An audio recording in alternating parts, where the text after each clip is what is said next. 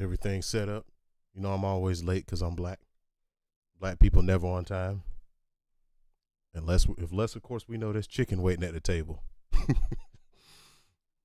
me see what we got going on here though. About to look at some I've seen some of these videos popping up and I want to look at some of them. It's basically classic motorcycles. I want to see them get repaired.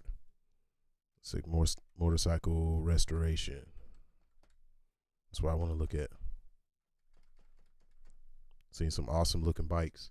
Those old school German bikes, they look badass. Like you just have get yourself like a badass coat, like a trench coat. Had the bottom kind of shredded a little bit from the road. Had that bitch braced up. Get yourself a vest under there. Hell yeah. Badass helmet. Keep your piece inside of your jacket. 'Cause that's the benefit of having a big ass jacket. Not only does it serve as protection, but you can also keep shit hidden in it. So if somebody tries to run you off the road, you can blast their ass. Because people play games with your life when you're in a motorcycle. People think everything's a joke. You gotta show them how real it is. Let me see. Motorcycle restoration. See if these videos pop up. Man, bought a motorcycle for $200. I'd buy that shit. Let's start with I seen this one, the Soviet one. Yeah, we watched this one. We got 2.8 million views, so hey, I want to respawn. Must be a good video. How did you die? Since people are smart. Show me where you died and your They know power which to videos prove it. watch. Man, that seat is fucked up.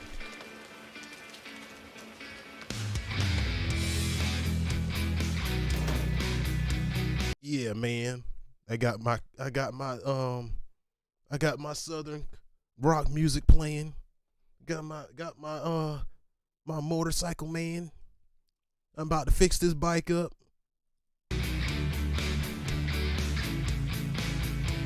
Look at that. Only one single. This bad boy probably goes like 40 miles an hour when you fully fix it.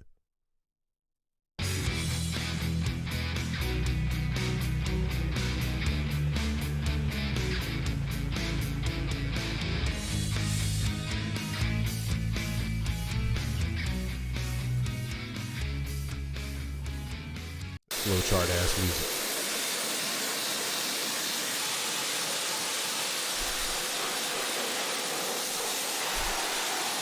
I started getting this dough flowing in, man. About to start this job up. This is what I'm gonna start doing. Start buying these old school bikes. I'm gonna buy like $80 worth of tools, and I'm gonna just be fixing these bitches. Make some content on it. I don't want to hear that, so I'm ignoring that text. Look at that. What's that shit? Some old ass panties.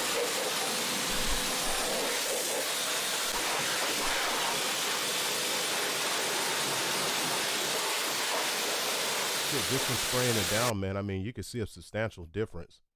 It already looks like, he put way more work in it than what he did just by spraying it down alone. He's lucky it isn't as rusty as I thought it would be.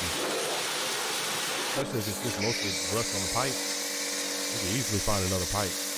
Or take it off and sand it down, put some type of corrosive acid on there and eat away at the rust.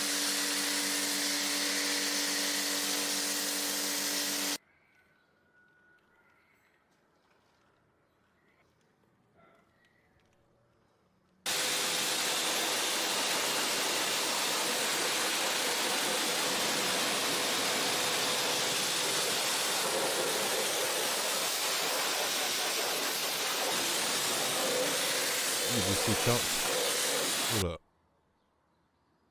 Being sprayed all away, you can see chunks of rust he had all over the floor. Yeah, he sprayed it all. Hold up. See on the floor? Chunks of rust all over the place. So I'm wondering what that's coming off of. Is it coming off the fenders, or if it's coming off of any key components. But his engine looks good. Doesn't look that dirty. His pipes don't look that bad. It just rusted on the outside. You can just sand that bad boy down, re-chrome it up. The seats, if he wants to keep OEM seats, it might be hard for him to find it. But I'm not sure what type of bike it is exactly. Is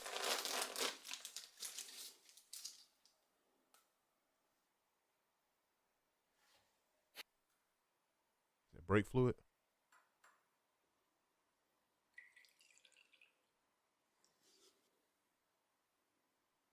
He got some kind of chemicals there. Like he got like blue Kool-Aid and some water.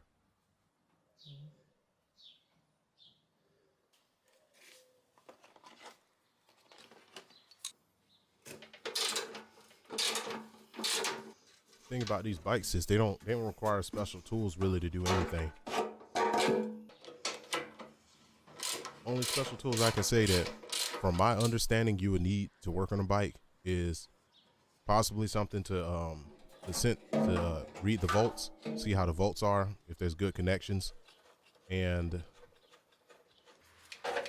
volts. Maybe a torque wrench. Depends on if you messing with the engine or not. You definitely need a torque wrench. And if it's carbureted, which old bikes are going to be carbureted, you might need something to test your carburetor out, see what the sink is looking like.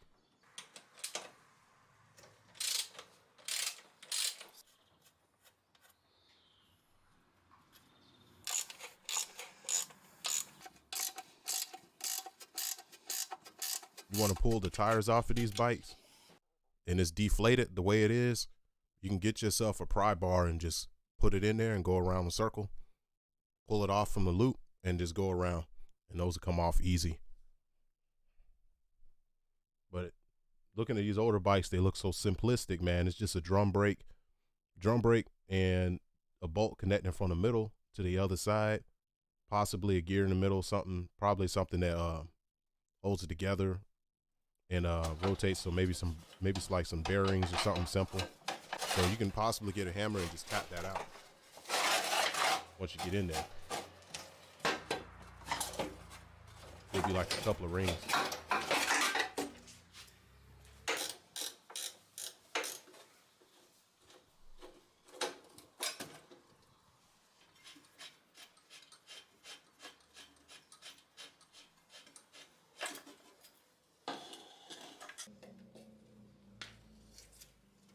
Look at how simplistic this bike is, man. Like, really, if they set it up like this out the factory, just a couple of dividers, like some zip ties, that will make a world of difference. Replacing some of these foot pedals and stuff like that, I mean, that's all simple, easy shit, and it can make the bike look like way better once he's done.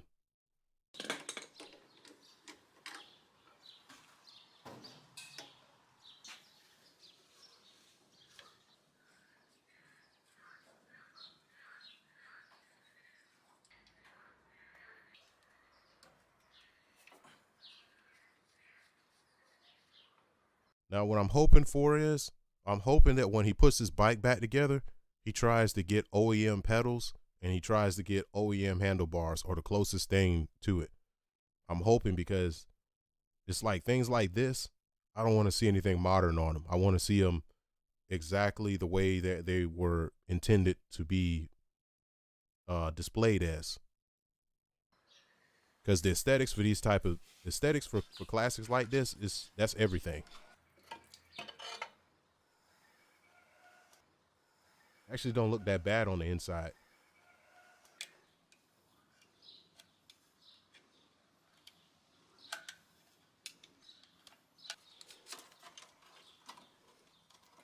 I mean, his transmission looks good. I mean, I wonder how the rest of it looks. What is that? They got stock. Is that a sock? Looks like a sock. I think he put it in there.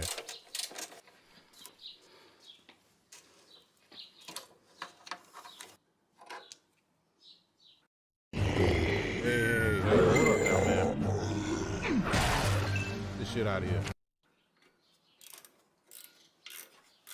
Nah, y'all want y'all advertisement to play on my stream? You're gonna pay me.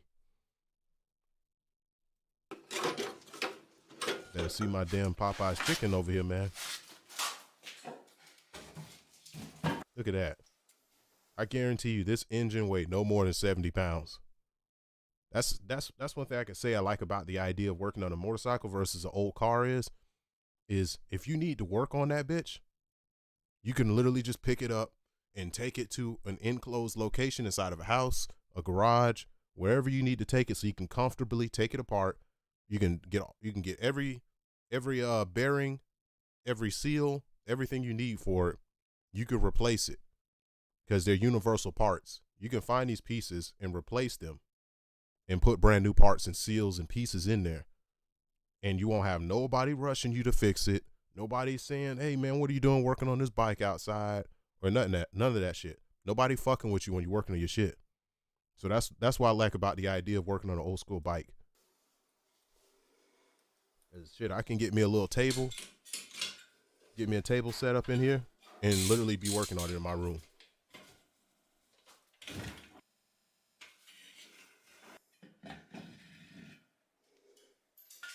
Oh, man, that's nasty. You're gonna have to take that whole fucking thing apart.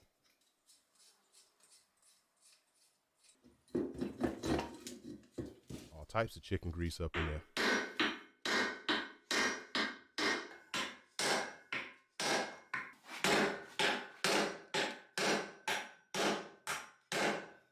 See, that's a smart ass idea right there. Using the hole that it came out of as kind of a tube for an outlet. So when he bams it out, it's gonna fall right in the hole. He has two pieces of wood there holding it together, so it's nice and firm. I mean, that's pretty ingenuity.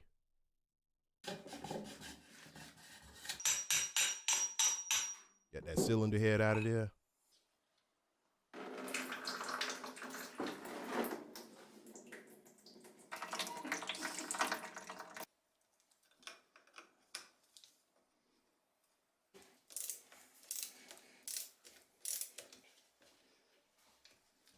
Dude, this shit gonna look badass when he's done. I can already tell.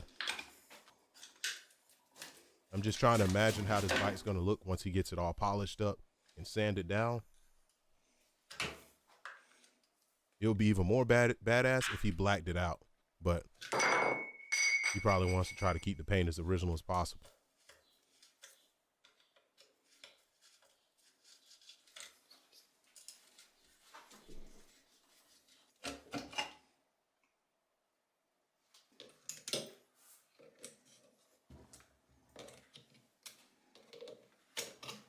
I don't see him marking anything on the chain or anything, so that's one of the things that kind of might confuse me a bit if I tried doing something like this or I started getting into this type of stuff is I know with a car naturally you want to mark the chain and make sure the chain is exactly where it was initially aligned from the factory.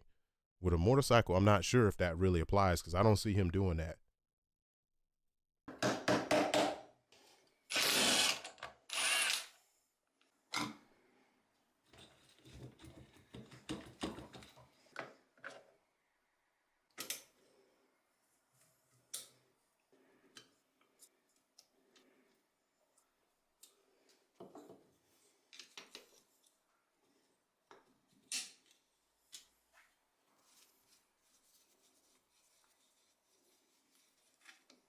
Is that a gear shifter? So that's on the what is that? Selector for the transmission.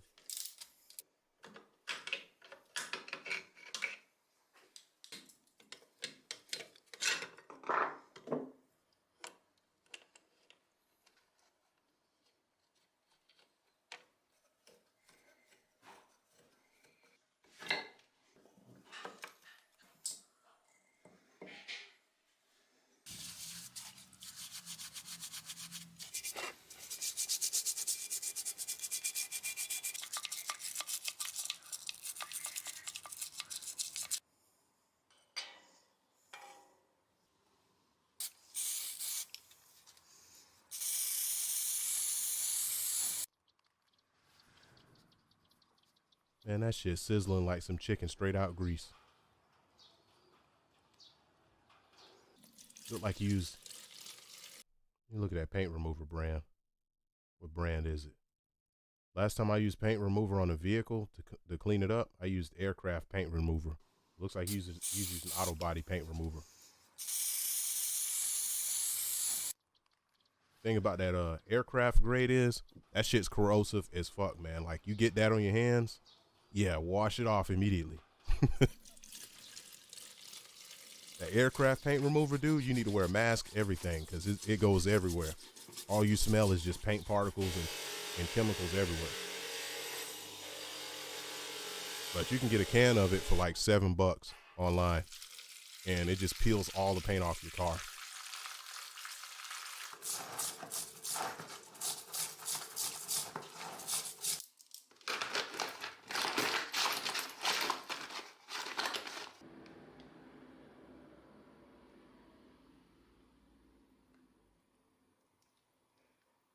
Wonder if that's the old oil he's using to lubricate the chain with, or what.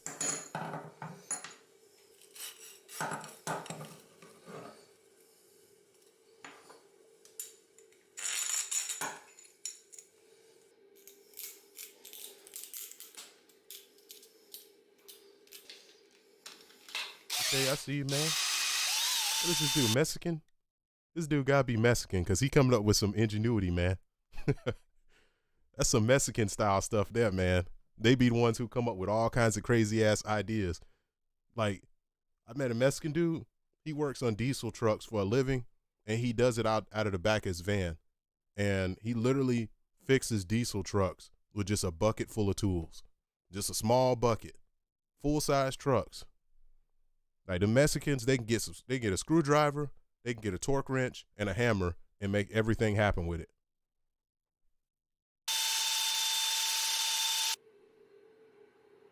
Look at that shit. He got everything out of there. Trying to get that small hole. Oh, okay, he going to the tank. Okay. Now, another thing that could fuck up this project is the tank. Because if the tank is compromised, the inside of the tank is jacked up, then you gotta scrap the tank. Unless he's gonna weld it, unless he's gonna open it up and then sand it out from the inside and weld it and re-weld it. I don't know. I'm gonna see what he's gonna do with the tank, because the tank is by far one of the most crucial parts, because it defines how the bike looks. It defines if the bike is gonna be close to original as possible.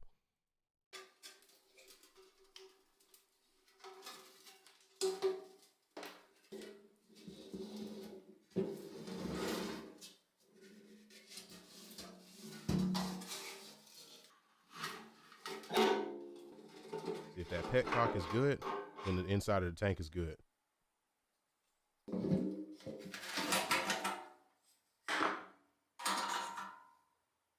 That's actually a cool idea there.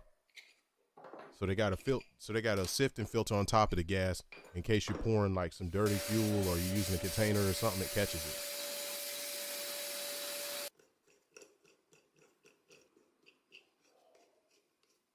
Looks like he powder coated that. That's pretty clean, man. That shit looks like it's that shit looks like he got a remanufactured one.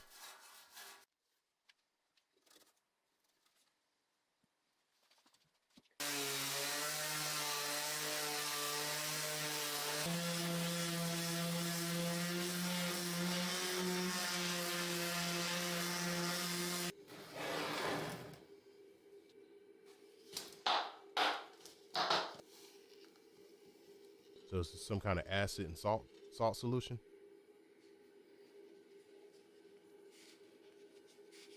Or is he going to use like some electromagnetic shit? Yeah, he's using electromagnetic. This is going to suck up all of the particles and shit. It's going to suck all the particles up directly from the center of the metal.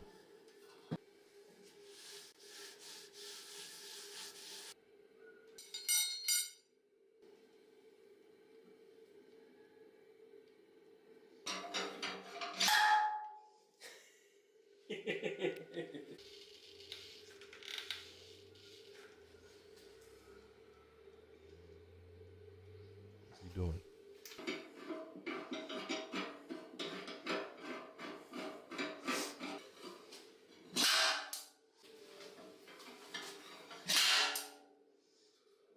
he trying to puncture a hole in it? Oh, okay, I get it. So he's pulling a dent. He noticed the dent on it, and then he's gluing it to it and then pulling it off with pressure. It's actually pretty smart.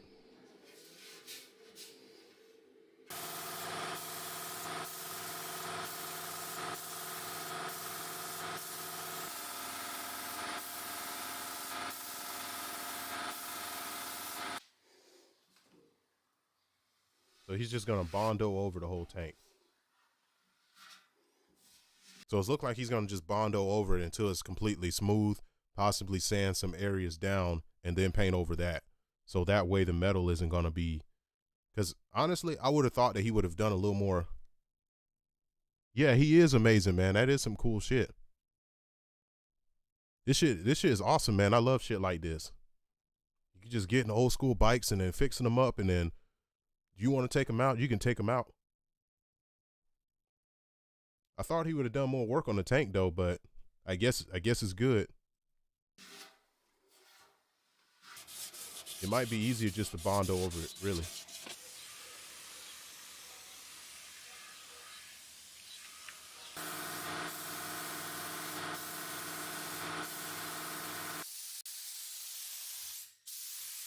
I knew he was Mexican or some type of Hispanic.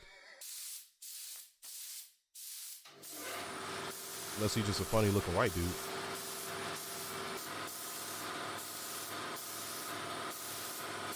Okay, looks like he's going for a dark color. Now that's what I was talking about. Hell yeah. Get that fine sand down, the wet sand. That shit's gonna be hot.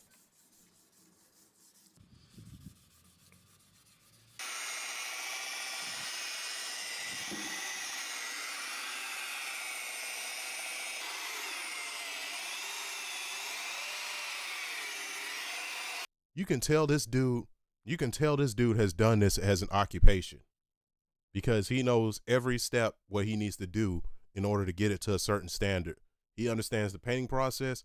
He understands the metal restoration process. He understands the mechanical. So you could tell he's done this before. Like this has probably been his job before. Look at that shit.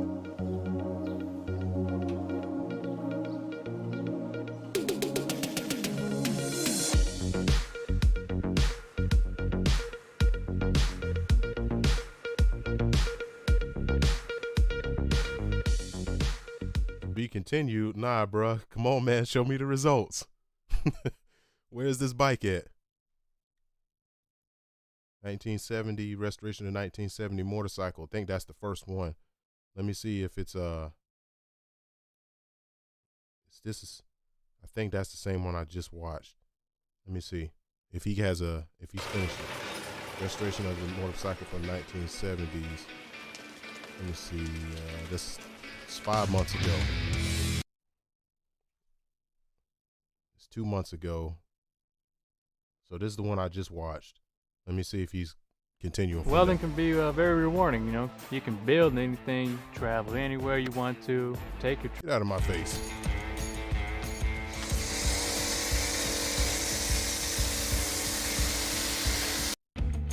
Yeah, this is a continuum.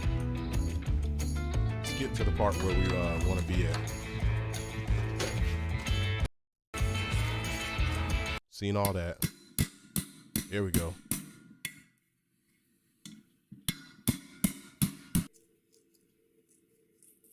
So his bearings are still good. He got a little dirt in there though.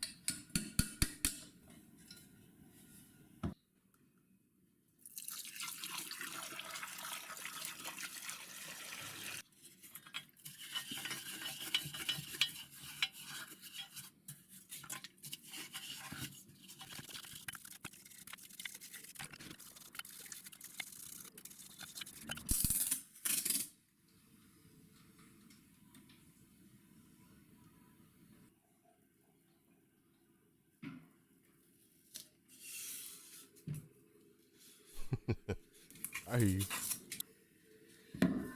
See, that's cool that he's actually paying attention to every detail. He's making sure that each part is going to preserve its accent. He's not just being lazy and just going over it all with paint or whatever he's going to use on it, but he's allowing each part to have its own texture, and he's going to probably paint it all different colors too. That would be badass if he had one part of it. You go, girl. That would be badass if he had one part of it brushed metal and then the other part like just pure clean metal, pure shiny.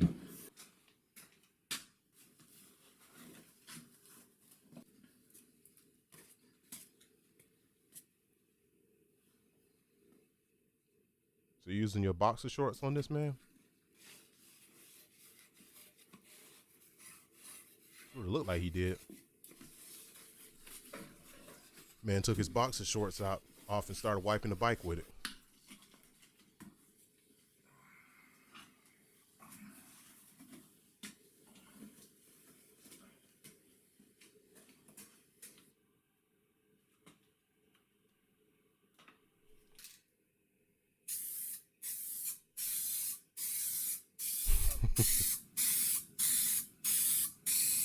Okay, all right, so what is he doing, black and green?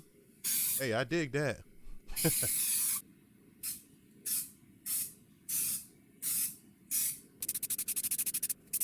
Okay, so he's using the green. He's using the green as a neutralizer from the metal color.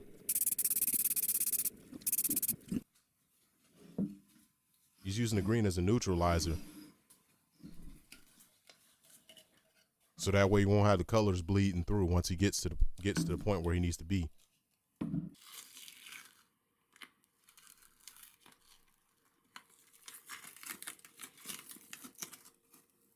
Smart too. He's keeping the areas where the gaskets are gonna go completely unpainted.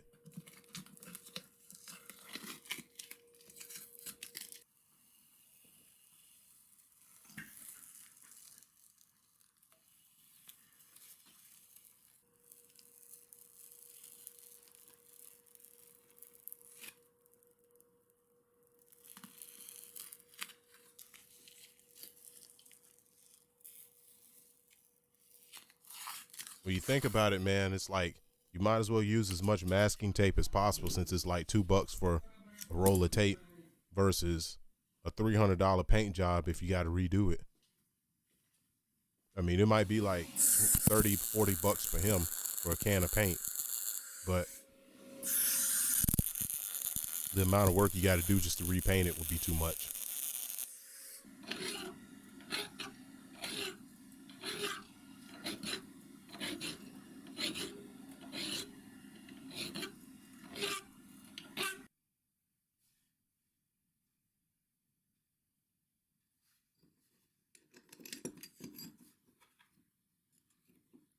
I don't even remember what that goes to.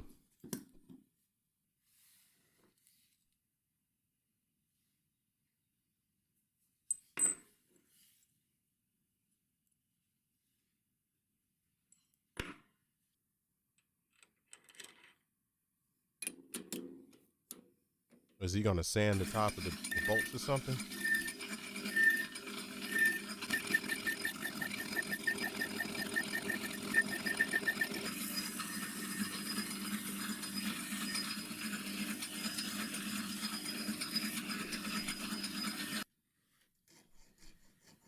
That's smart what he's doing. He's making the flathead tread more deeper.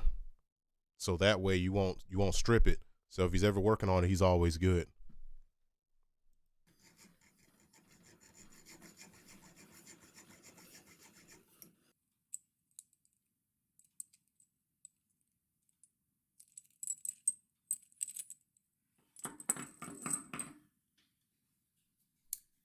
Yeah, his attention to detail is impeccable, man.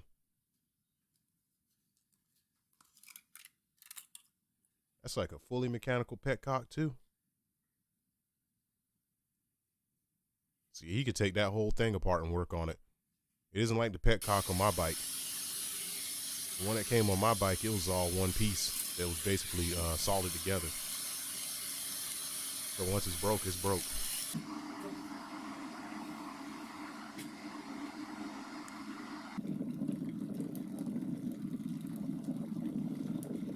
Boiling it in salt. What is he doing? Trying to darken it, or does it look like he put salt in there?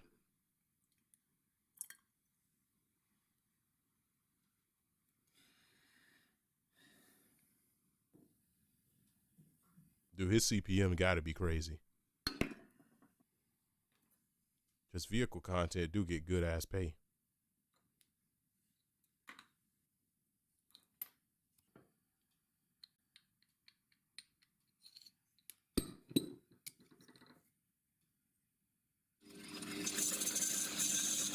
What you doing there?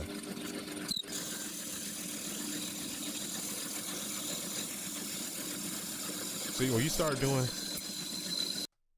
bean burrito every day, when you start doing stuff like this, then that's when it gets past anything I can do.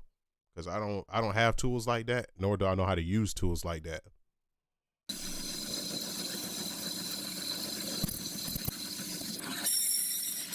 Before this point, everything I could do.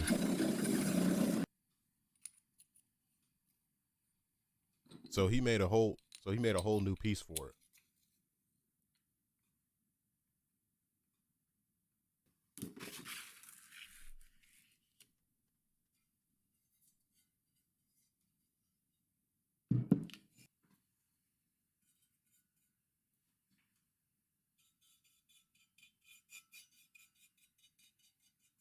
Putting some type of sealant, some type of glue down, and then the gasket.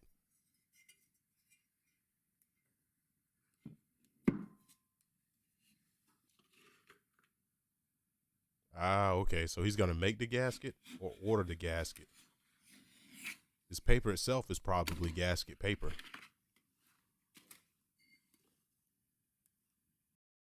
Phone charging slowly? This is the fastest phone charger on the market. There's a 90%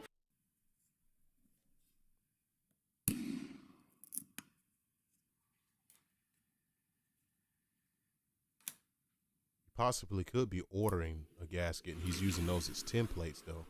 I'm trying to figure it out myself. Got all new bearings.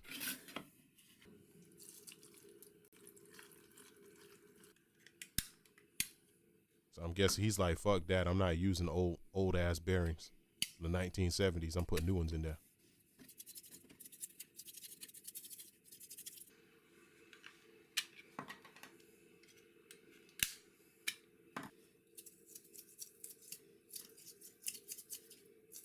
All the dirt and debris out of there. So I guess he is using old bearings.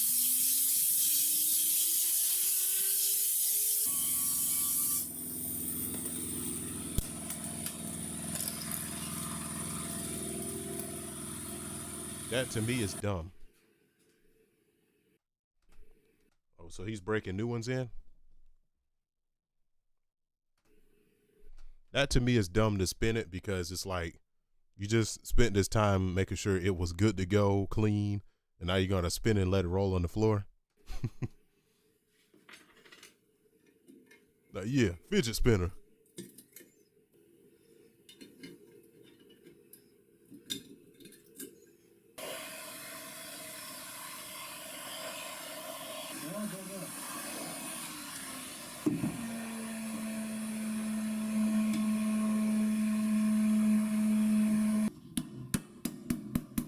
Talking about fidget spinning? Or are you talking about breaking them in?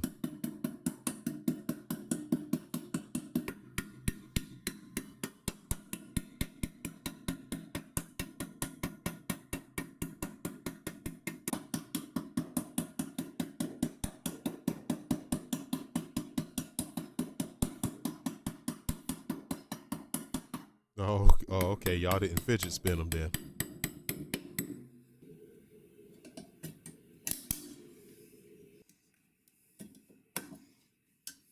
He could have just used a rubber mallet. I'm not sure why he didn't do that. Maybe precision, I'm guessing.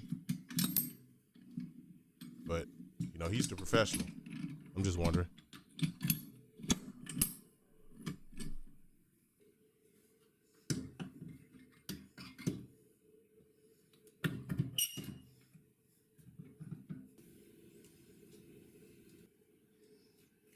So that is actually a legitimate gasket. whatever that paper is. So he probably just has a make your own gasket type of paper, which isn't a bad idea, because I mean that means you can always have access to a gasket when you need one for car, motorcycle, whatever. It's really not a bad idea. I might start buying those, where you don't gotta find you don't have to look for a specific gasket and then order it and hope that it's the right one, but you just cut the middleman out altogether.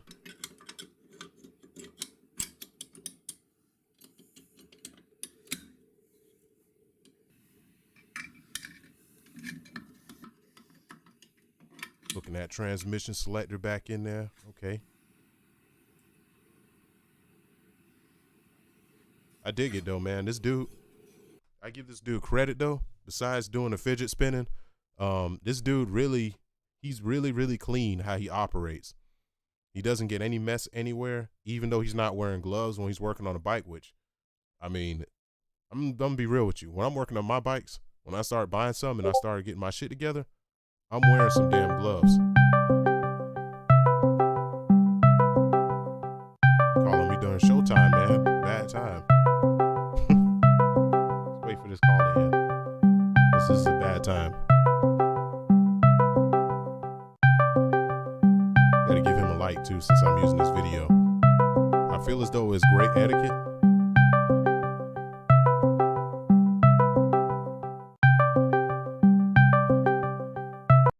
There we go.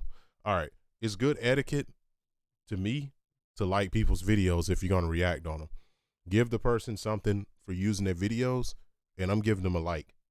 I'm not subscribing, but I can give them a like. Everybody always call me, man. Oh, he calling you too?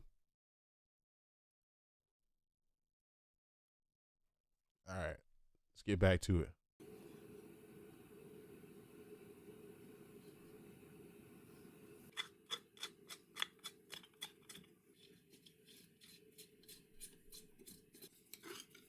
What the hell am I doing, man? This needs to be on a bigger screen.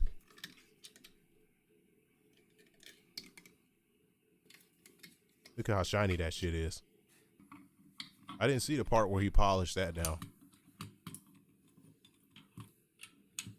It doesn't look like it's a requirement for him to polish the inside of that gear. So I'm guessing that doesn't require to be cleaned either.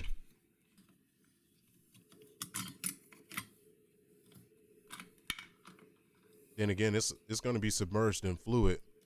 If this is a transmission, it's going to be submerged in fluid regardless. So it's going to be clean no matter what.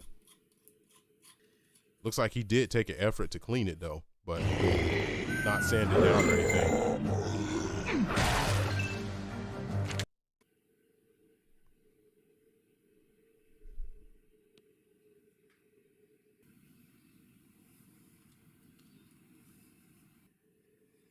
I see also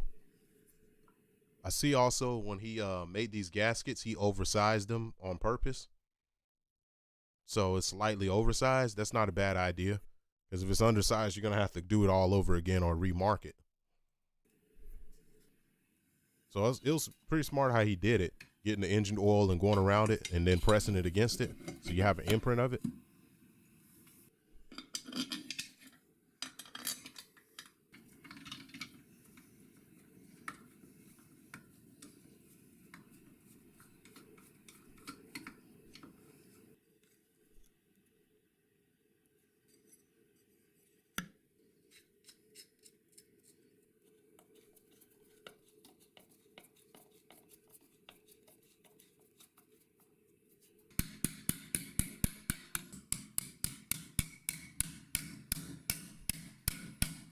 Trying to figure out the region of this motorcycle because he has flatheads on him. If it was a Japanese bike, it would have a J. Phillips. It would have a J. Phillips head on it. So this has to be of a European design. Plus, their old school bikes look like actual bicycles with motors on them, which I dig that design too. But as a motorcycle, I respect I respect old school European bikes as more motorcycles.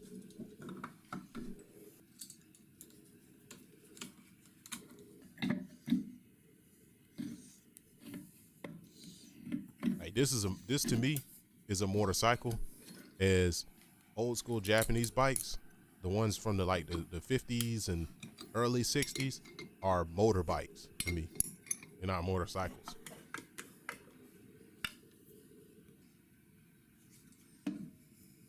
Same thing, same different word. My fancy way of being narcissist. Got the cylinder in there, okay? I see you, man. You got the cylinder lined up, placing the engine on top of the cylinder. It's nice and clean.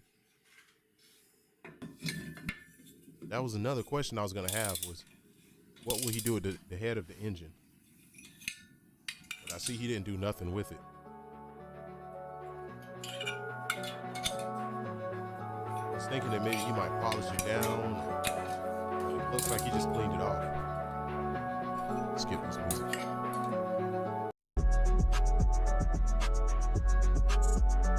Yeah, man, for real, yo. Yeah. For real, G.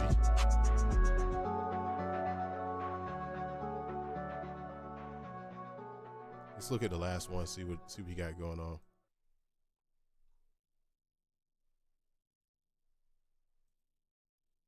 Welding can be very rewarding, you know. You can build anything, travel anywhere you want to, take your truck.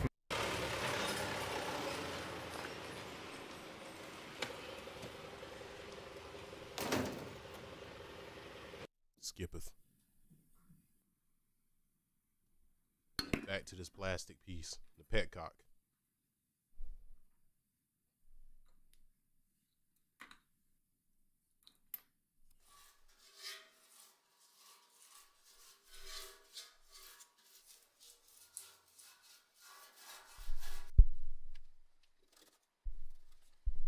Make sure that microphone working. I hate it when I'm streaming and then I'm like getting into it and the microphone isn't working the whole time.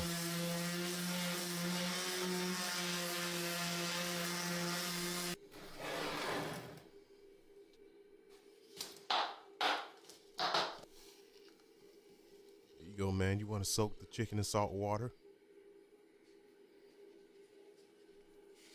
This is the part where he's bondoing the tank and shit. He's showing it off. Skip all that shit. You already seen that. This engine head he took off. I wonder if he's gonna skip past all of this shit to the part where he's putting it all back together. Because we already watched all the breaking down of the engine and the sanding of the inside and the massaging of it and all that stuff. Looks like this is the part where he's gonna get to something new.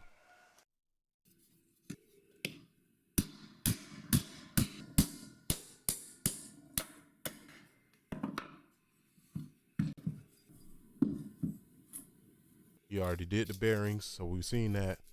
We've seen him get the bearings. Oh man, don't tell me you did this to me, man. Don't tell me you did this to me, man. You did finish the bike on the channel. Dude, he didn't finish the bike on the channel. It gets back to where we just were.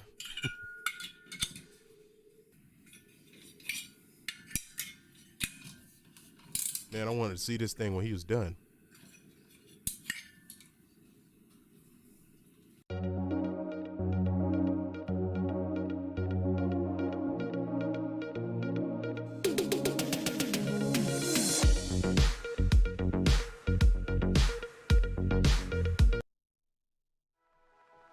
Royal Enfield. Hi, my name is Kyle Donovan, one of the brothers and owners here at Donovan Heat, Air, and Electric. We are It's like, come on, man. Bro, you did all of this shit to B-roll me? Oh, fantastic. Oh, fabulous. Isn't that brilliant? Thank you so much. Don't get me wrong, man. I don't have a problem with Royal Enfields, especially if it's a classic one. Because, I mean, they nice looking bikes. Don't get me wrong. They're nice looking bikes because they're very retro. Even the newer ones. Yeah, that shit was a super letdown. Even newer Royal Enfields are still made like this. They're more modern design, but they're still made like old school looking. So they're pretty cool, but they're small bikes. So they're smaller bikes made for anybody who's weighing underneath about 215. You won't look too goofy on the Royal Enfield, or anybody who's below 5'7", you won't look bad on the Enfield. Make myself happy and eat cheeseburgers. I'm going to this Honda, man. I'm not going to lie to you. Honda is like more exciting for me than a Royal Enfield. I like the class behind the Enfield. It's just, you see what this Honda got going on.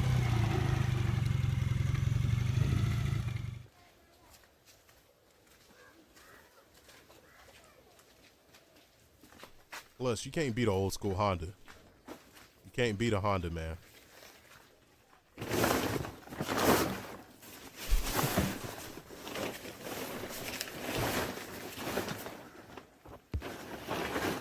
Shoot, Royal Enfields are very compact bikes, man. They don't look good on everybody.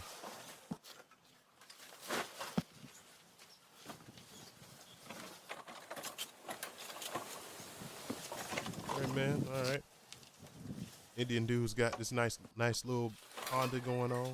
What they gonna do with it?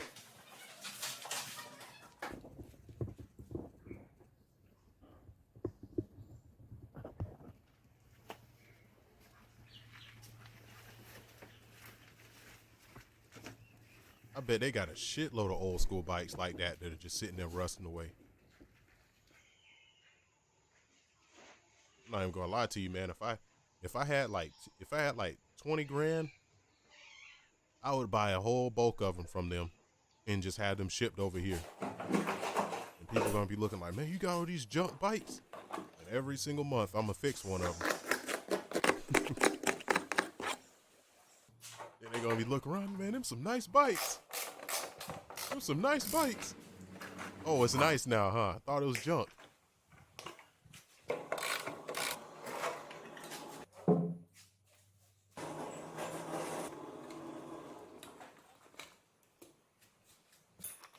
See, now this, all the electricals and shit is where my mind is just like, it's here and then it's gone. If I cut a wire, I'll feel like I fucked the whole bike up. Because I don't know how to do wires and splicing and all that stuff. I've never been confident in that. Only wiring I've ever done was I wired up one of my guitars, well, one of my electric basses, because the active pot was broken. So I went back into it and I shredded the wire down and I reconnected the pot to its battery on the inside so it can be active, because it was active bass. But when the battery dies on the inside of it, you need to replace it. Your bass guitars act passively. So the sound explodes when you have an active battery on it. You hear more gain, you hear more of everything. It's a deepness to the bass. But that's as deep as wiring as I've ever achieved without fucking something up. Soldering.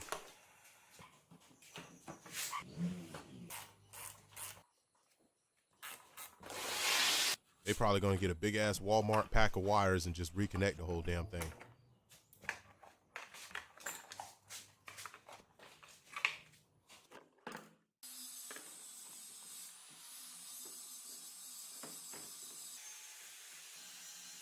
Here's this shit. They taking everything apart. This is a full restoration. They taking all the busted little gaskets, everything.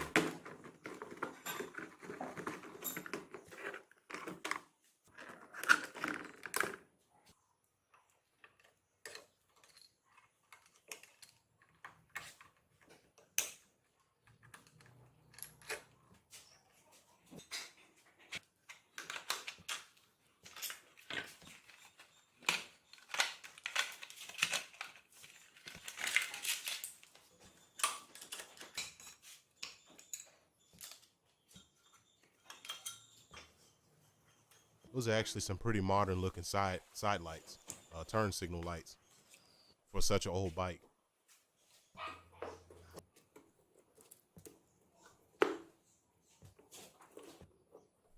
So when I'm looking at this bike, one thing that comes to my mind is where's the engine at? Is the engine in the back right where he's at? Or is the engine missing? They took it out, or what's going on with the engine? Because I didn't see it on the bike. I just seen the tank and a big ass hole missing. So I'm trying to figure out if the bike is actually shaped like that or if they have the engine stowed.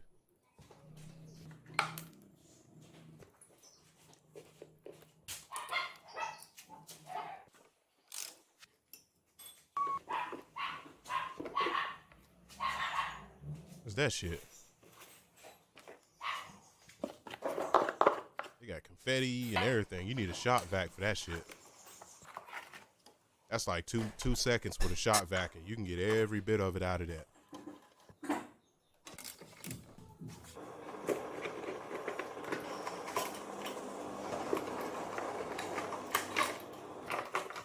He's like, fuck it, I'm taking it all apart. Every last wire is coming out.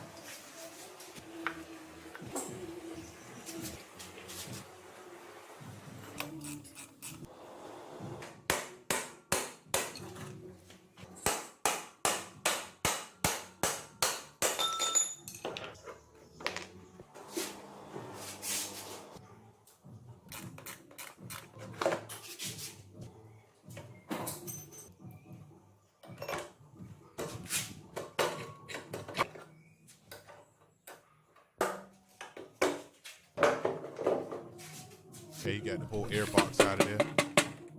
You have to spray the hell out of the air box.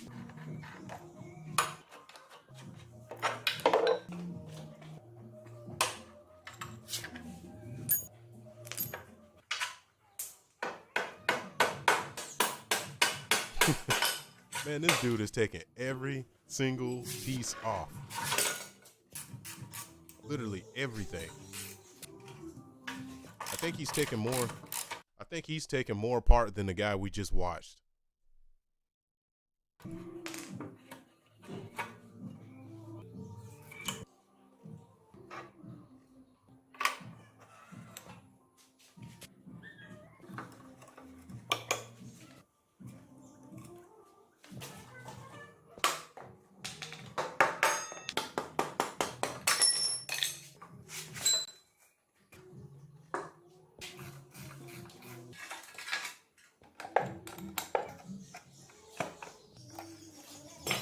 That one has a caliper instead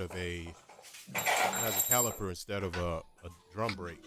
Let me see what year this bike is. Honda CB2 250. Camera's like right away.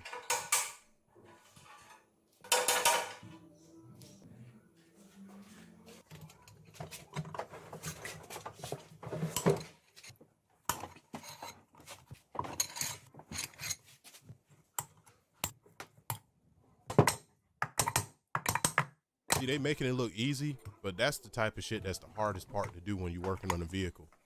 Things get rusted and it won't come loose, and you need a breaker bar and a torque wrench and a hammer and somebody holding it. That's the shit that makes most people quit. Want to know how I got this $50,000 check for an accident I was involved in over 5 months ago? As soon as you get to that part, that's where most people quit. What I would end up doing is, if I was him and I was stuck in that situation, that'd probably be the point where I get a whole bunch of grease, whole bunch of WD, and I'm gonna just soak the living fuck out of that thing and come back to it 2 days later.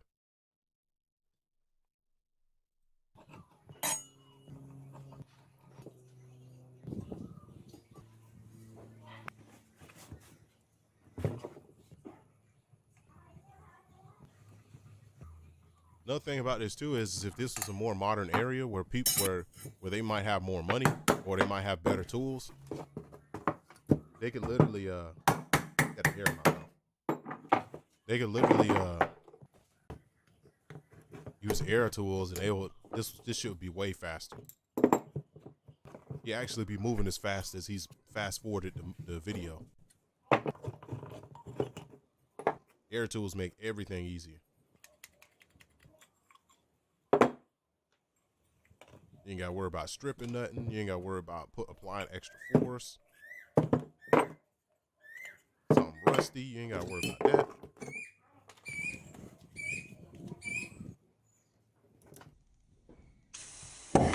What the hell? So he do got air tools. He just choosing not to use it for that purpose.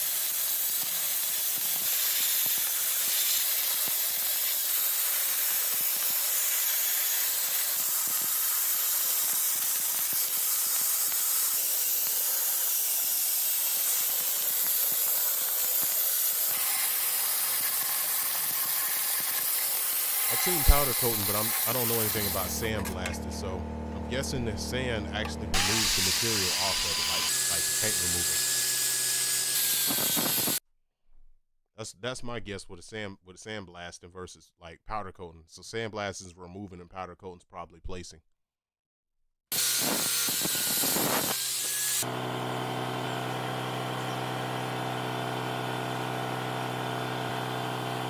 So he welded a new bottom onto the battery. Either that holds the battery or some type of relay.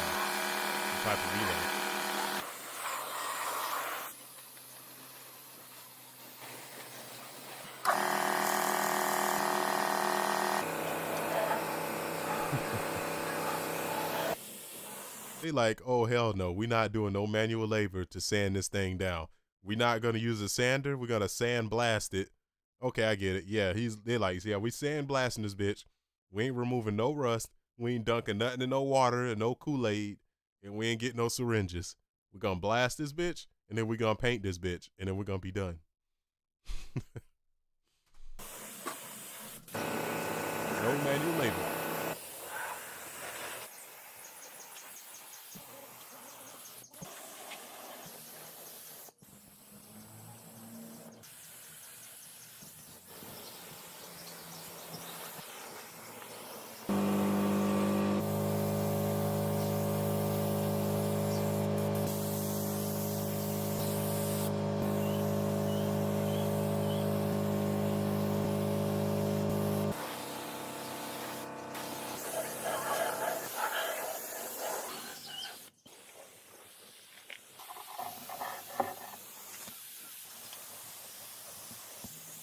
People in these simple countries, they kind of have it made, man, because they got space. They got space in the area to actually work at. Because let's be real, man. Most places you live at won't let you do this. Like, they won't let you do it in your backyard. They won't let you do this anywhere near your unit. So you literally like if you live more towards the city, you have to rent some space, or you have to go to the wilderness and do this, and then that means you have no air tools. But people in these kind of places, they got plenty of wildlife areas. They got plenty of space they can work on their stuff without anybody interrupting them. Hey, you can't do this. You can't. Nah, they don't hear that. So they kind of got it made when it comes to that, man. You can just work on your shit. You ain't got nobody bothering you. You're not going to choke yourself in the garage because you're spraying paint everywhere and you ain't got a mask on. Pretty much straight. Us, we have to get a garage and wear masks. Possibly do this in like a storage unit.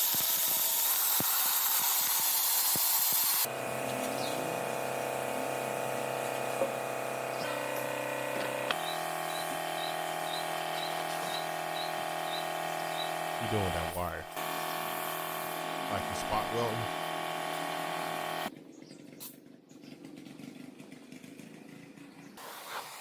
You're sealing the bead around it.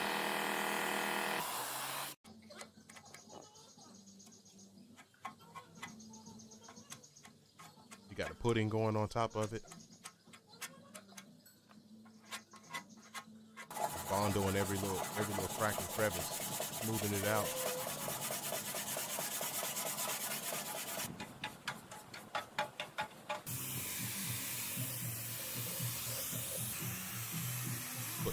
Put the filler on there. Now he's putting putty on top of it.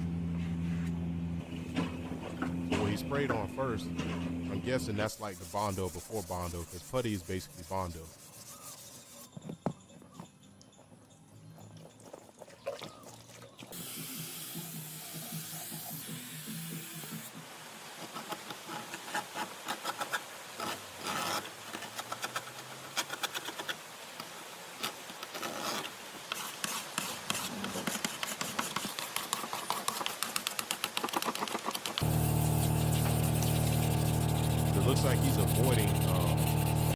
Looks like what he's doing is he's avoiding sandblasting the plastic pieces. So it's a possibility that it could damage the plastic pieces, I'm guessing.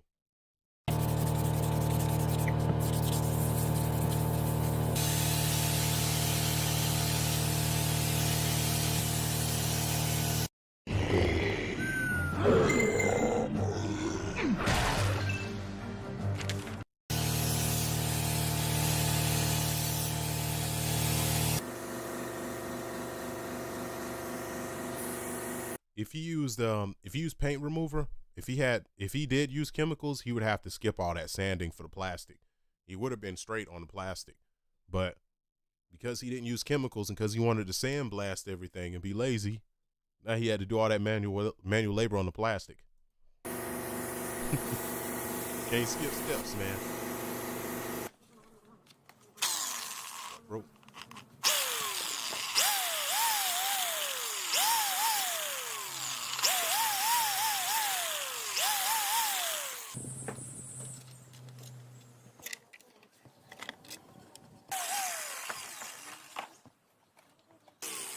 I get it. Gotta keep it supported together.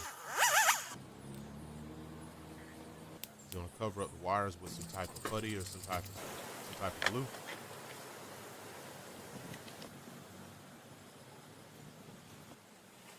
Okay, I see you. That's smart. That's smart. Because in the future, if you ever put weight on that plastic piece, it's gonna break and it's gonna chip all the paint around it.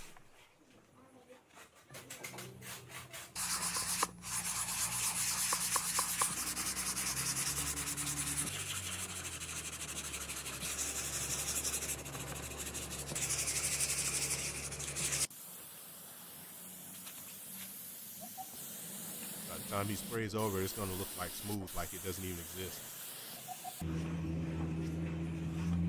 All that filler he used, it's gonna make it smooth out right along the wires. You're not even gonna notice it.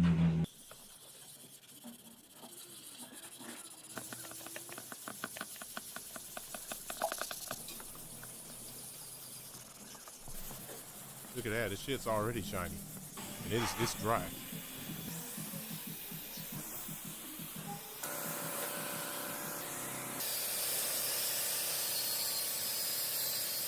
Going to use the silver first, and I'm guessing the black.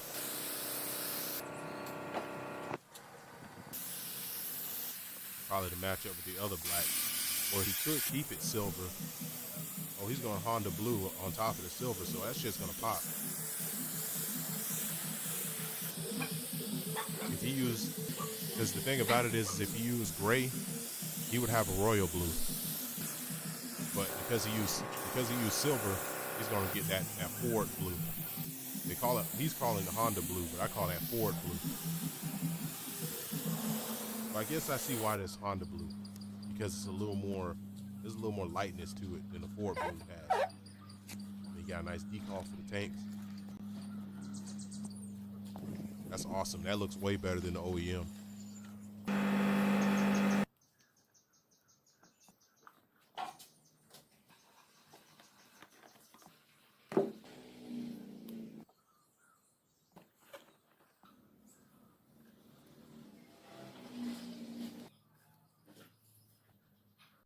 I can give them credit for this, man.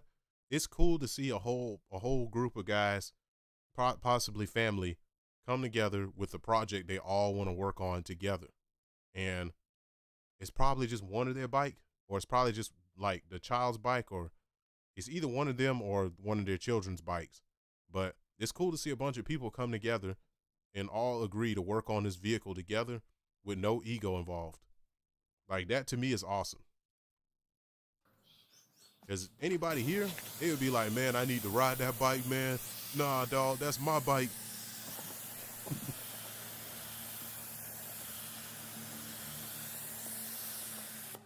So definitely hats off to them, man. They come in here with no ego and they're working on it together. It's like 5 dudes working on it.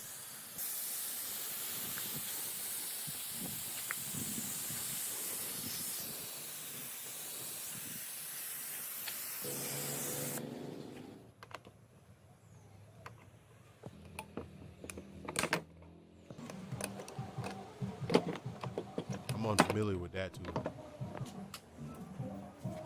Is there like, it creates like a nail-like staple or something?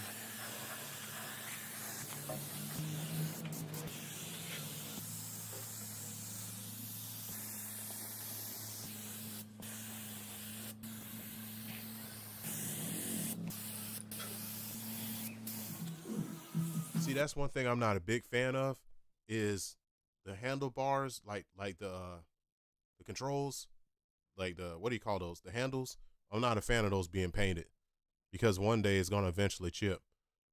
But each his own. I'm wondering if he's gonna spray paint the rims a black color or if he's gonna keep them the same metallic color or like a blue, like the accent. He's going a medium gray, so he might keep them gray. No, black? Okay, all right, cool.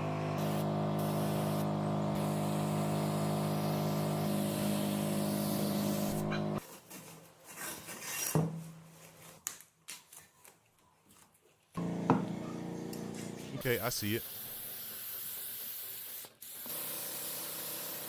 So he kept one layer of metallic gray, and then he basically taped over it, and now he has an accent with the black and the metallic gray. It would be even more badass if he had another layer of it somewhere along the lines in there, and he put the blue paint over it too. So he could have the blue, the black, and the gray. So he could have all three colors in the accent of the rims.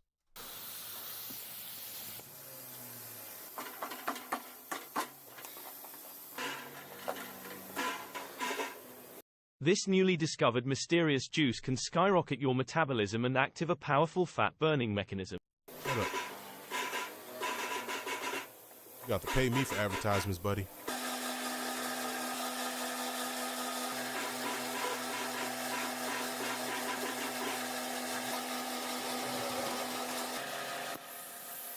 Dude, that looks awesome.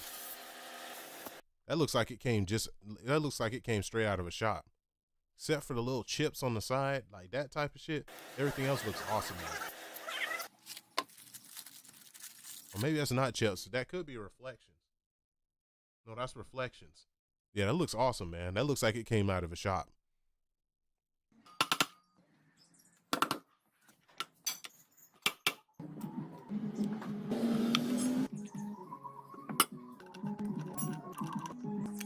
Sorry, they put a little bit of orange paint on there after they sanded that down too.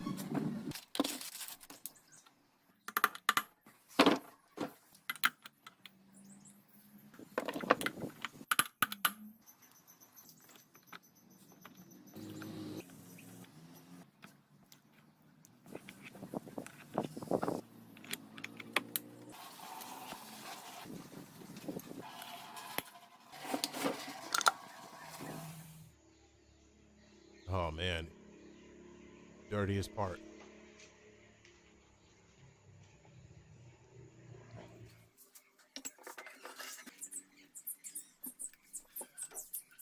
I'm gonna take a guess on the engine and say that they're gonna paint the engine black. No. Yeah, I'm gonna say black. That'll be my guess.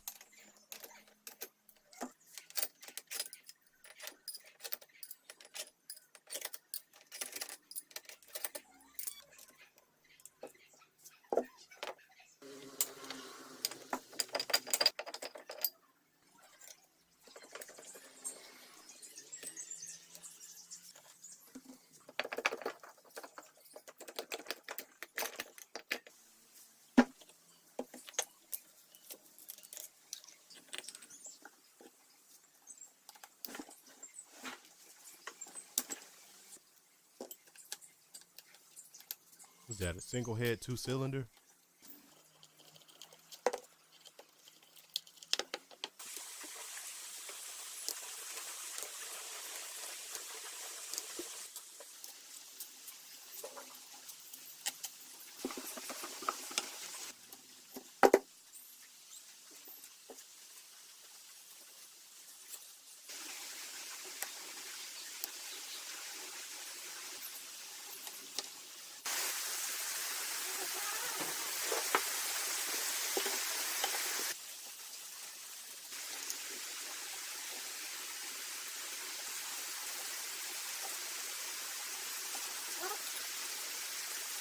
I'm gonna go ahead and visit the little boy's room real quick.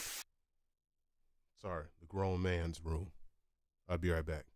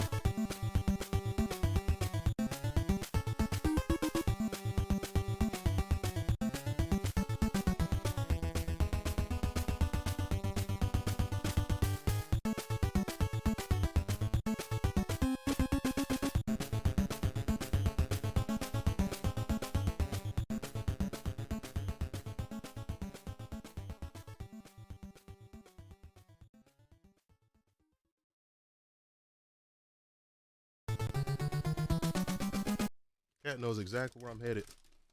Sitting right in the way.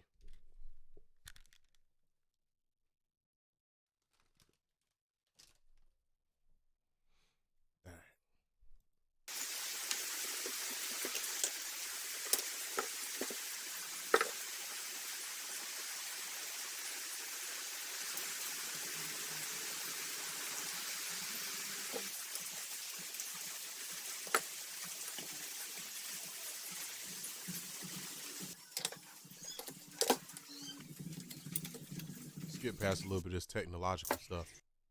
My name is Kit Tanthalos. Yeah, your name My mother is is Get the hell Sorsha. off my screen. She sent me here to come find you.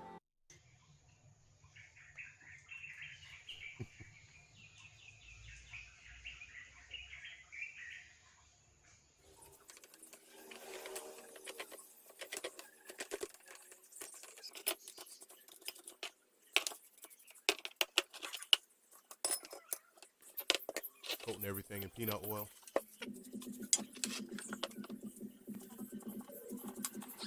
It looks like it's some type of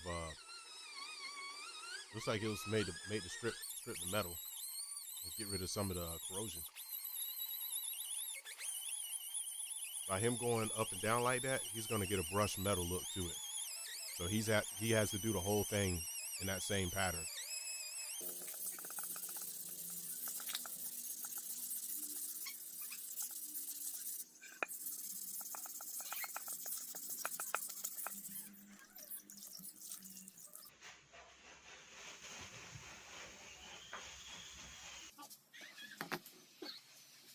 Oh man, this shit's gonna be shiny as fuck. After he's done buffing it, this is gonna be insane how shiny it's gonna be. It's gonna look brand new. This already looks really good. This shit's gonna look brand new.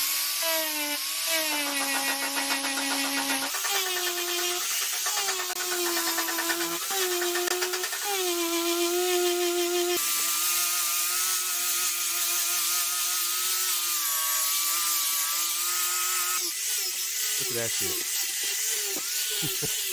That's crazy.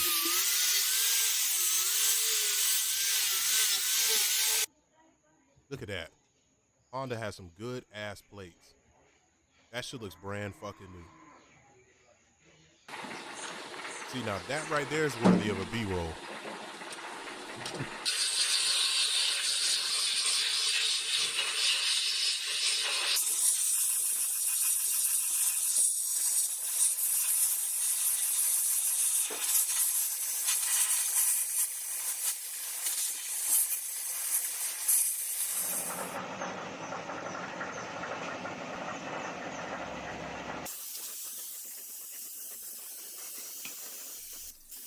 Resistant paint. So he's putting one part of it. So I'm guessing one part is going to be metallic color and the other part is going to be black.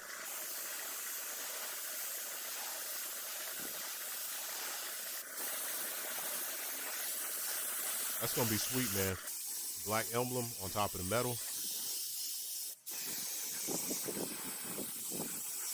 Spraying clear lacquer on top of the metal to preserve it, plus cover up the paint.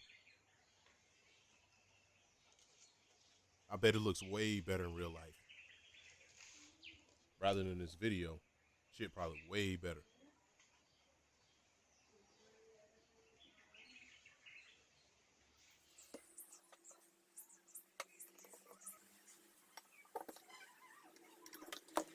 Wait, hold up. What type of paste is that? Hold on, let me look at that. What type of paste is it?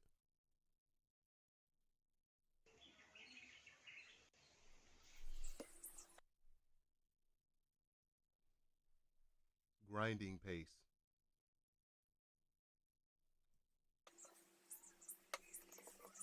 Yo, so it probably preserves the pistons. It probably don't, the metal probably doesn't rub up against each other and wear them out.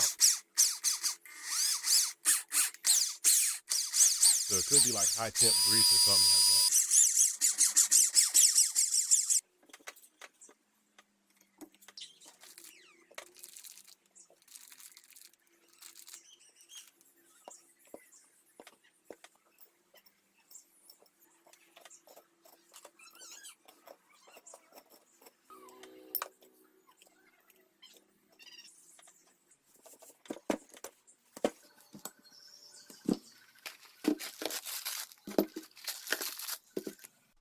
another thing I could say too is mechanically, people from other countries who do stuff like this way more mechanically inclined than the average American.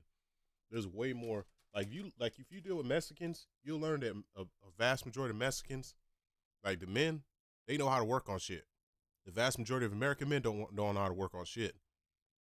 The vast majority of American men can't change a tire.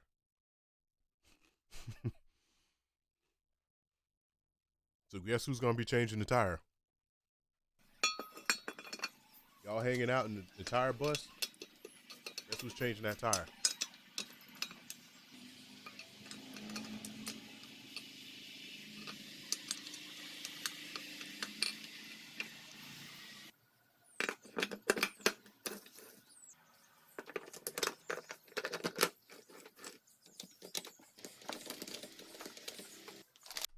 You know, the weird thing about it is that as different as this bike is compared to the other bike we just seen, it looks like the pieces are exactly the same.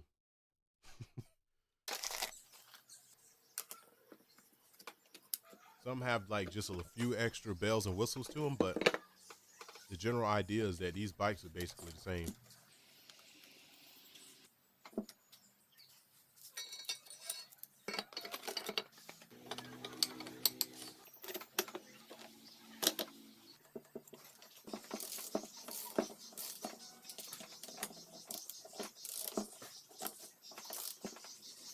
As far as the torque wrench goes though, I'm gonna probably get me a nice torque wrench. But the last torque wrench I had, it was one I bought from eBay, and it was like a $20 torque wrench, and it lasted me about 3 years. I used it every week because I always had the need to fix on something on my old Mustang I had. So whenever a tire bust, I always torque it up. I take it off and then take it off my torque wrench, put it back on there with it. Everything I did when I worked on something, I always tried to use the torque wrench because it's quicker and easier. Unless, of course, it's something small, then you'll over torque it and strip the hell out of it. Phone charging slowly? This is the fastest phone charger on the market. There's a 90% chance.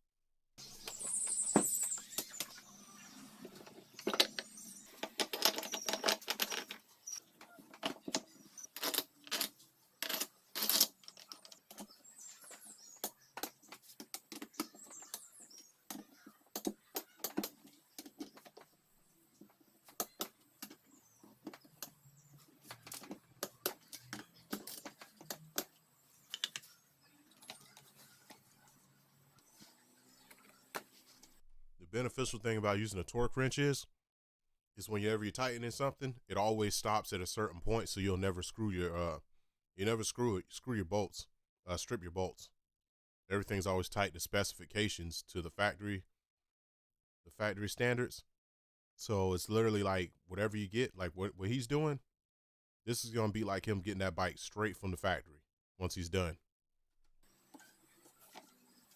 People get issues when they don't use torque wrenches because they tighten things up to the way they want to do it rather than the way that the factory says to do it.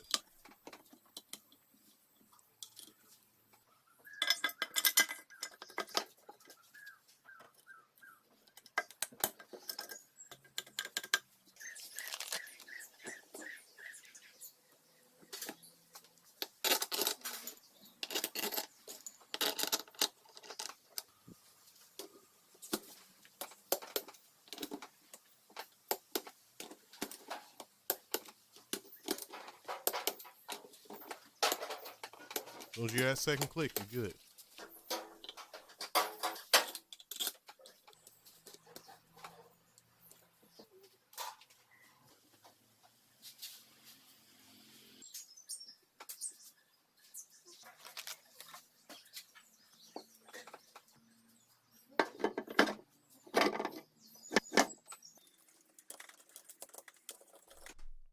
I'm gonna need to take a look at that gray stuff. I'm not sure if that's actually self-application gasket or what. Need to take a peek at that shit. The last guy used like a paper gasket that he cut out himself. Since it's a motorcycle, gray gasket,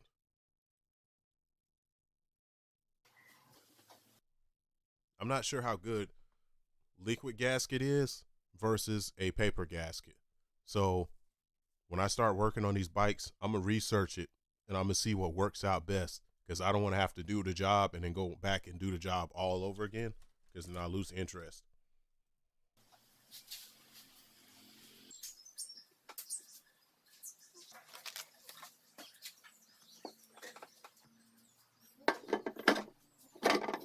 But liquid gasket seems like it's an easier route to go, though. You don't have to cut nothing out or measure anything or none of that.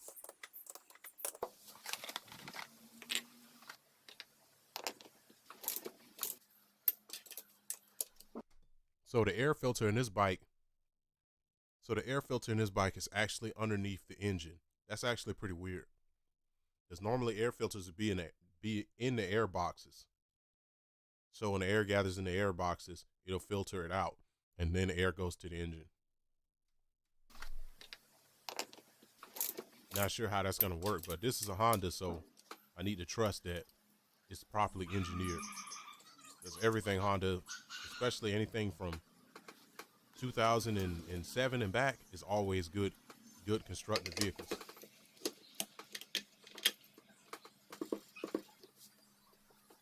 Honda never makes bad vehicles.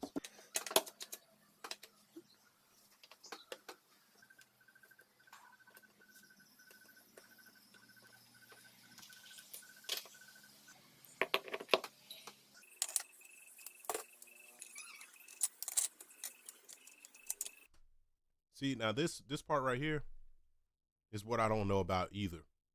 If you were to take a transmission apart, which gears would you put in at what time? I'm not sure if you got to make a diagram, or it looks like it's the smallest. It looks like it's the biggest, the smallest to the biggest one. But I'm not sure if there's like a special way you do it or what's the deal with it. Looks like it's ridged, non-ridged.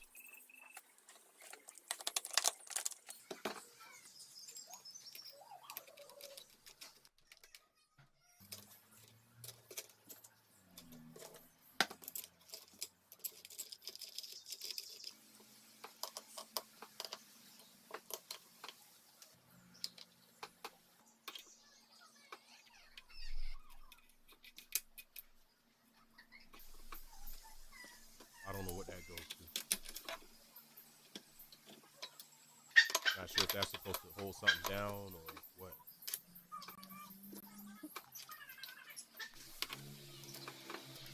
Ah, okay. That goes to the chain.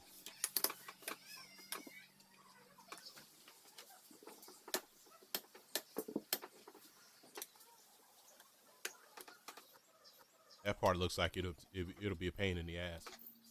If you're doing it by yourself, that looks like it'll definitely be a pain in the ass. Okay, so he does have a paper gasket. He does have a gasket for it. The green accent of the gasket definitely looks good with the metal.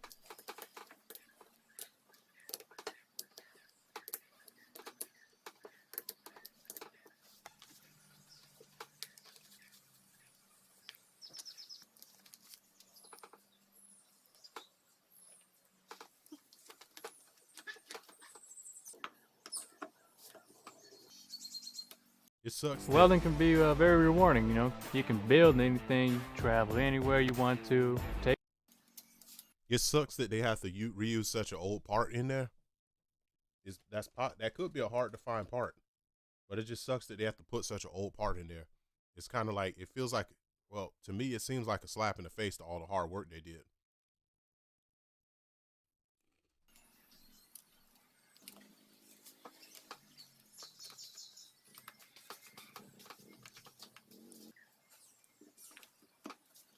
I guess the name of the game for restoration is getting things as clean and as fixed as possible without going over a budget.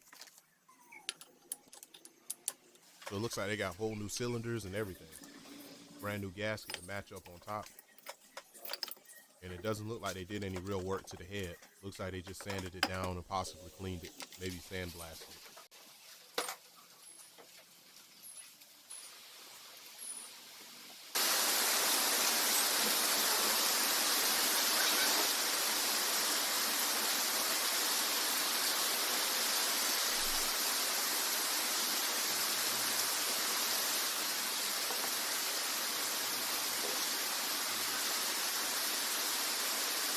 remember him working on this part.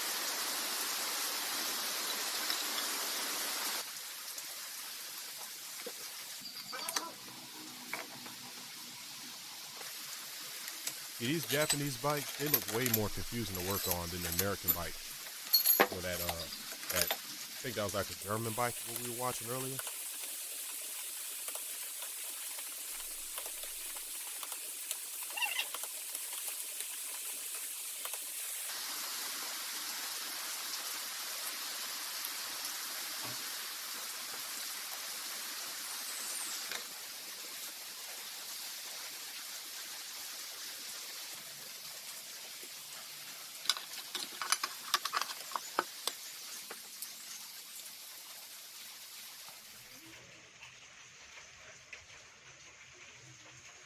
That's awesome, man. So even though they used the liquid gasket for the interior, even though they used the liquid gasket for the very inside of it, the very inside of the engine, they use additional gaskets on top of the liquid gasket for the rest of it.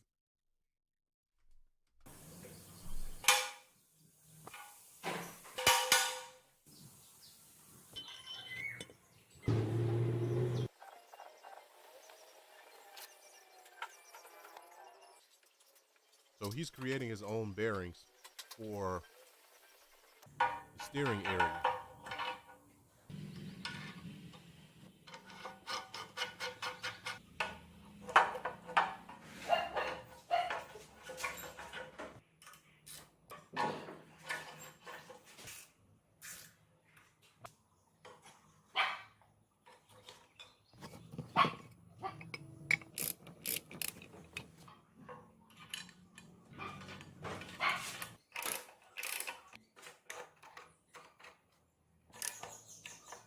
It's like it looks like the black has a little bit of gray in it, but I'm definitely digging the polished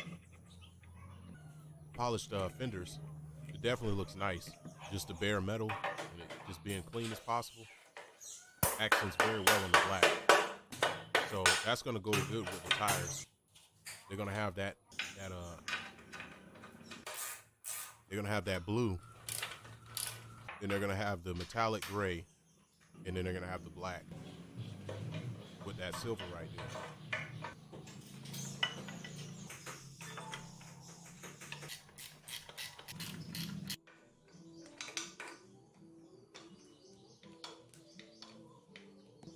So they're greasing everything up too.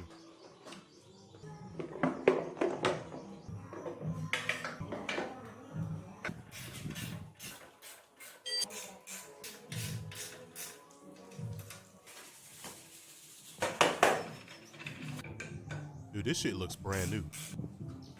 I'm not gonna lie to you. It's already looking brand fucking new.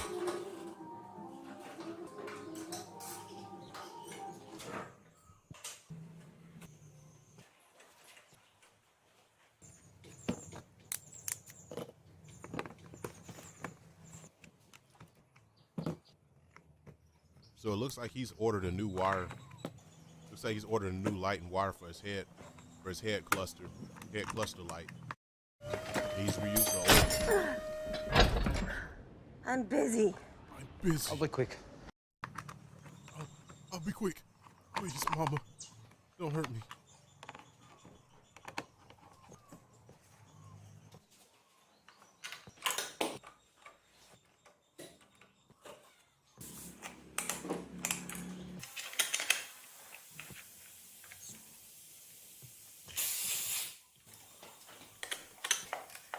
I'm surprised they didn't do much with the handlebars, but I understand why. It's because the handlebars don't look that bad, and they probably have to recoat it if they stripped it down. Probably recoat the chrome on it.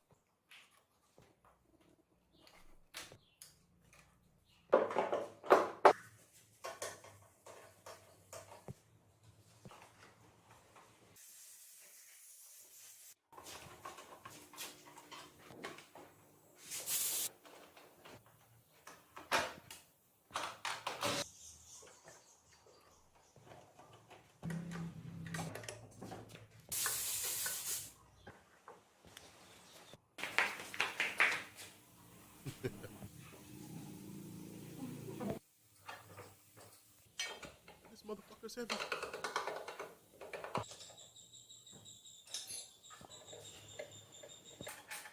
This shit's really coming together, man.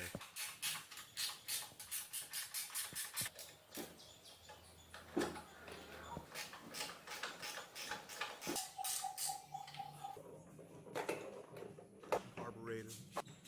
Alright. I didn't see him do any work with the carburetor.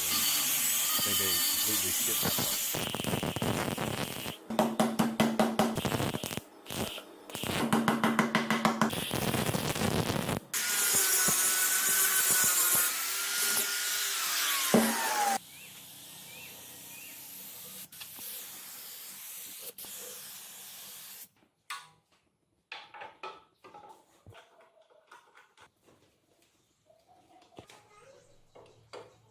That makes sense since it goes to the exhaust. People aren't going to see it anyway.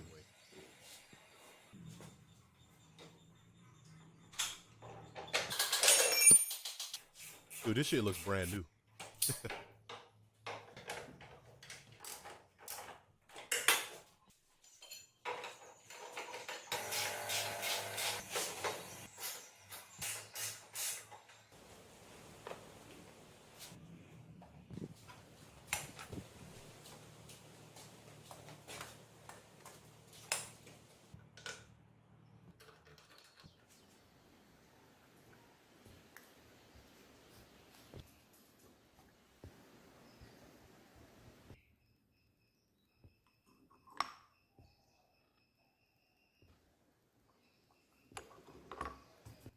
Looks similar to your Nighthawk.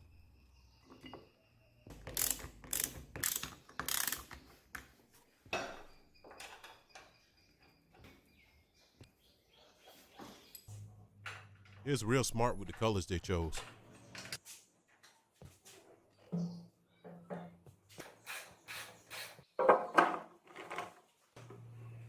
Seeing everything just comes together, man. That's awesome.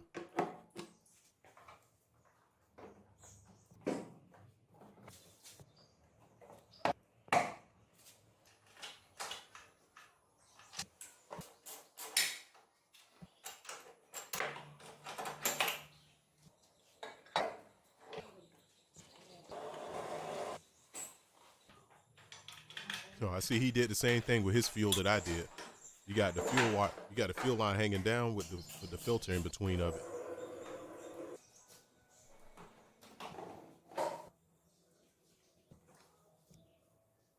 Dude, this look like it came straight out of a Honda shop. Like it looked like it's brand new.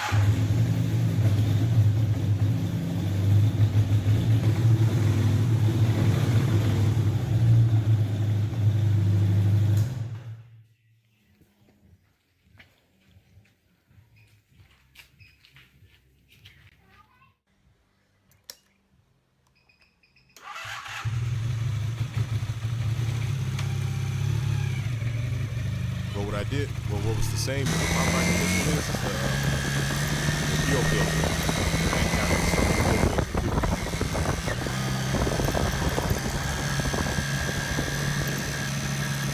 I got a totally different bike there.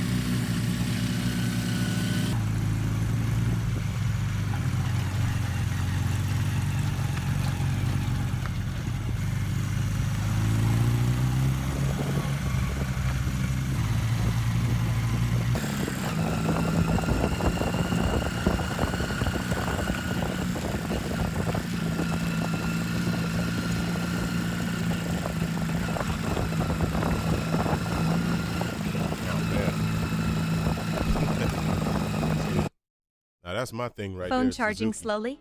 This is the fastest phone charger on the market. There's a 90% chance your phone is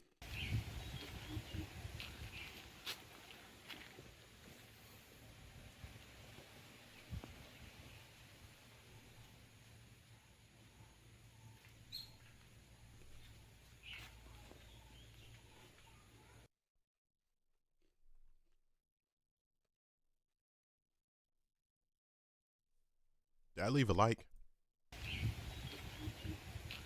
There you go. There's 1 like. And there's 2 likes. Make sure I like people's videos when I look at them. Female. I don't think you should say that. That's problematic. You can't say just because they're 2 gay guys that they don't know that they won't be able to, be able to tell her how to take care of herself. Comments like that come to us like, oh, what are you going to do when they turn 13? Because, you don't know, you're not a woman. You don't know these things.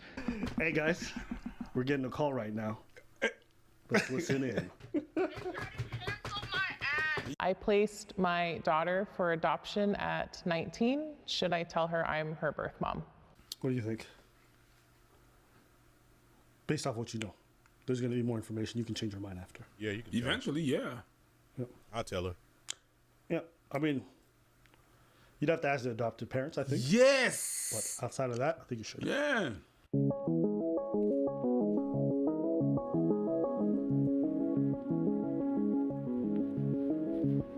Sure, you gotta look out for the people who you're using, man. But I feel like she's in the right to know. You know what I mean? Yes, you should know. Not the people using, but the content using. Yes, you have to ask because they took on when you didn't. So they have to see what the dynamic is because they know you're okay. They know how. So, yeah, parents knows best. So. Well, you know what I mean. Anyway, Abba and Preach.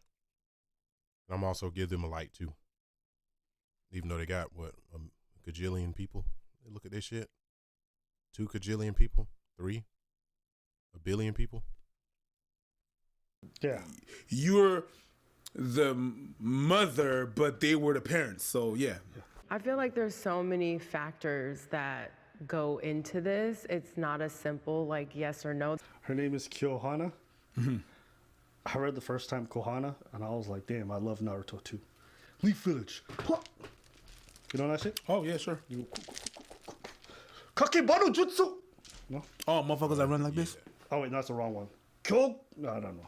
Yeah, the niggas that run like this. No. Hey! Hey! I'm so proud. Do that shit again, weeb.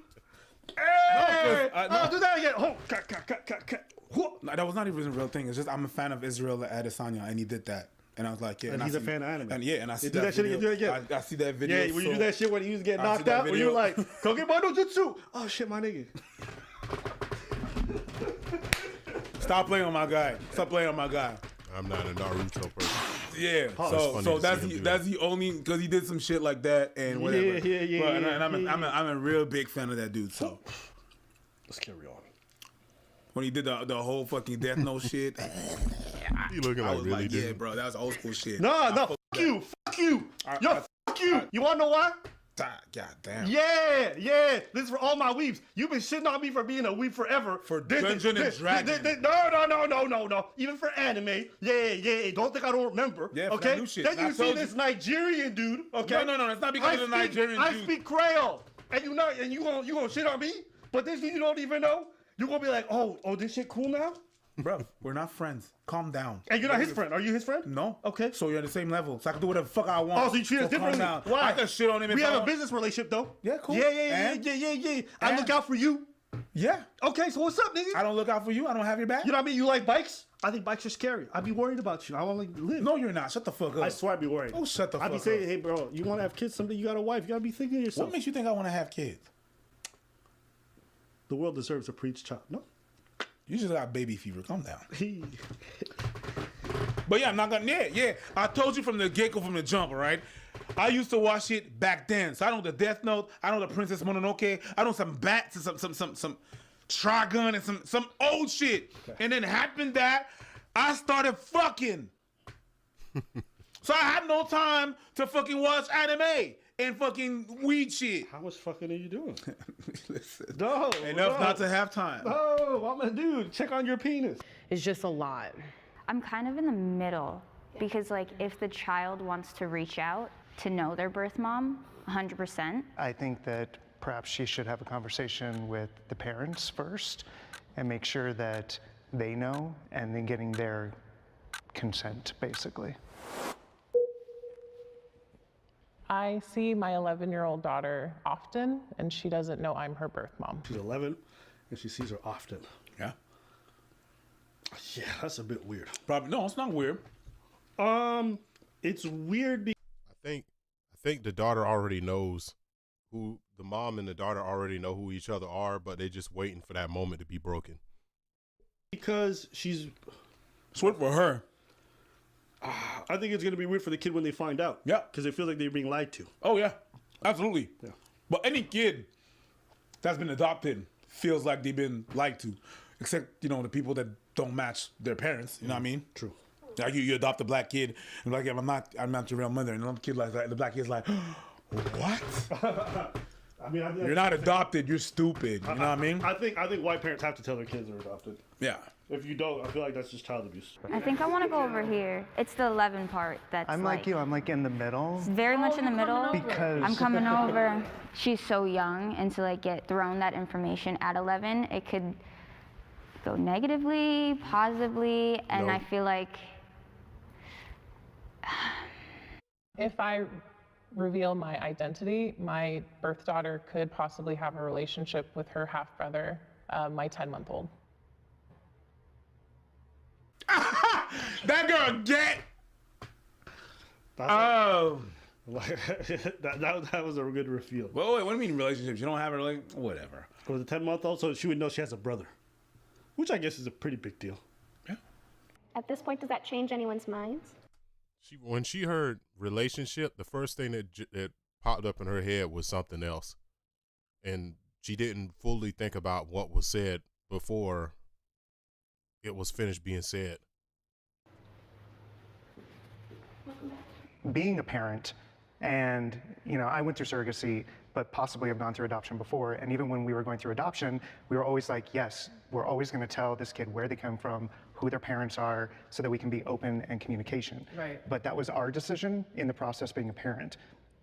All right, man. I don't agree with a gay dude having a child through a woman without impregnating her, at least. That's just me personally. I think that's unethical. And that's just, boy, people really downplay the importance of having an actual father. So these parents now who have taken over the adoption, they have a right to be able to say whether or not they want to know. I moved because I'm personally adopted, and I don't know how I would feel knowing that my birth mom was in my life for so long, and knowing I was adopted, and just having all those questions and just not getting the answers, and my mom lying to me. So I just feel like if you're open and honest now, it's better. They'll understand, but it's not traumatizing as much as 18 and you already got your life going. Exactly. Right. And you did it for a reason, I assume. I believe my birth mom put me up for adoption because she couldn't take care of me. And I have this amazing life now because of that decision. Of course, there was some resentment and you didn't want me, da-da-da. But when I got older and stuff, I realized that it was all for the best of me. And that's also a big thing. So kudos to you. That was definitely a hard decision, I believe. It would have been hilarious. She's like, no, I got a trip to Cancun. I want to hang out, chill. Having a baby would have cramped my style. You know what I'm saying? Something about changing diapers keeps all the fellas away. Hello, my name is Lance Boslaw, and I am honored to lead the fundraising team at Alliance Defending. That used to keep men away. Wouldn't that be wild? There's some deadbeats out there that's like, man, I had a lot more fucking to do, little Jimmy. Years, 30 years. Why couldn't you have a dad? Because other bitches needed this dick. Oh, yeah, I've seen them hooplas. What? This is a funny thing. I saw this one interview with this guy who walked out on his kids, and they're like, man, having kids is just a lot of energy. And someone's like, you left your kids, man? He's like, yeah. He's like, well, then you're a deadbeat dad. He's like, yeah, but I'm an upbeat man. And the man just started. And I never forgot that. Piece of shit for walking on his kids. Don't give a shit. But I've seen some parents, and them motherfuckers look tired. Yeah. Sleepless nights, chained in diapers, a lot of energy's invested. I specifically chose a gay couple, so she has 2 dads, with the intention of not having the issue of the mother later, because I knew I wanted to be in her life. Chose a gay couple. I have gotten permission from them multiple times and was given that as one of the criterias of the adoption, and I am treading extremely lightly around them, and they just continue to choose to not tell her. Ooh, okay. Remember what we said about the white mom? What? Having a black kid? Yeah. And she got to tell them early? Yeah. If you're 2 gay dudes, you should tell your kid early. Yep. Sorry. Because she already knows y'all not her mom. She knows there's someone out there. So whether you tell her she's adopted or not, she already knows that there's a woman out there that's her mom. And she's been hanging around her mom this whole time. So that's a different thing. So it's two dads that don't want to tell their daughter that who her mom is or that she has a mom.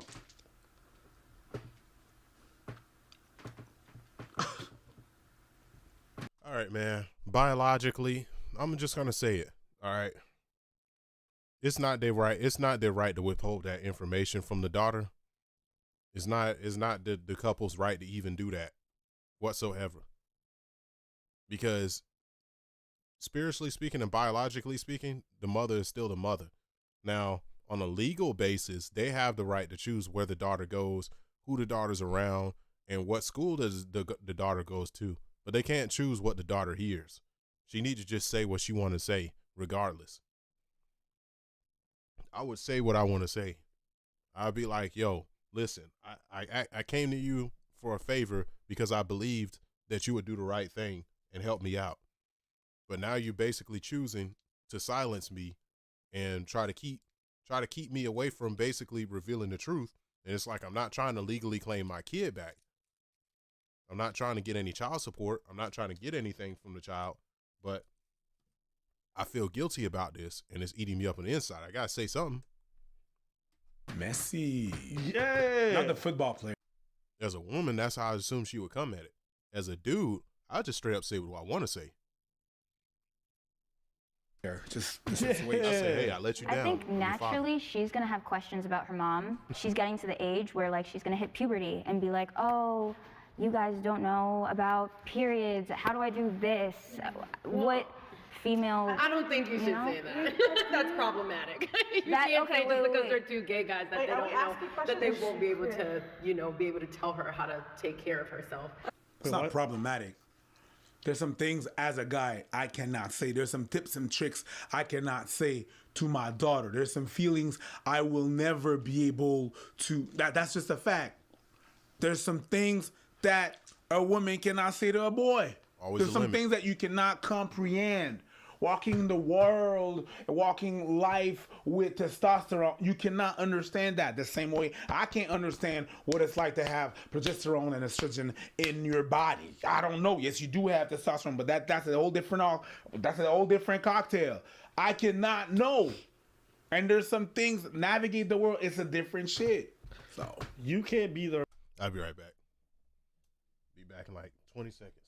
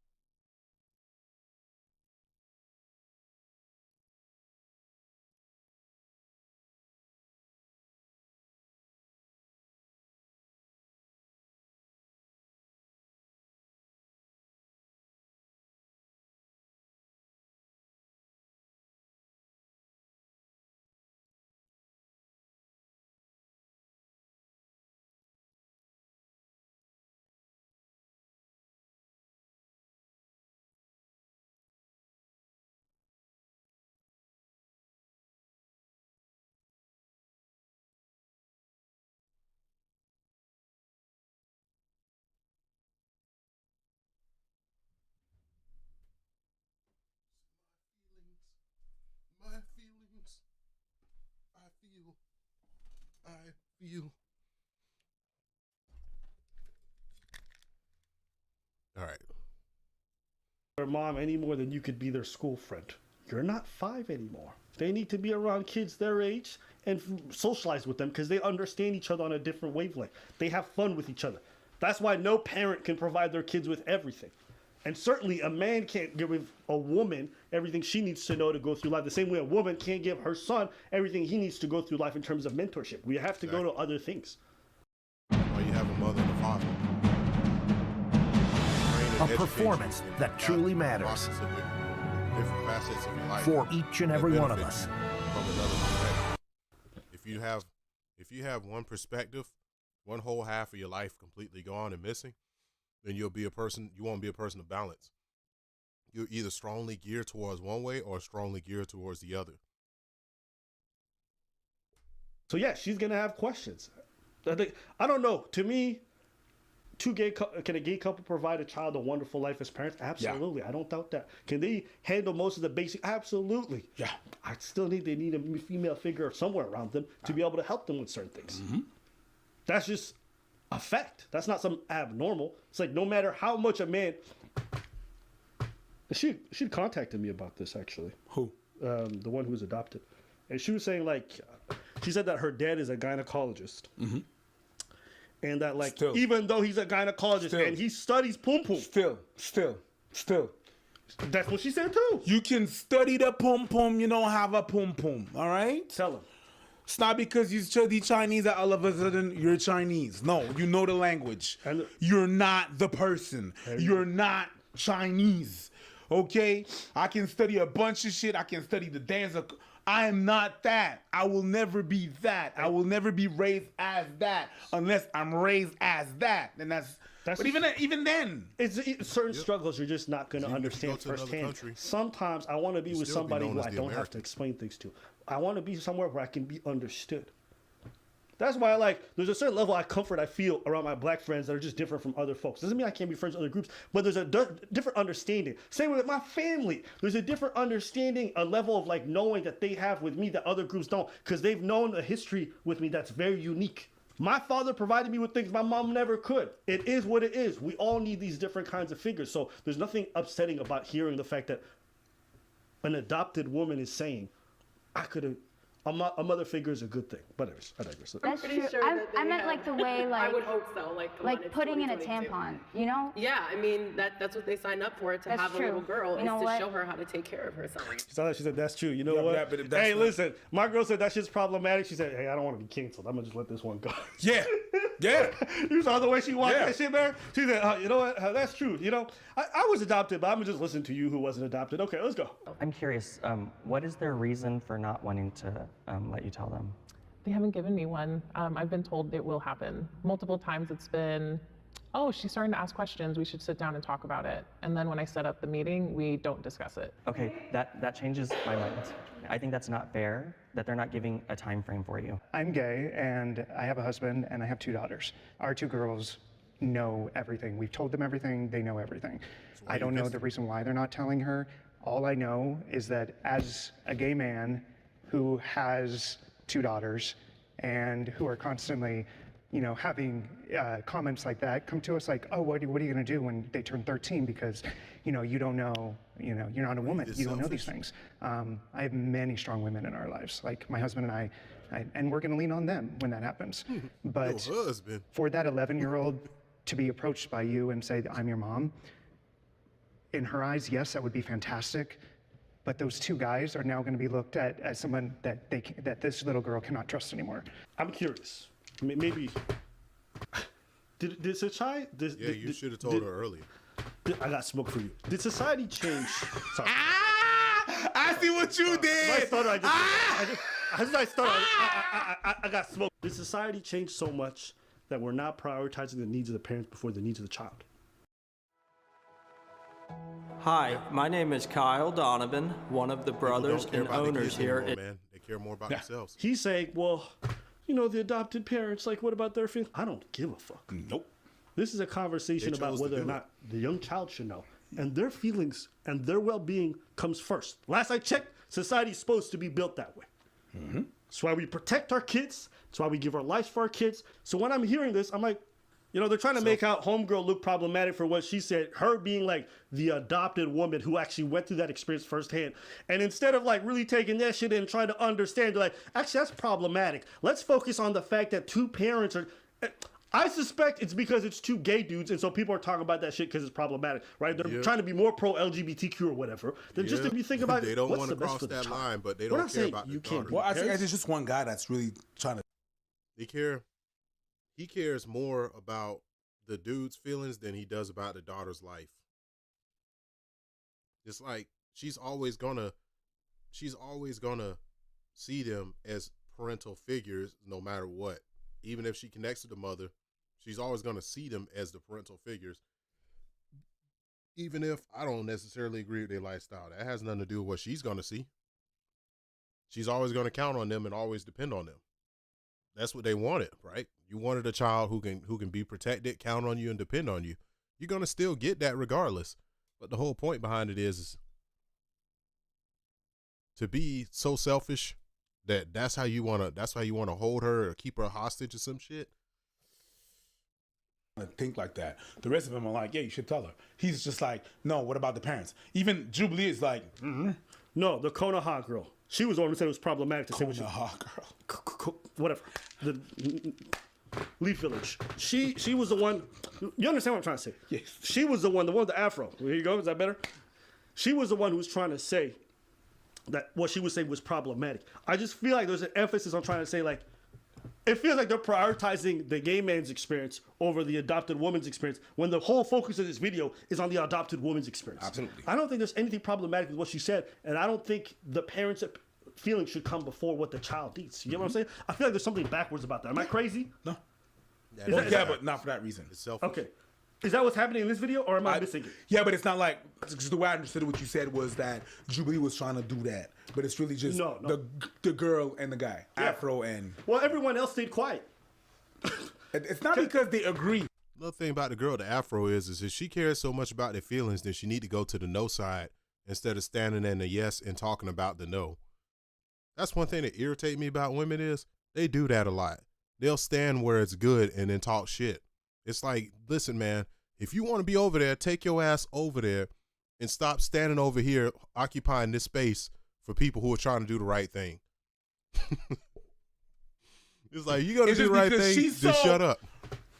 It's problematic. No, but she's so loud about it that some people, that's the thing. They don't want confrontation. No, they're like, you know what? I agree. I am not paid enough.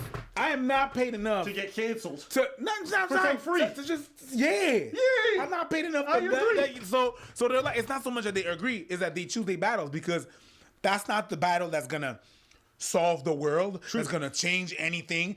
I'm just gonna change someone's view and have a whole bunch of bad comments on the internet. Fuck that shit. Fuck that noise. I'm gonna sit this one out. This shit is what's lasting an hour. We're almost done. Yes. Let me coast that through. Yes. So it doesn't matter that it doesn't mean that they shut up, that they agree with it, or they just chose their battle. Yeah, I agree. But I think the fact that they don't feel comfortable enough to speak is also part of the issue. Because they're filmed. There's a camera. You said it yourself. I agree, which is what I'm trying to say. We're even prioritizing a gay person's feelings over the well-being of a child. Yeah. And we're not speaking out because we're afraid of being canceled. Well, we're not really because we're not. Yeah, I totally agree with Alba, man. It sucks that really society has gotten to this point to where people would rather sacrifice a child than to be judged. Like, is judgment really that bad, man? Come on now. We're not gonna take a decision whether she's gonna actually say it or not. We're just speaking our opinions, and there's too much to lose than to winning that fucking argument. So fuck that shit. I'm gonna shut the fuck up and go back home and then forget about this whole thing. Yo, because we know how the internet works. If you think about it, this is a really bizarre. I'm gonna clip you, bruv. It looks so bizarre to have an adopted woman saying like, "Yo, this is what we need," and they're like, "Well, the gay adults would prefer." Who gives a fuck? Yeah, fuck them. Fuck them. Who cares? What matters in this whole scenario is her. Yeah. What does the 11-year-old need? And the idea that they would stop trusting, the young daughter would stop trusting her parents because they didn't tell. What do you think is going to happen if they wait till they're 18? It's not going to be better. This thing that kills me is they think kids are fucking retarded. People always think kids are fucking retarded. Like, You think she don't know? She's asking you these questions because she wants you to be the one to fill in the blank. And she's letting you know, hey, I know and I want to know who, and I just want you guys to tell me who, because I'm asking you because I trust you to tell me. The kids wouldn't trust this is how you can tell people are stupid and have no common sense. Okay. The child wouldn't ask you the question if she didn't value your trust. You don't ask somebody a question unless you know that they're going to give you an answer that you can use or an answer that you can trust. Now she's questioning a situation because the situation is a lie in front of her face, which that's why she knows better, because she's a female and she's raised by two men and she's wondering, where's the mother at? Who's my mother? Why am I here? You guys give me the answer? They're like, like, dude, really? Tell the girl who her mother is, man. It's not. What you think is gonna happen? That to me is unacceptable. Or that she finds this woman I've known my whole life. Kids are fucking retarded, man. Because apparently she's been asking questions, right? According to the woman's own words, she's been asking questions about who her parents are, who's her mom. You've been hiding it this whole time. She's 11. It's impossible. She's 11. She's not stupid. No. It's gonna be even worse if she finds out by herself. Absolutely. She can shut everybody down. Yes, sir. The two parents, the mom, fuck you, fuck you, fuck you, everybody out here. So there's gonna really be some hurt feelings there. My dominance, because I gave up that right and I gave them the option to choose which women they want in their lives to fill that kind of motherly role. I'm adopted. If my birth mom came to me and was like, I'm your mother, and my parents knew and didn't tell me first, that's where I feel like the distrust would come from. Do you feel like you want to be? Hello, my name is Lance Boslaw, and I am honored to lead the fundraising team at Alliance Defending. Thank you, bye. Her mother again? Is that like part of your intention? No. I'm a huge ally, and I chose gay dads because I knew that I knew that she would be loved like what I wasn't able to do at the time. I chose gay dads. And yeah, but I don't have their perspective at all. I'm a cis. So you chose gay dads instead of giving the daughter balance. Instead of letting the daughter see it, a man and a woman, may it be toxic or not, you chose to get two men to take care of your daughter. As though there's no abuse in gay households.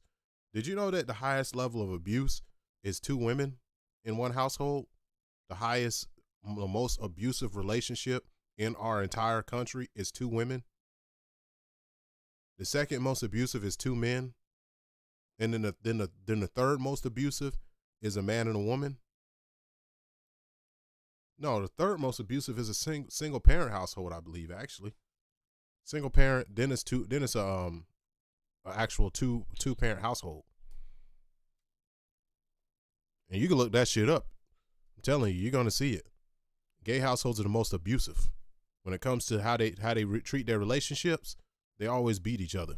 They're always fighting. Heterosexual woman, and I haven't gone through anything that they've gone through. You want to be their mother? No. Then shut your ass up. So hold on. That's facts. At first, she said she chose two gay dudes because she didn't want a mom to be in the way so she can come in back in the future. Now she's trying to say, I chose two gay dads because I'm an ally. Girl, if you don't get the fuck up out of here, is that how people are really choosing parents now for their adopted kids? Yeah, because women are very love the LGBTQ. Can I get 3 lesbians, please? I'll sacrifice what are we my talking child about right now? for you the owe it to her LGBTQ. to be honest and to be trust and to be patient. And you owe it to them to be patient. You know, it's been 11 years. I think you can be patient a little longer and let the dads do it on their time. They said that they will. And I think that should be respected. Don't listen to him. Right, Paige, Do the right thing. Yes. I'm gonna tell that bitch. Tell him. Would have been hilarious. She said, don't give them. And because they volunteered to take care of your daughter. They get what comes with it. Hey, what up, little baby? I'm your mama.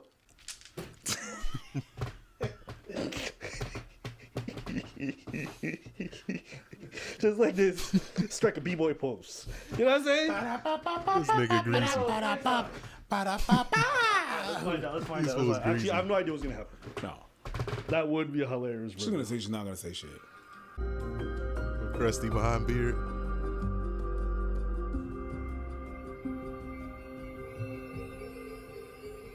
What a coward.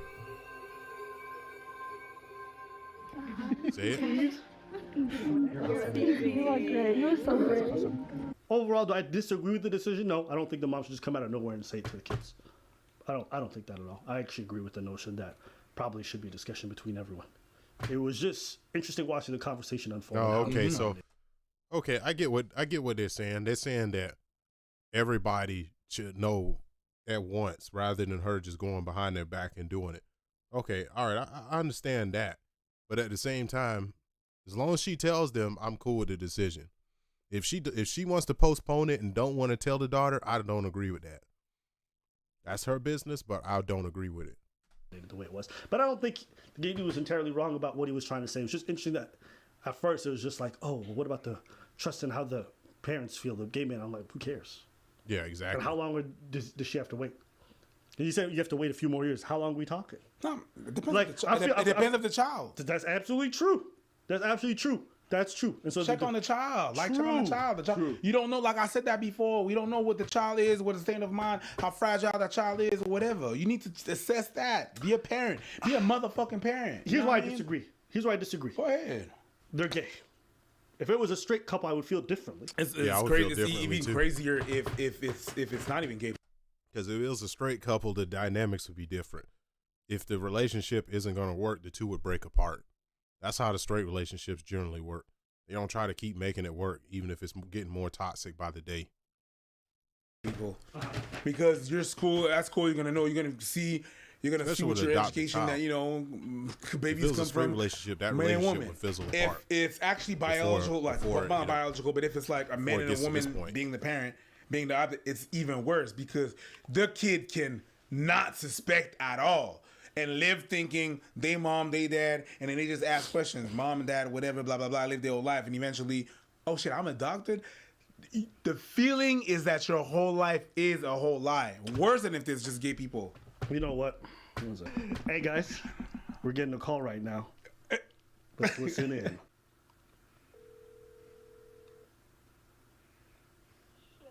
Yo, I want to ask you a question. Okay, so as an adopted child, if you got two scenarios, you just tell us what you think would be worse or better, all right? Are your parents white? Oh, yeah, my parents are white. If your okay, this is a question. If your parents had been black, do you think you would have needed to know early? Definitely early because there's like a trust that's built with that. And then if you learn at 18, you're like, damn, my whole life was a lie. What else have they been lying about? All this stuff. But if they tell you early on, it's like open trust, and you just like love them as your parents, and then you can also just, I don't know, I was told, I don't even remember being told. Also, it's like my parents are white, I'm black, so there's that. You already know. Nobody needs to tell you. You already know you're adopted. Yeah. Right. I'm sure they like introduced the word adopted, like, yeah, we went and we chose you. It was always like the narrative, like, we chose you, we wanted you to be a part of our family. Like, if my parents were black and they told me at 18, I would feel so betrayed. I'd have so many questions. So I'm doing my vacation. You wouldn't know what the hell's going on because it would be so convenient. This isn't for your face. It would be nothing that isn't adding up. Like, I would have like trust issues with them. Let's say you have white parents and they tell you you're adopted, but they don't say who adopted you. What would that be like for you? Nah, that's a red flag. I'd be like, why? Right. See, I would be like, why? And then I'd be like, they have the insecurity that they don't believe that they're my parents, or that they don't believe that I would think that they're my parents. Or so, there's like an insecurity there. Okay. Which is a red flag. Interestingly enough, I feel like your situation is kind of analogous to the other situation with the gay parents, only because, from my perspective, whether it's you or that young girl, both of you guys know that your parents aren't like your biological parents. So whether they tell the person or not, like the kid already knows. So I feel like withholding who that is, isn't that like pretty harmful to some degree? Yeah, I definitely agree with that shit. Because when you really think about it, man, it's already obvious kids aren't stupid. It's like I said earlier, kids aren't stupid, man. They already know. So if something that isn't adding up, it isn't adding up. It's best just to be honest from the get-go and tell them who the mother is. Ain't like you're going to pull them away from the mother because they already have a bond with you anyway. 100%. Okay. 110%. 10%. And plus, man, it's a lot easier to be the cool parent and be that parent everybody loves when you don't spend time around your kids all the time. Because every time you show up, you can always show up with a great attitude. You can always show up and seem better than what you are. And it sounds narcissistic, but at the same time, isn't raising a child in two separate households narcissistic? Isn't that two people who failed to do the right thing from the beginning? You have to know where you come from. And if the parents have negative things to say on the birth parent to the kid, I also feel like that's red flag, because at the end of the day, the birth parent gave life to you. And that's like a gift, you know? And they should not be shitting on the birth parent to the kid, because like I feel like there's something in there that would harm the kid and have like a negative, like, I don't know, I just feel like that's harmful in some way. And I feel like also withholding that information makes it seem like adoption is bad. Yeah. Ooh, speak on that. Speak on that. Yeah, like, it's just like, it's such like a negative thing. Like, oh, I can't tell them they're adopted. Why not? It's such a beautiful process. You chose me. You wanted me. Like, yeah, it's just like. It's kind of like if you have like a surrogate child, like you should definitely, like he said, like the gay dude said with his kids, because he has daughters through a surrogate. He basically said that he already told his kids early on that was their biological mother. So they already knew. It wasn't no mystery to it. They're not, if they're not freaking out about it, why is everybody else concerned about it?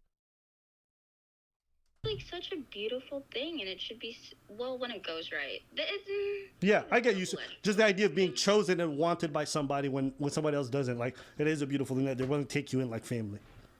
Yeah, successful adoption stories are very beautiful. Well, listen, I appreciate you calling in. It was really good for the perspective, so thank you. Of course. Tell them not to cancel me. All right, we will. Yeah, because you problematic. Yeah. We coming for you. Yo. Yo, no, but, mama. That was, yeah, I feel like you kind of shut down after that shit. And I was like, yo, let me shut up, because like, what if I'm talking crazy right now? And then I was thinking about it, and I was just like, I'm just saying it's like different to hear a man talk about it, because they can only learn so much from like books and the internet, but a woman or someone with a vagina that goes through it, you know, it's just different. They know the feelings, they know the emotions that go with it. They can relate to you on that level, and that's all I was saying. Yeah. I appreciate you guys. Have fun filming Peace, or man. editing or whatever you're doing now. All right, peace. I don't think she knows she was gonna be in the video. Yeah. It ain't so crusty. Hey guys, we're getting a call right now. Let's listen in. That's the thing, is that, you know, it's not because I eat mussels that I know what the feeling of a mussel is. I don't know how it is to be an oyster, you know? I just know I eat them. Yeah. But it was interesting. It was a cool video, so let us know what you guys think. We want to hear from you guys in the comments below. Do you guys agree? Yeah, honestly, me personally, I think that they should all get together and she should tell them that that's her decision. Just let them know that she's going to do that. Whether they like it or not, she needs to let them know that that's what she's going to do, and then do it regardless. Because it's going to be found out one day. Why keep it from the child? And the child's going to ask, why did y'all keep it from me? So they say the mother and the daughter have a positive relationship regardless of whether she's adopted by them or not. So why would you hide it?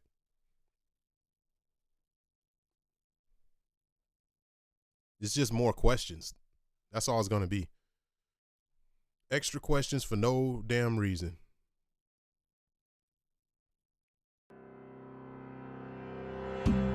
Invest in your future with a top-ranked master of... See this badass Suzuki.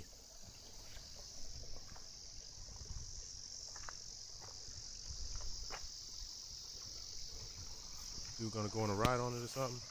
Or he just gonna show the bike? We just skip forward a little bit. Nah, he ain't gonna ride. Shit. I can appreciate a classic, man.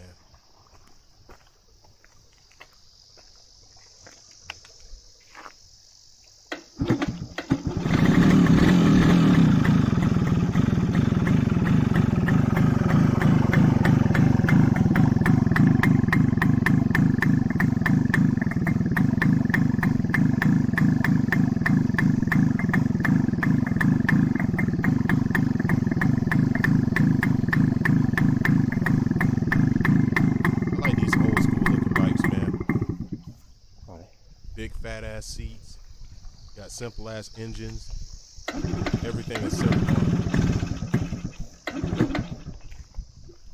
So when I do get me a bike,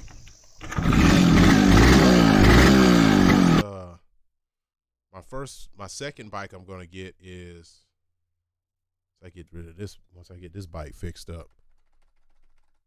Second bike is gonna be GSX 1000. That's what I'm going for. I'm going for a 1980s. It's gonna look. There we go. Yeah, it's gonna be something similar to this. There we go. Yeah, not him. Out of the new air the filter. Cam. Oh man, dude, get out of the way. There you go. It's gonna be something similar like this. That's what I'm aiming for. And I'm probably get the brake system fixed up. I hear the thing about these things is that it's hard to find transmission parts to replace it. But that's what I've heard. I'm not sure if it's true. That's what I've heard though. In fact, let me look at this one with this Cafe Racer. That shit. Dude, the fuck?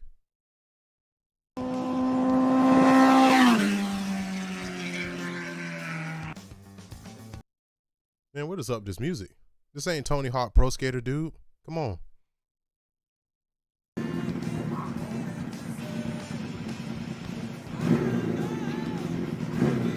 I don't think I like this bike. If you are suffering from cataracts, glaucoma, vision impairment, or you need to use eyeglasses, I don't think I like this bike being repurposed as a Cafe Racer. I think it actually looks better in its original form. Stop. Without this dude drinking in front of it too. Yeah, it looks better in its original form.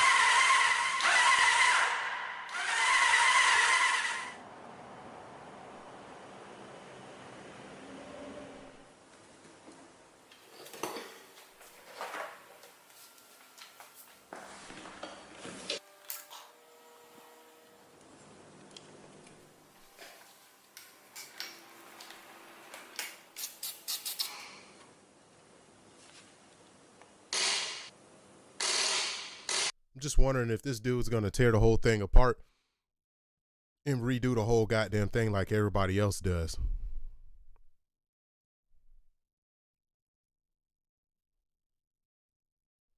Not sure if he finished by the time the video's over. I'm just trying to glance and see if he finished it. Because I got done like that earlier where somebody didn't want to finish their bike. I'm building up all this suspense to see if the damn bike's gonna be finished, and it isn't even finished. I'm like, what the? So now I gotta sit here forever and be thinking about the bike that was never fixed.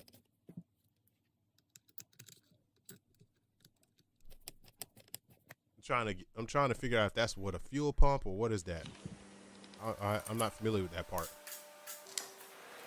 Solenoid, got the ignition coil right there. Checking spark plugs. Okay, I see you.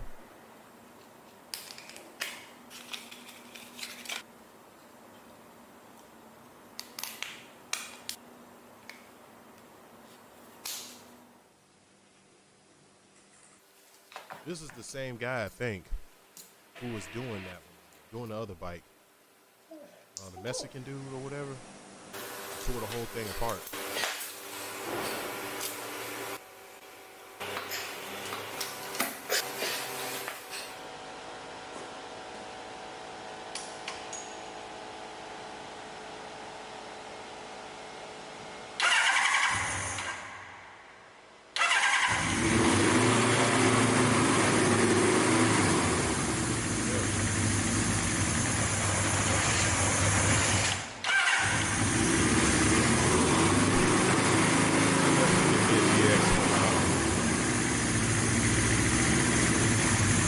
that's the goated bike.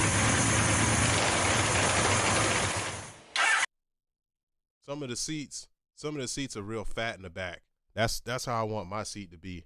I'll probably get one with the fat seat because the seat goes around this area, and it's like a block.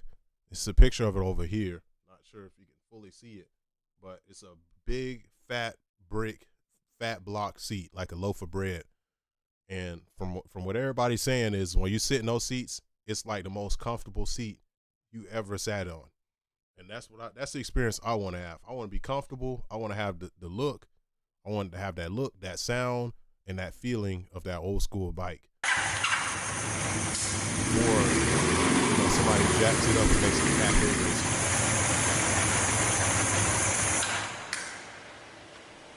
I want to get that experience before somebody fucks it up. Oh shit! My name is Kit Kit Tantalos. It's not a continuum. Here's a continuum.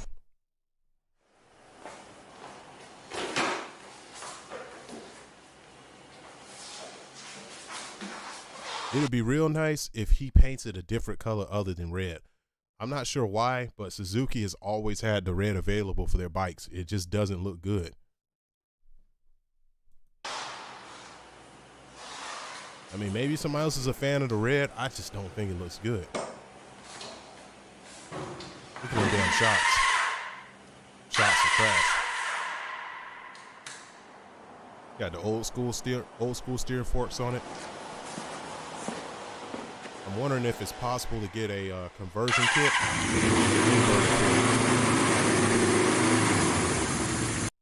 Because if you have the inverted forks, from what I learned about bikes is that because this is old school forks, so it's fat on the bottom, skinny on the top. Inverted has the fat on the top, skinny on the bottom. It's more adjustable and it's easier to work with. They last longer and they supply better suspension.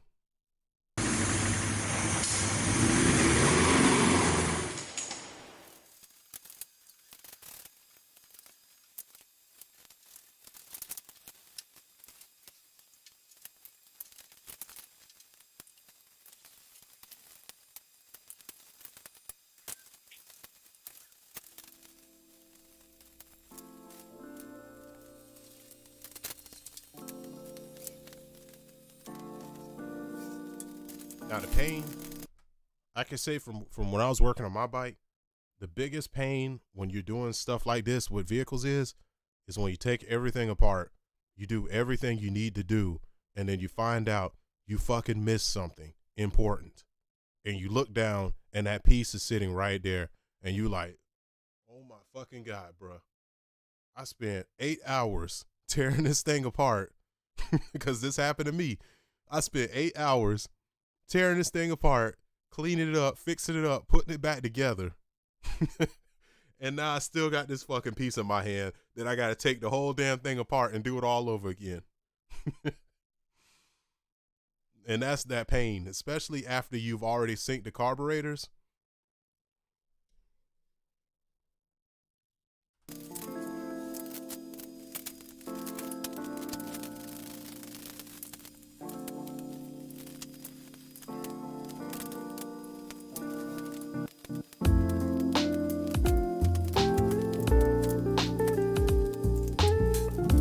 Sound like you're in the damn elevator or some shit, or you on the this music sound like some shit you'll hear when you're calling up like EBT and you're trying to get your food stamps, and they got you sitting here waiting for like 30 minutes for a representative because all the black people are getting the food stamps.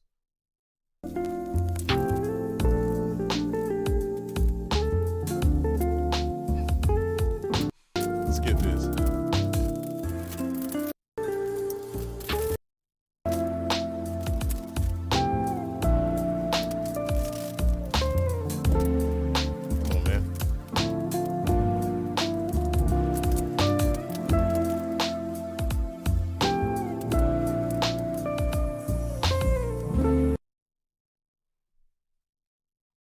Let's just turn that elevator music off, or that food stamp music off.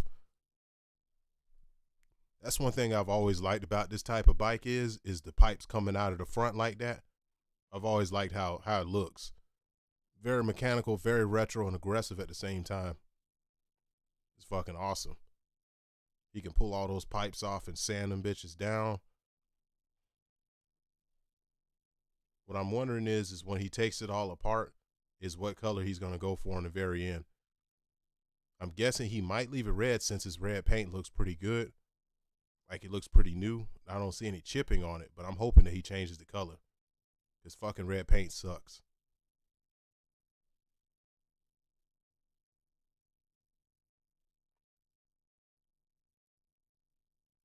Another good thing about this bike is that you have those disc brakes. You don't have drum brakes on it, so you still get okay. You can still get okay braking, and you can upgrade those.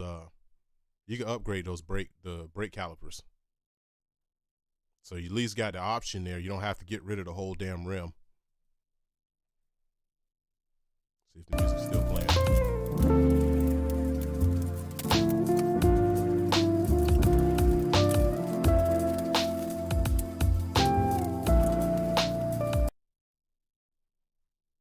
Like some damn waiting in the lobby porno music. Y'all all chilling, waiting in the lobby and shit. And then a girl just finger you, and then you go to the bathroom because she giving you the finger. And then you just pound her out in the bathroom. You come back in the lobby and pretend like nothing happened. Like you just pounding her guts out.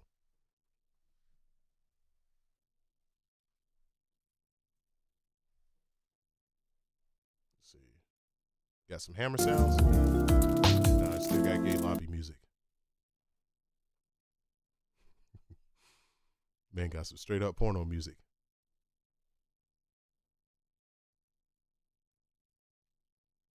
But it looks like it'll be fun as hell working on these type of bikes though.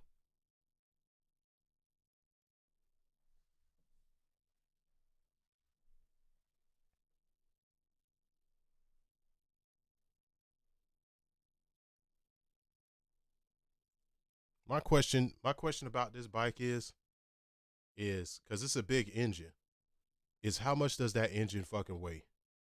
Like, is this one of those type of engines that you can pick up, or is this one of those type of engines that you would need help? That'll be my question.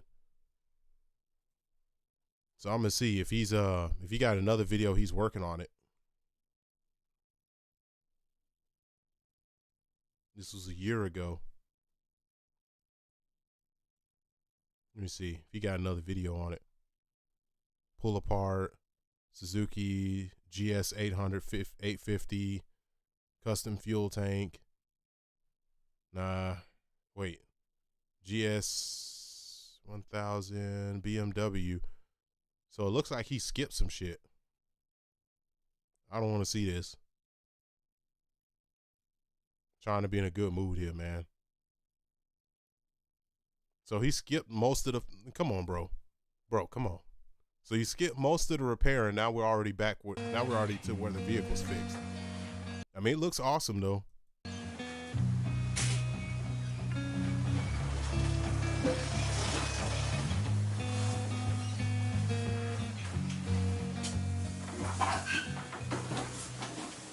Oh, I hate them kickstands. Those kickstands are a pain in the fucking ass, man. It's like they made for you to jump on them, and then you push forward as you're kicking it. Well, you push forward to take off, and it'll come up, and then when you are going back on it, then you kick it up, and then it'll go up. But I just don't like them. I like a regular kickstand where it's off on the side. I'm not sure if they come with that type of kickstand or what, but if I get that type of kickstand, I'm taking that shit off and putting another one on there.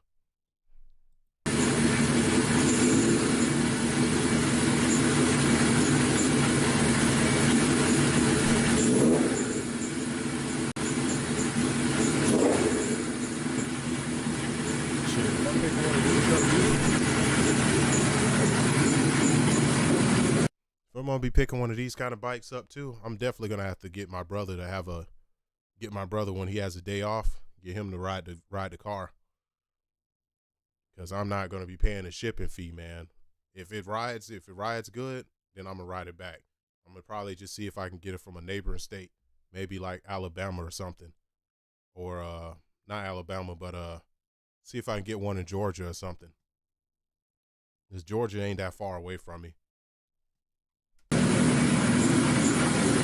It's a rideable condition, you might have to do that. If it's not, I'm gonna have to get a truck and a trailer. That shit's pristine, man.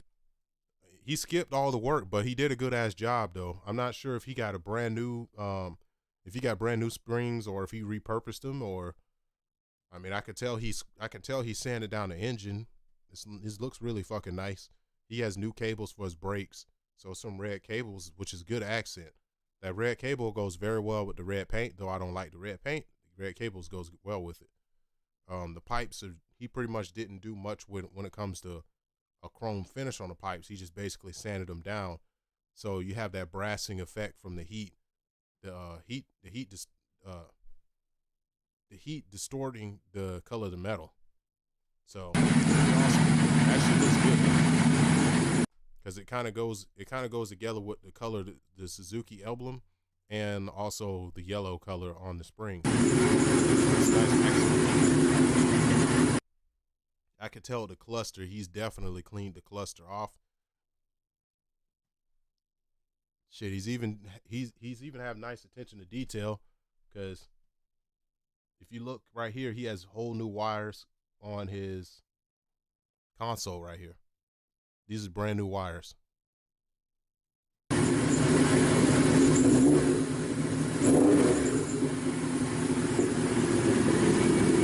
Also like those handlebars too. Take a peek at those handlebars, because they look retro. These handlebars look retro, but they look modern at the same time, just because of the cut off tip on the end. So you get that metal in the end of it. That's very awesome.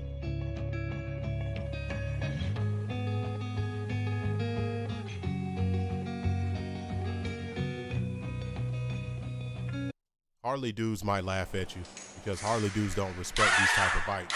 They only respect big ass stupid motorcycles that'll get you killed. But I would rock one of them. I don't care. I definitely rock an old school bike like this all day. I'm not a Harley dude anyway. I think Harleys are stupid. That's just me personally. Anybody can like whatever they like, but me personally, I think Harleys are stupid. Oh, you threw a bunch of sticks on your bike to make it seem like it's been here forever? I know that's what you did, man.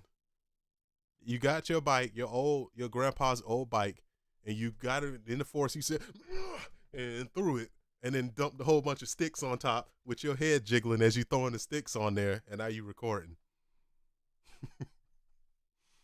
Abandoned moto my ass. Them sticks look pretty fresh, nigga. You not fooling me.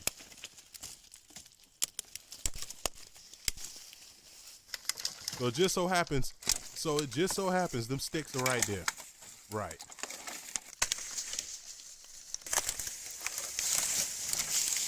You're like, I'm saving you.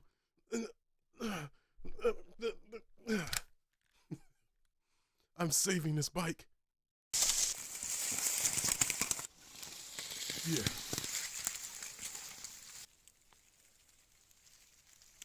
You like Brad Burns? Yes. He lucky that tank is clean, man.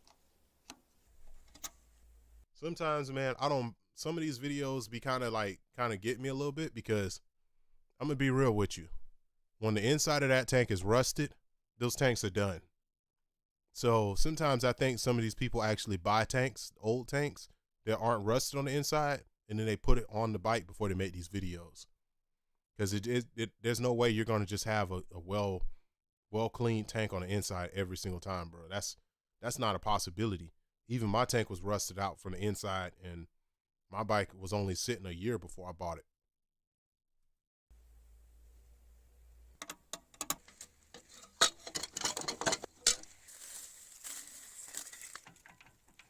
Them some nice leaves you jammed in there.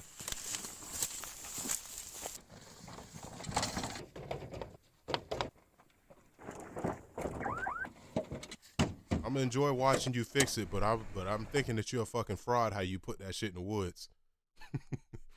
Because you put that junk on that trailer mighty well. It's looking a little suspect, homie. You like, yeah, a bike in the woods. Sticks. Leaves. Done. Now it's time to record. Your head jiggling when you jamming the leaves in there and shit.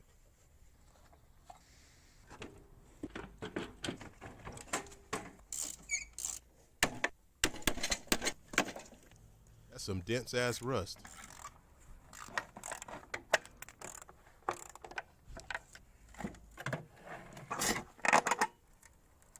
I think when he gets his bike fixed though, I think he should go with the same color because that color is very unique.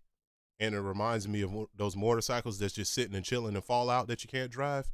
It looks just like one of those. That shit would be badass. Just keep it that same color.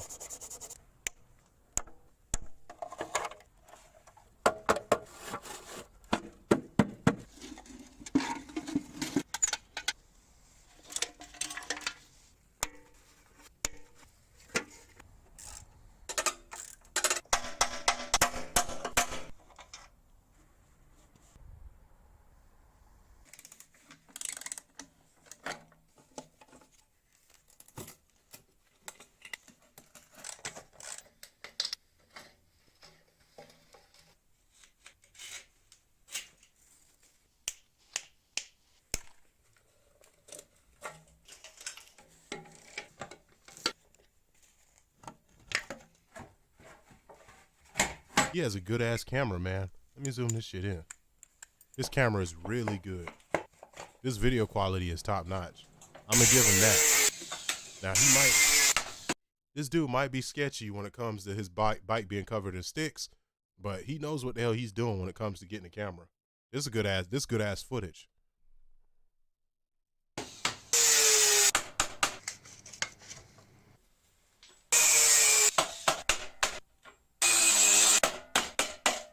That's the smartest thing you can do too. Wait, him sawing everything off is the smartest thing you can do because you can easily replace any bolt or any screw. You just go to a hardware store and you have $5 in your pocket. You have enough screws to fix 5 bikes. Like seriously, spending $5 on some screws is way better than spending a whole afternoon trying to get one loose. Like, fuck that.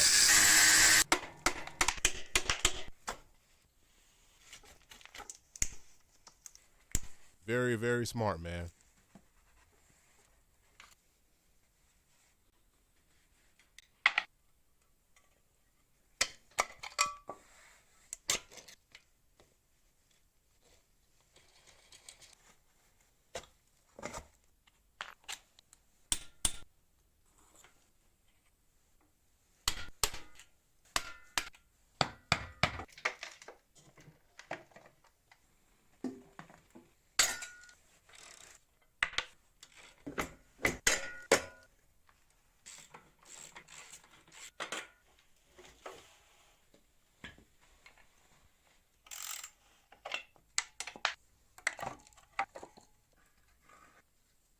The most work he's going to have to do is definitely going to be the rust. Unless he's going to sandblast it like the Indian guys did. If you shop on Amazon, you should that might use be the this smartest tool. way to go. It's a browser if he has like a extension sandblaster. Yeah. Speaking of which, what I might do is I might get me a mini shed for sandblasting. So when I do start doing this, it's going to be give or take 2 months from now. But when I do start buying these bikes and start fixing them myself and recording the videos on them, I want to have this be as easy as possible. So I'm definitely going to get some air tools, an air compressor and stuff, and see if I can get a sandblaster and do that shit in my shed. You're not allowed to paint shit in my neighborhood. So, hey, they won't know if it's in the shed now, will they? Point of telling them about it.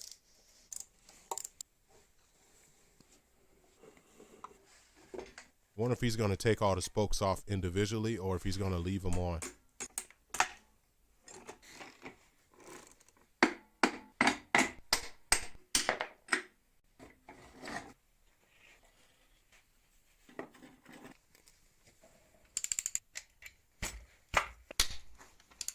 Once he gets everything loose, man,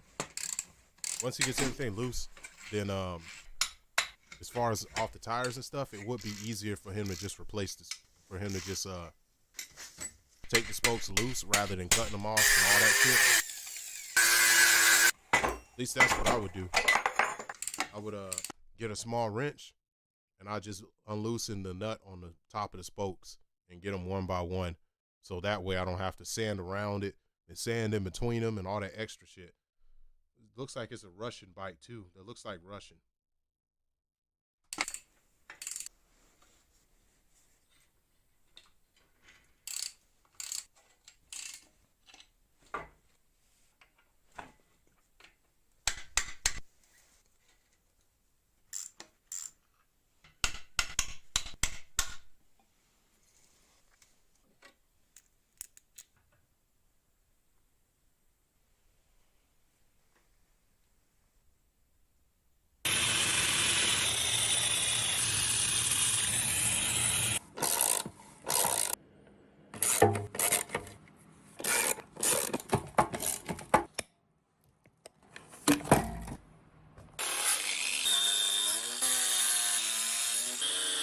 I'm really hoping when he puts everything back together, he has the same color.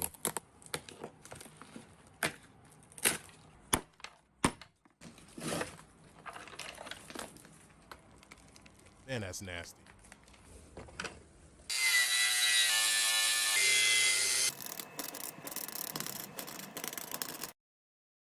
So it looks like rather than sandblasting, he's doing everything with a drill.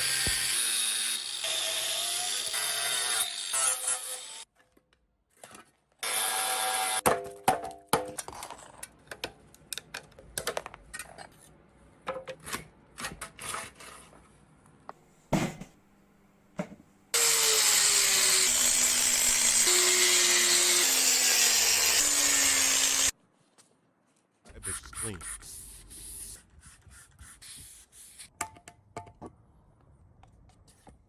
Use like some acetone or something. Oh no, that's the coating.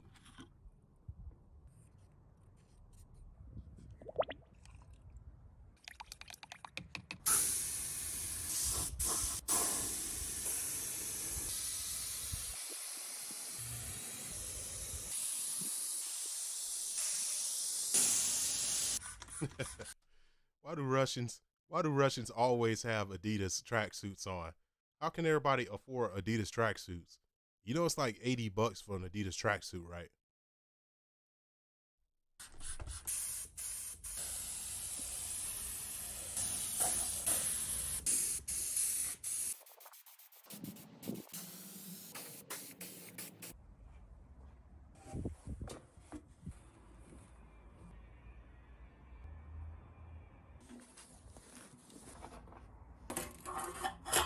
Shit, the petcock is good. The tank is clean. That's a win-win, really.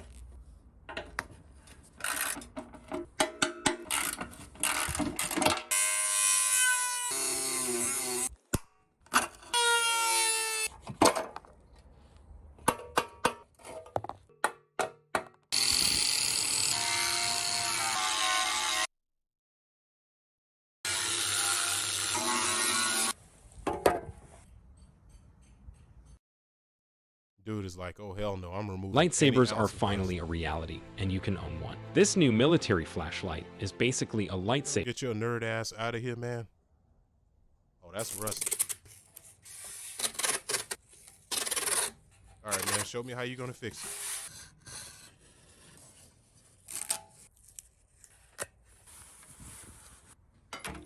Right now, I'm in class.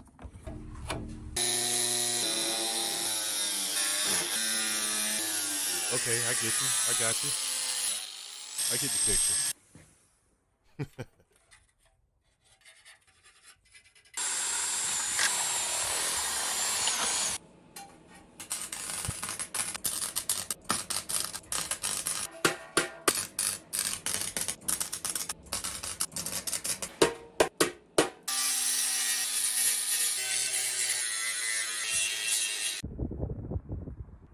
he can definitely put some filler around it.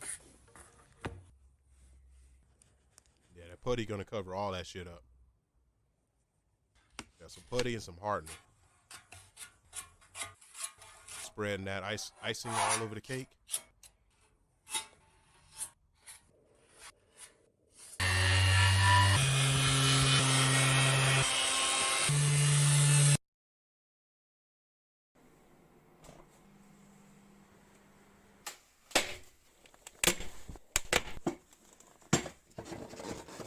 Taking that tire off Russian style.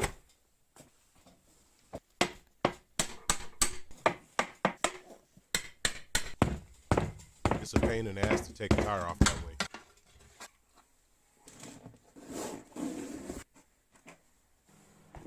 That's why I just paid somebody to do my tires. I could have done my tires, but I'm like, oh fuck no. Nah, I'm good. But I used to change tires for a living. No thanks.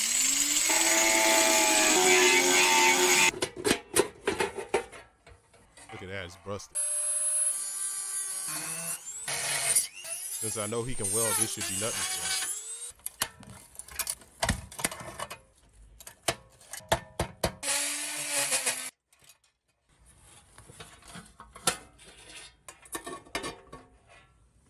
Let that be an American, we could just go out, take our ass to the hardware store and buy another latch. Like, nah, that's just the same as any other latch. So it looks like he's undercoating the tank. It's not a bad idea.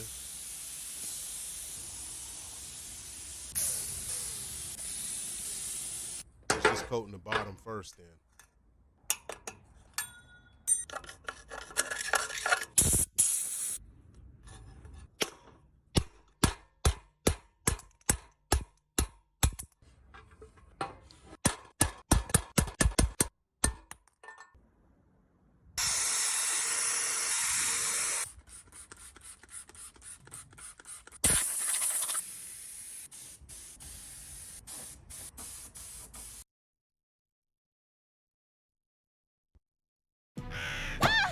Come on, man.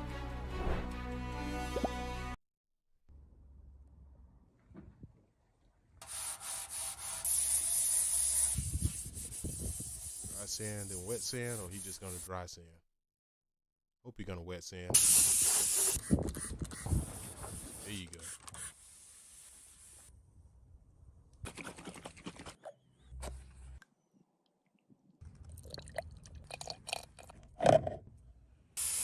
This camera quality is awesome.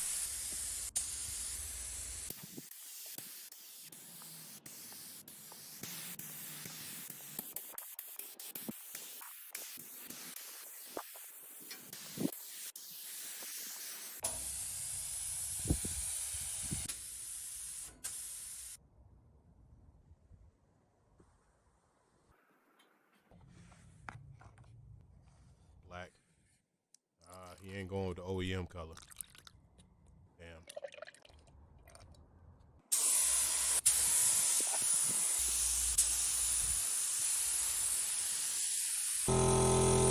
Some nice sparkle though. Trying to go for an orange peel.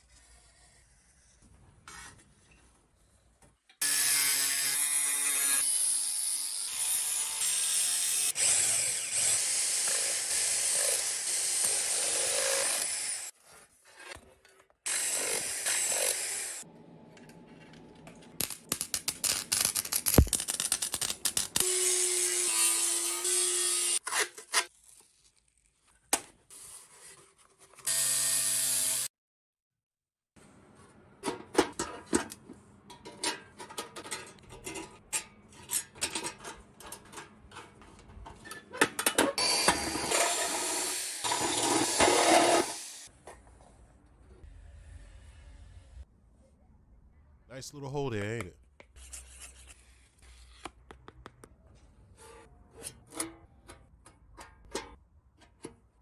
He like, nah, hell no, I'm bondoing everything.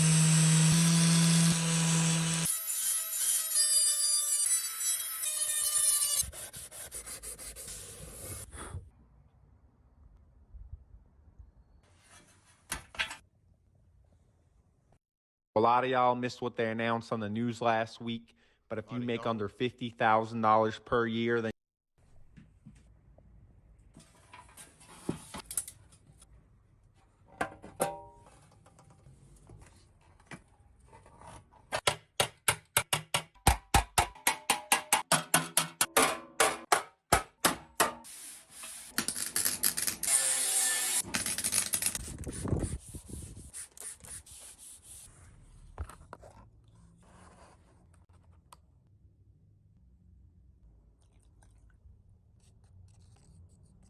Yeah. Red color now. Paint color. Yeah.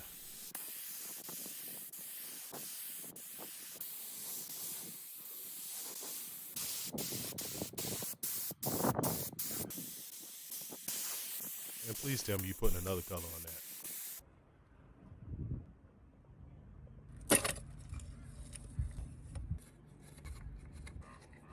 Choose colors like a dang female.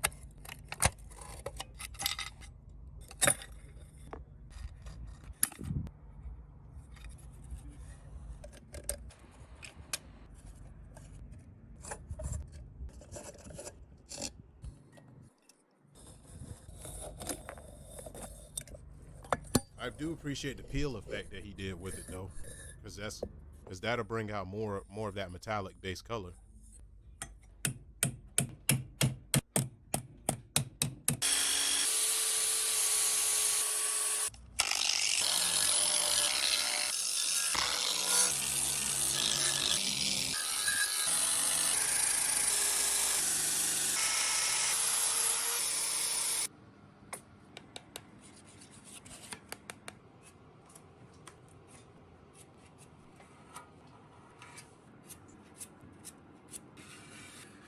That bitch.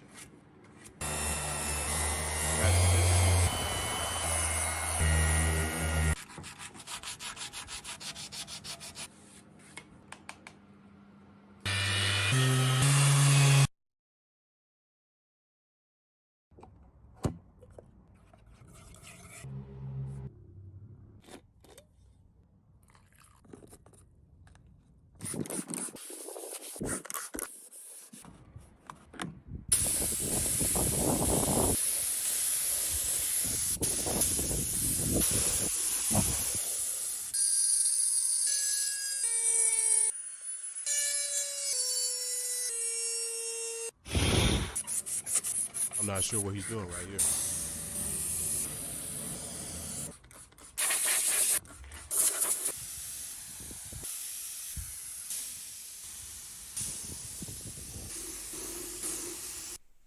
maybe he dremeled out the initial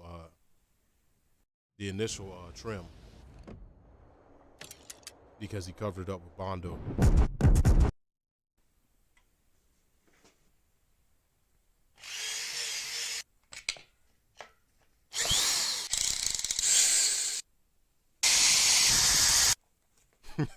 It's crazy how all these engines look the same on the inside. That piece right there is the only thing I've seen different.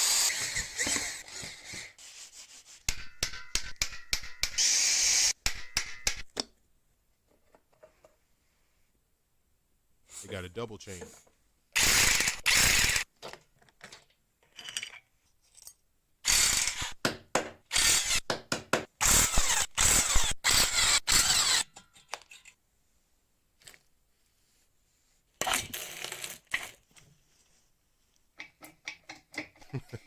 That shit would suck if he stripped one of those. What the hell is that supposed to be?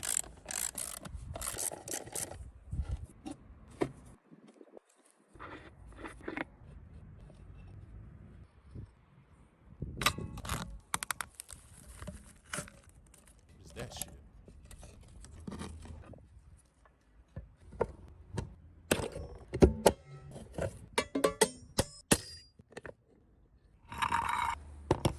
ass brakes.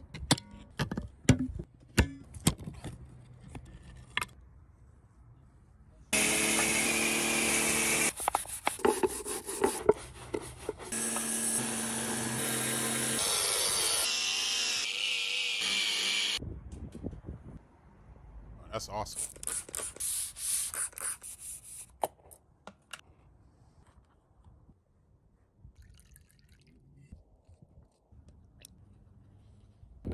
Hell yeah. Unlimited content, really. One thing I can say about YouTube versus another business is the thing I appreciate about it is that it's literally unlimited things that you can do, react to, edit, or make or whatever. It's limitless. Versus like if you were selling oranges, sure, yeah, you'd make money today from selling oranges, and sure you would have you could pay your bills off of oranges, but you got to still take your ass out there and sell oranges. Making content, it's like it's infinite content. It ain't infinite oranges.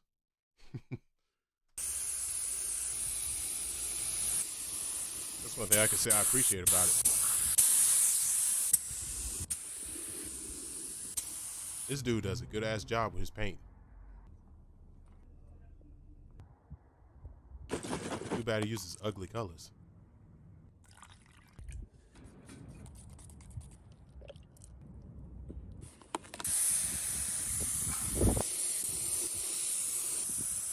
You gotta have sparkle and Daisy Dukes. Sparkle, peel sparkle. You want pink on top of sparkles. Like, is this a girl's bike or what? I mean, that would explain why you're so dedicated to getting this done. There's a lot of dudes don't want to do nothing until they're doing it to impress a girl. And she's gonna love this. Don't wanna fix yourself up one? No. I'm good. I don't need a bike. She does. Her. I will impress.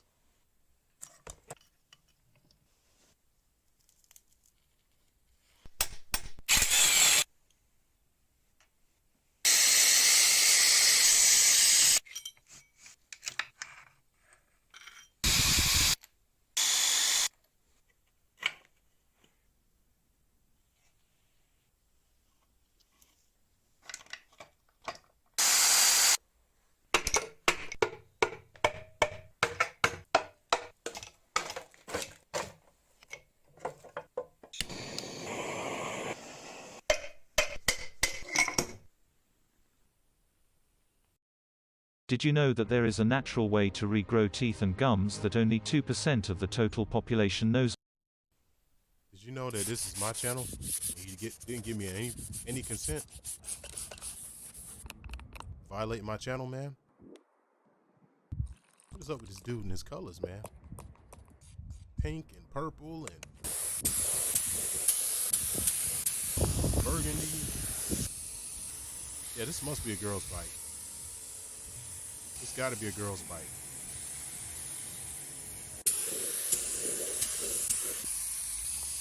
Like, that color there ain't bad. That's not a bad color there, because it's like a brass. It's almost like a metallic brass color. Like a little bit of purple in there, the metallic brass. That would be good with black.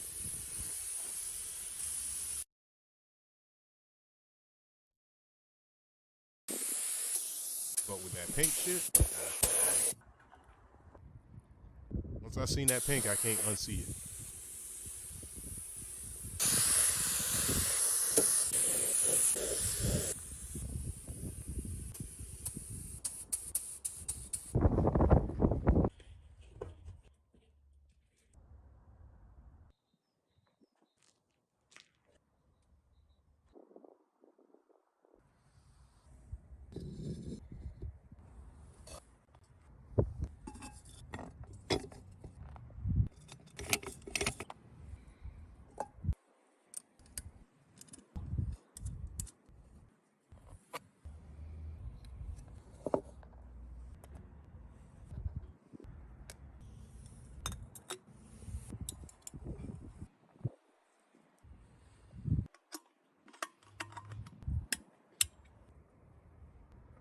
I'm not gonna lie to you. On the light bulb, I think he should have went for LEDs. Since he went all of this long way to take this thing apart, he should have finished it with LEDs, because you can still have the same housing on a LED and it'll look like the old bulb, but the LED will be brighter. I think he should have went for that. And it saves energy too. Incandescent bulbs just suck.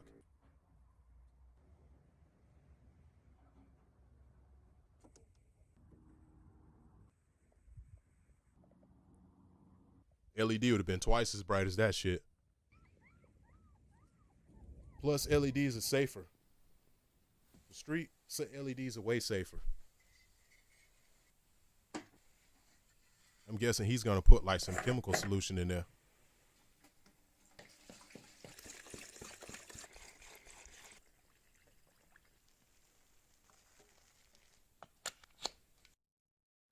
Start the new year off right with a custom Jeep Gladiator and $30,000 cash. Click the link down below to secure. Shut up.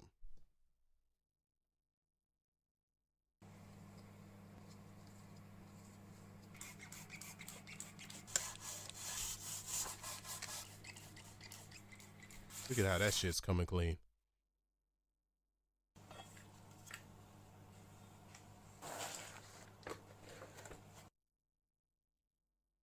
That's that Russian steel there. Power of communism.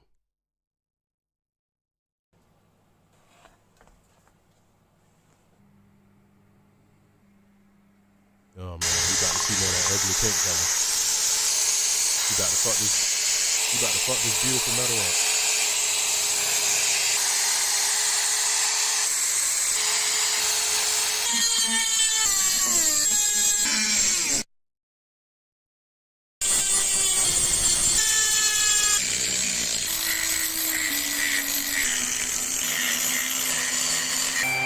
Man, these Russians got some rugged ass metal.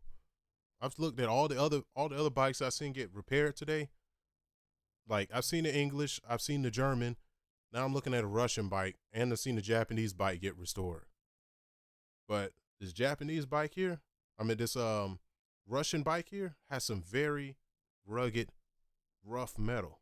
You can see the pits in it. You can see how it is. It's just very dense metal. It's way more dense than the other countries.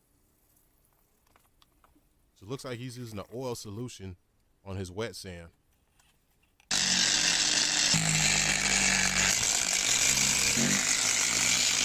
Oh, that's awesome. That's fucking awesome there. Here we go again with the ugly pink. He about to fuck all this hard work up with his ugly ass pink. Look at that ugly shit.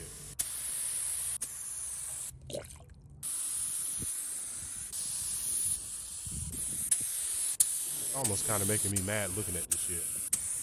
You gonna put a black over that or something to make it more aggressive? This super fucking girly.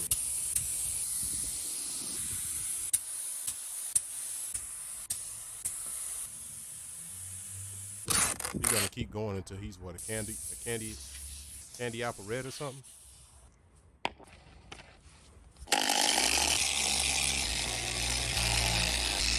Nah, he's gonna keep that pink color.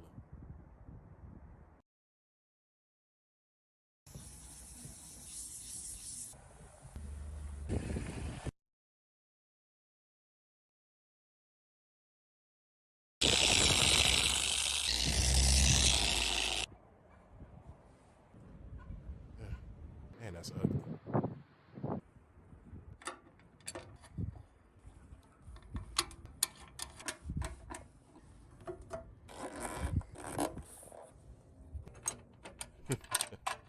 You could have used any other color, man. That would have been badass if that was like brown and gold, or a mixture like that. That would have been fucking badass. It's like, that's an awesome paint job. It's just this ugly Have colors. you heard about this strange 30-second technique that decreases gum inflammation? Yeah, it's has called helped flicking this reverse shit off my tooth decay. screen.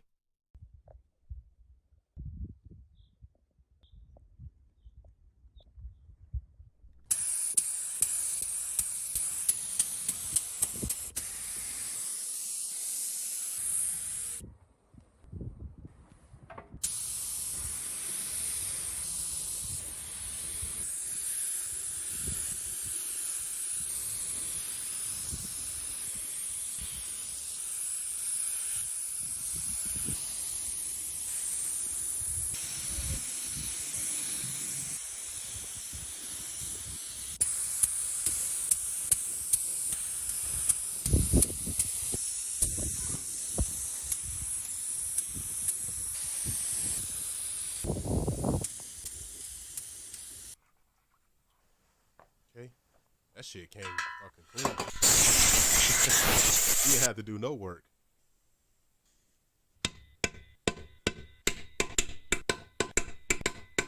Those bearings are loaded with grease.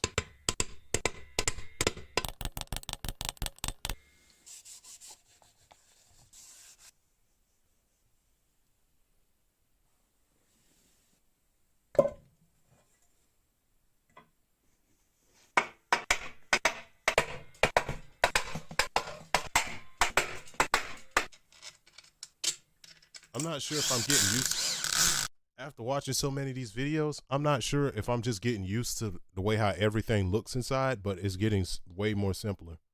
Or maybe they just have a very simple design with this Russian bike. Maybe their mechanicals are extremely simple.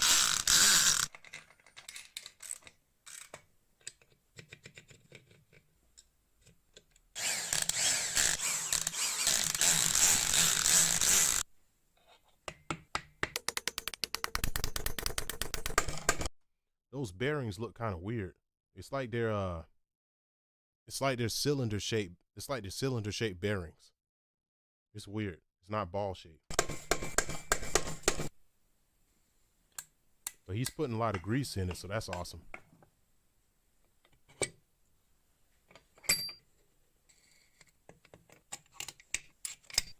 On the bright side, at least, I see the effects he's trying to put in there. Very subtle. He has like a ghosting effect on his when he's putting everything in there. Not sure if it's intentional or what.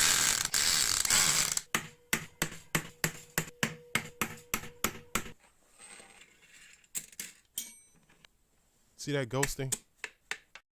Phone charging that's slowly. Intentional. This is the fastest phone charger on the market. There's a 90%.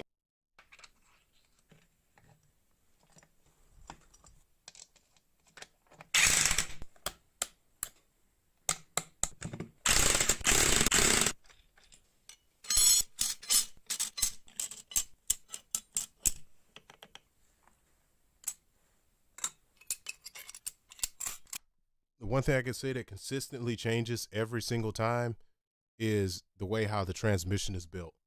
Like, they're very similar, but it's always one different placement for the gears and everything. Like, the springs is the same, the retaining screws on top of the springs is the same, the chain, the alignment for that's the same, but overall where the gears are going to be is always different.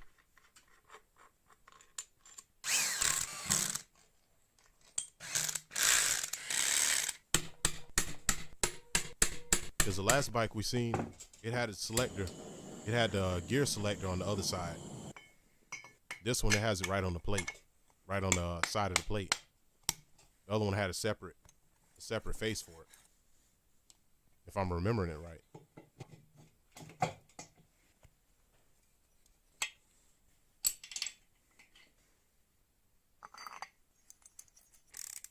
I'm not sure if he's using new gaskets or what. The gaskets look like they're made of metal, though.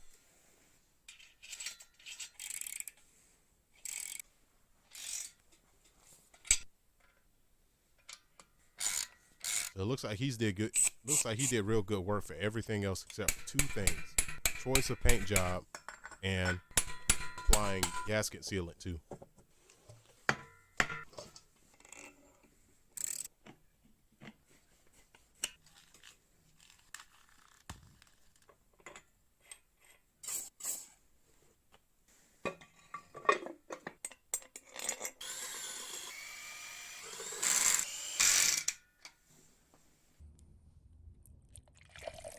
And you know, the thing about these old school bikes like these is they don't cost jack shit. The only thing about it is, the only downfall to them is that you got to fix them. It's two downfalls. You have to fix them up. And the second is if you have a title for it. It's hard getting a title. If you don't have a title for it, then the bike is pretty much useless for streetwise. It'll just be a showpiece. But other than that, because if you want to get a title, it's hard. You have to look up the VIN number. You have to contact the previous owner. You have to get them to come. Either you can get them to come up to the DMV with you, and they have to request another title, or you have to request the title yourself, and basically ask for their consent through a letter or a legal document beforehand, if they're like way across another state or wherever they're at, or if they're deceased, or it's a lot of bullshit, man. So I'd rather have the title. If I were to buy one of these old bikes or buy a museum piece or whatever, I want the title. I'm gonna be fixing something up. Give me that title, man. If you ain't got the title, I'm not buying. It's just too much work for nothing.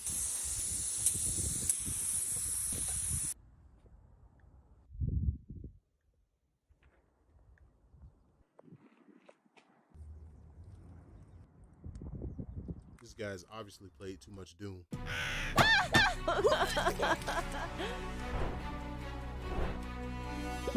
They always got some damn cut commercial like this.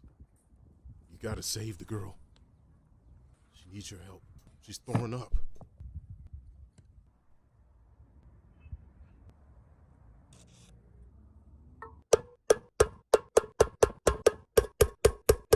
Okay, I see it.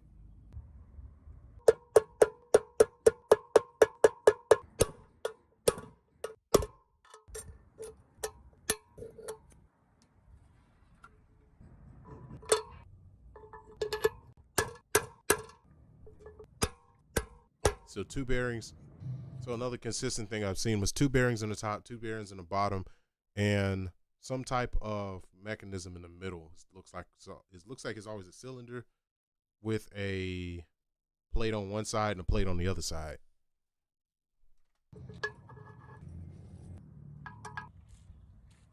That's kind of new right there. I didn't see that on the other bikes.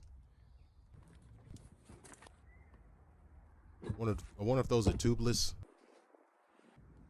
No, they're not. Okay.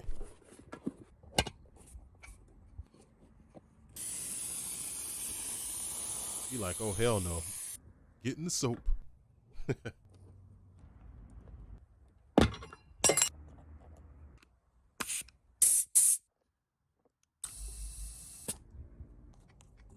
That's why me personally, if I did one of these type of bikes, I wouldn't paint the rims. I would just sand the rims and shine them bitches up as much as possible. Because I would not want to do the rims and then you just fuck up the rims by trying to put a tire on there and you have the tire iron that scrapes against the side of it. Nah, I'll pass on that. It's really easy to scrape rims.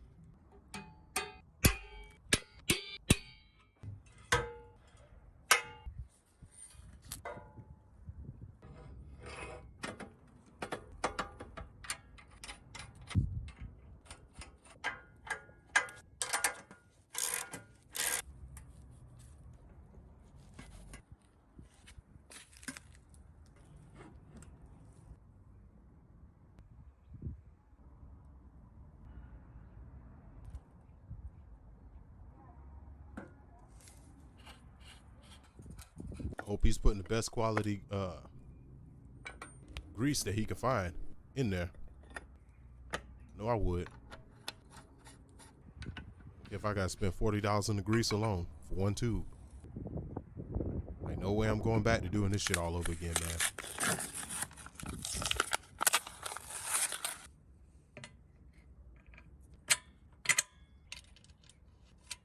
Time to move on to the next bike.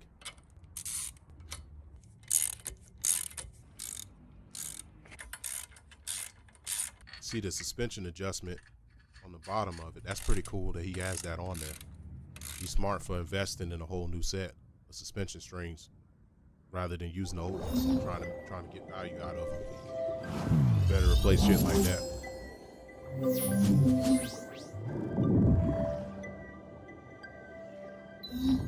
Come on, man.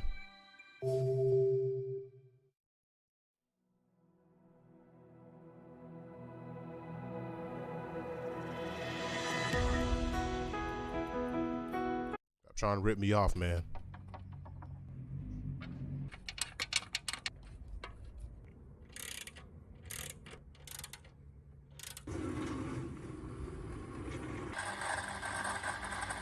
Here we go with this fancy shit. This dude has a warehouse turbine.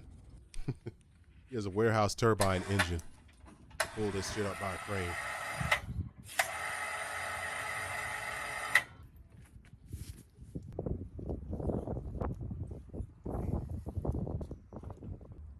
Dude, you couldn't do that yourself?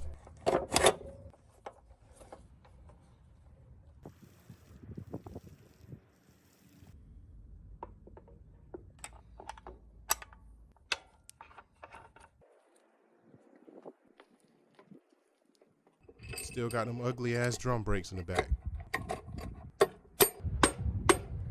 Drum in the front, drum in the back.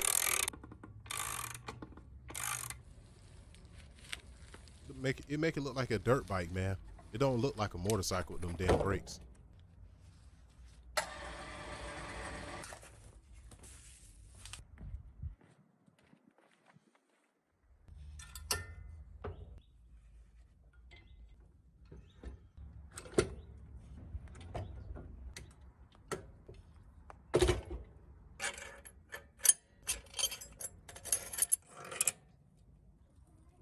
See you, man. You got a modern air filter on that bad boy and everything.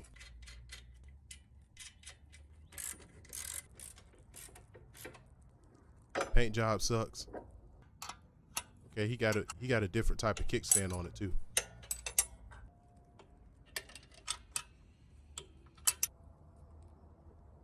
Paint color sucks, but everything else is pretty much on point.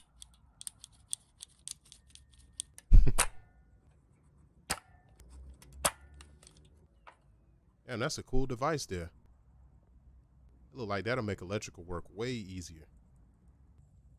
Is that liquid solder? Okay. Yeah, you giving me game here, man. You giving me some game here. Liquid solder. Wire strippers. I might start writing this shit down.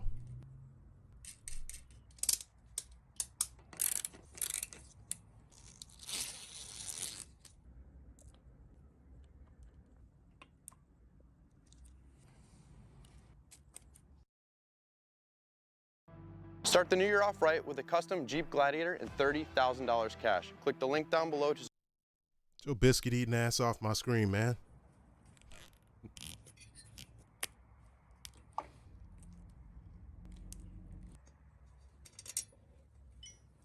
So he built the spark plug, built the ignition coil wires.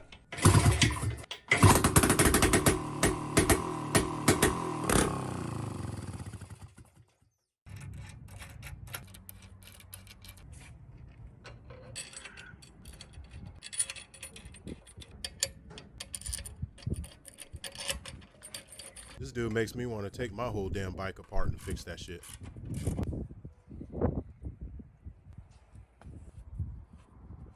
Only thing stopping me is that you gotta pay for parts. You think it's gonna be smooth and easy, man, and then all of a sudden you realize, damn, this part gonna cost me $60. Cheapest one. Well, do that next week. This part $300 next month.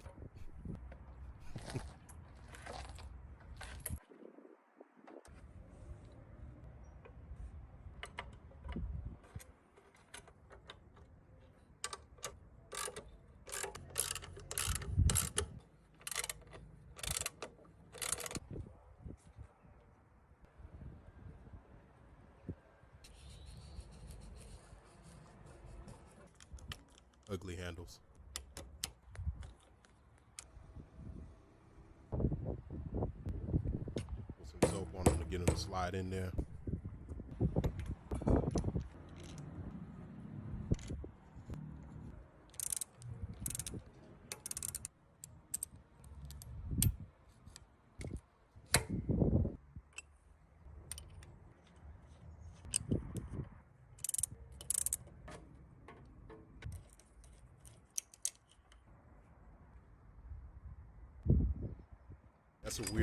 That's a weird extra lever there, man. I'm not sure what it's for.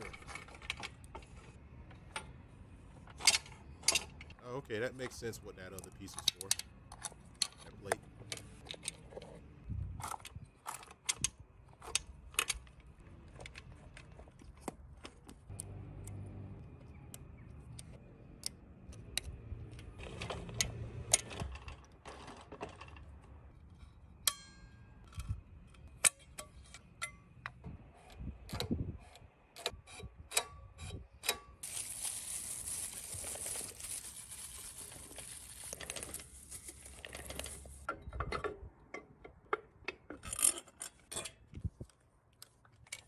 Unlike the other guys, this dude greases his he greased his chain. What's up, my man? What's up, my guy? One other person greased the chain. Hey, look. Nice move.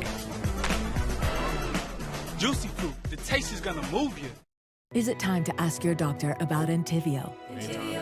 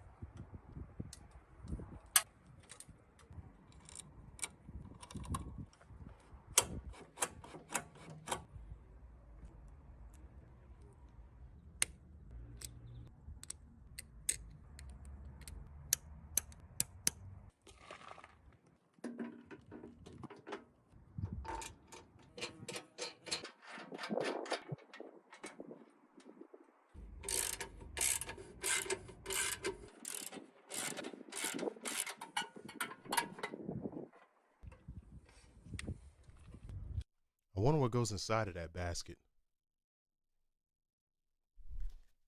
You can probably store a whole order of Popeye's chicken in that basket.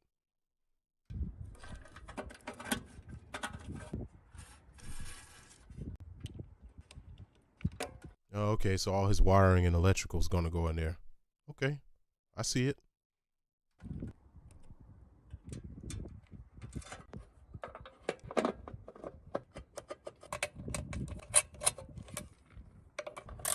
So this is Zangief's motorcycle. It's the color he chose. He chose Zangief color. And it's Russian too. I'm just waiting to see how this bad boy's gonna look with the tank on it.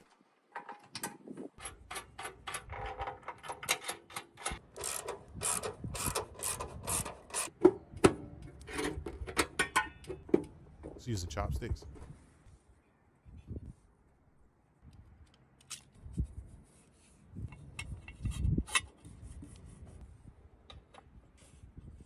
So he's using some type of string as a gasket. I wonder if anybody else does that.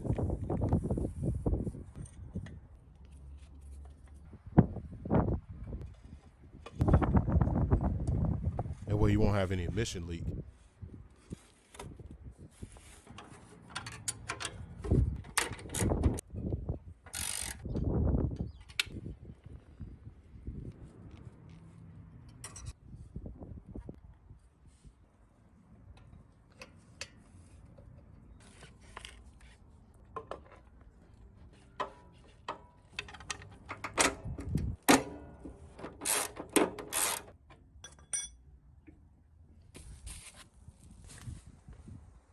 Too bad he chose that ugly ass color, man. It would have looked better with any other main color other than pink. If it was brown, that would be fucking badass. Or green, oh man, brown or green or gray. And then you have that accent of that marble accent in there.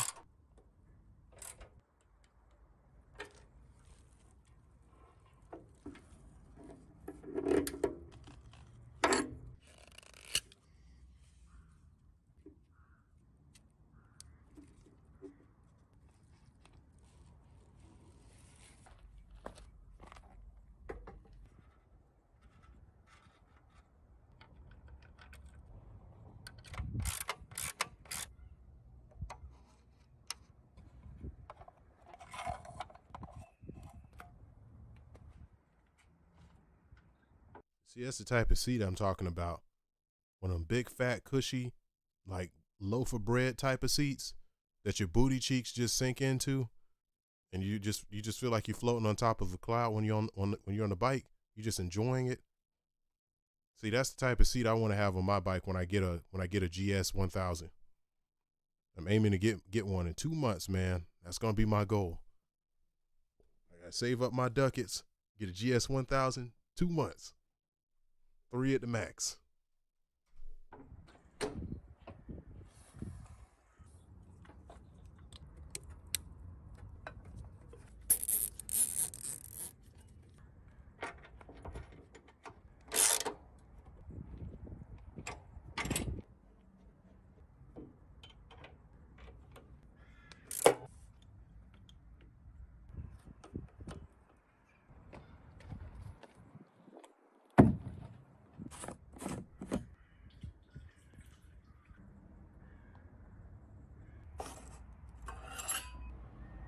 Dude putting rocket fuel in his bike.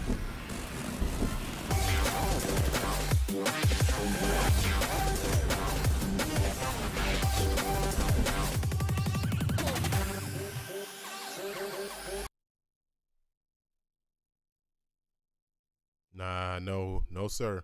No free advertisements, man. If you want your advertisements to play during my stream, you're going to have to pay me. And you're going to have to provide me a free lunch. No free stuff.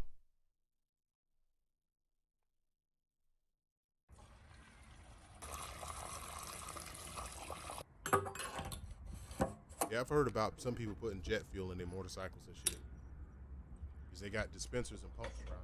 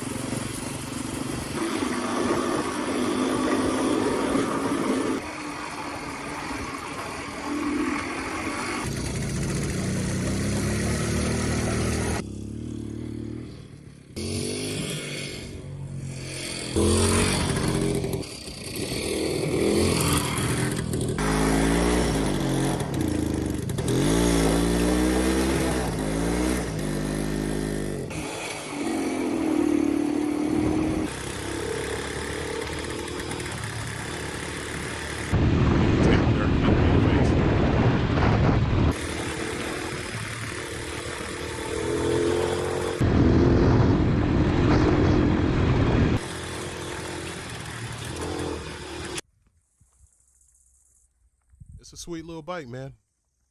I don't like it for me, but you know, it's a sweet little bike though. I wouldn't like to own it. I don't like the way it looks. I don't it's a random bike, yeah. Like it's a bike.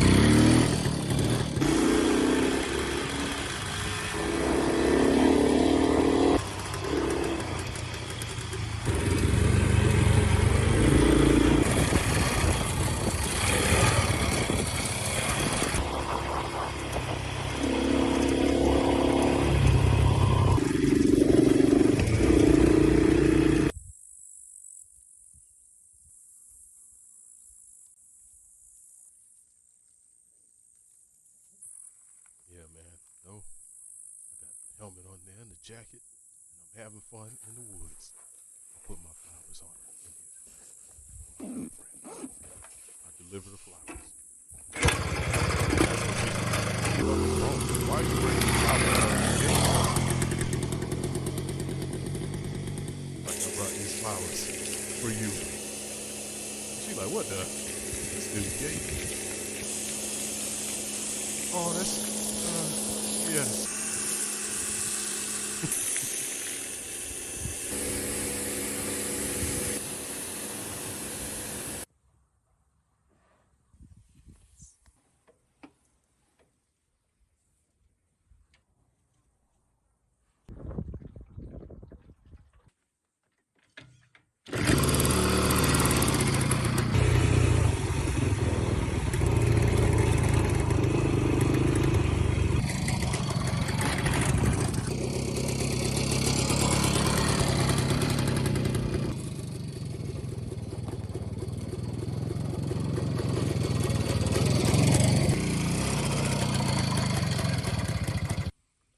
See, the thing about these type of vehicles too is that they're dirt cheap when you buy them, and when you sell them after you're done what you're doing, you pretty much can sell them for whatever price that somebody will buy them for.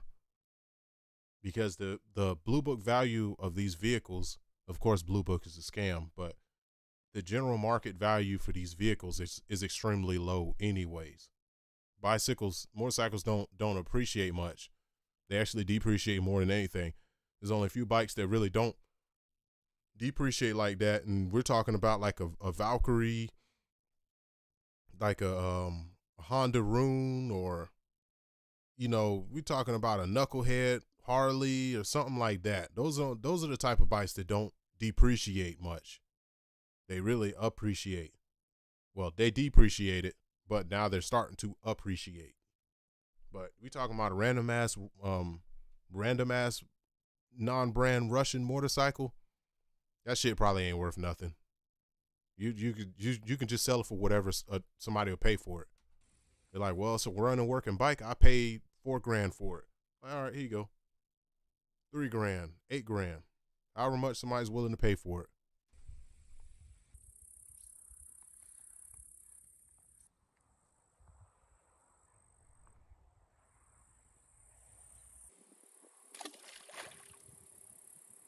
My only thing is I can find like 20,000 other I can find 20,000 other classic motorcycles that look better than it.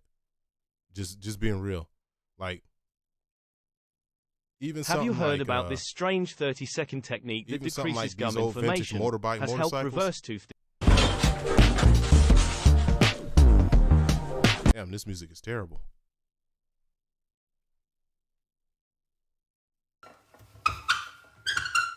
Oh wait, hold on. I gotta pay my tribute, by the way. Hold up. There you go. This dude got 106,000 likes. Wow. Okay, so he's Russian. Well, he got Russian people in here. He must be Russian himself. Yeah,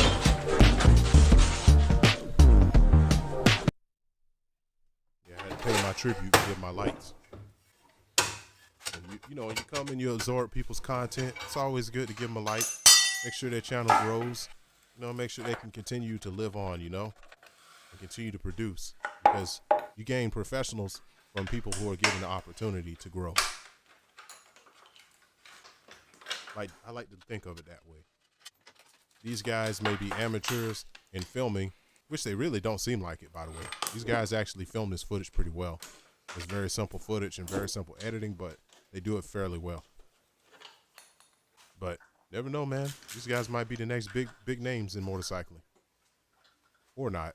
Could just be a YouTube name where he's just making passive income from a 30-year-old vehicle, a 30-year-old video forever.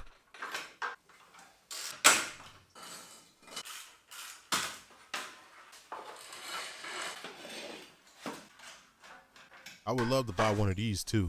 One of these motorbike motorcycles.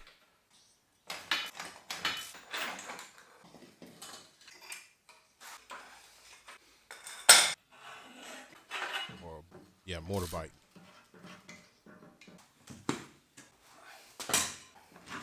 This shit looks simple as hell compared to the previous ones. This looks way easier than the previous ones.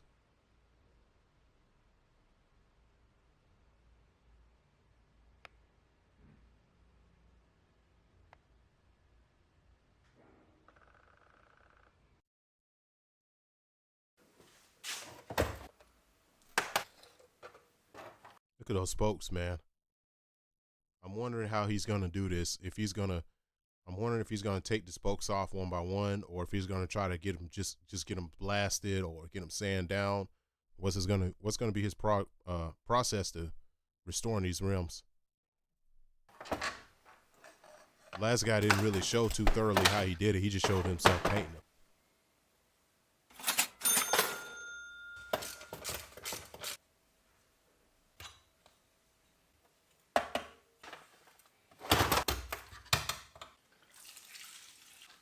Yeah, there you go. Pour that root beer in there.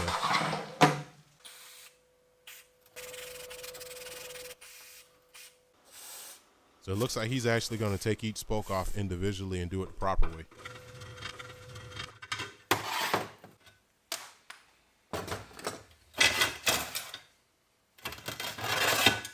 see you.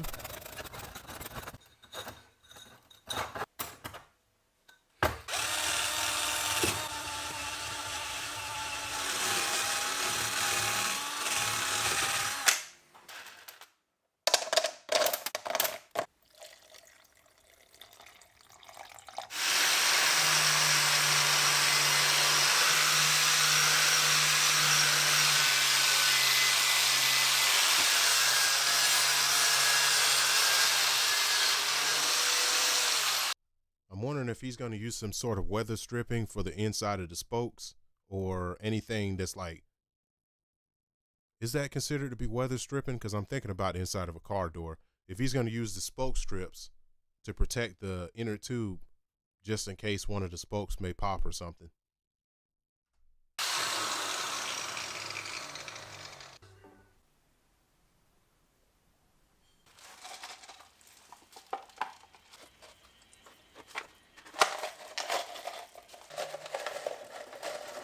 Damn, that shit ate up all the rust.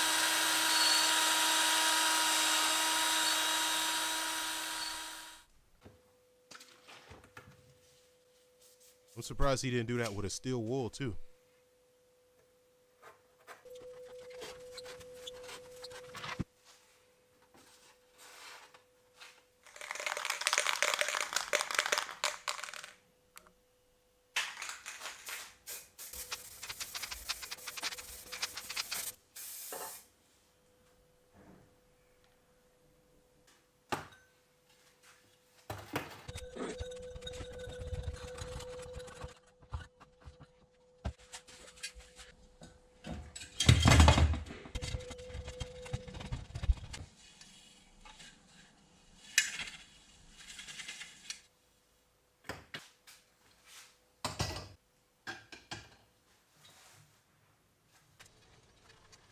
This guy must do a lot of restorations on these specific type of bikes in order for him to just be having a wheel balancer just sitting around like that.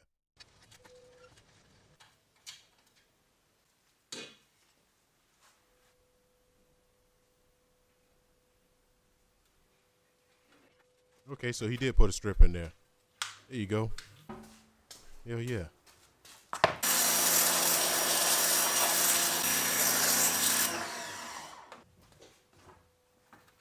Am he keeping the old tires too? Well, I guess since it's a bicycle and it's not a motorcycle, you can keep the old tires and you won't be hurt by it.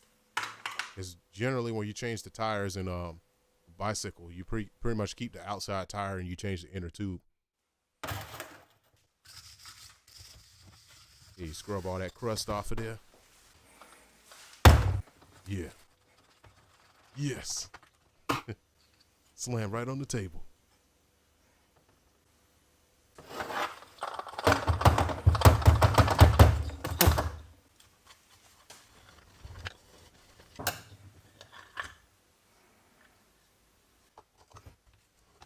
I'm wondering how much these motorbikes sell for and if they're street legal too. Because it seems like, because motorcycles like this, it's hard to distinguish them between bicycles. They basically are just bicycles with engines on them. I'm looking to get the Suzuki one like it too.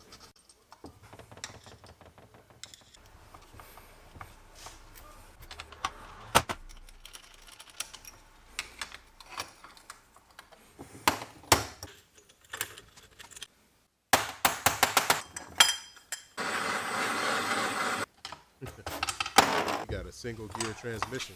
Only got one gear on.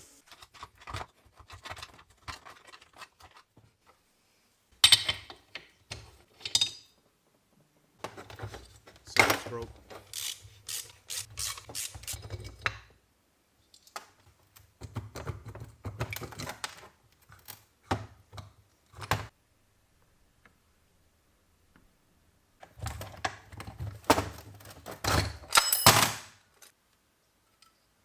Stroke engine.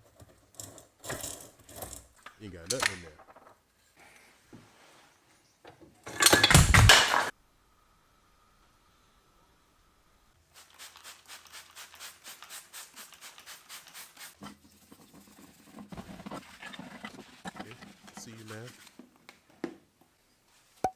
Putting that darn dish soap all in there.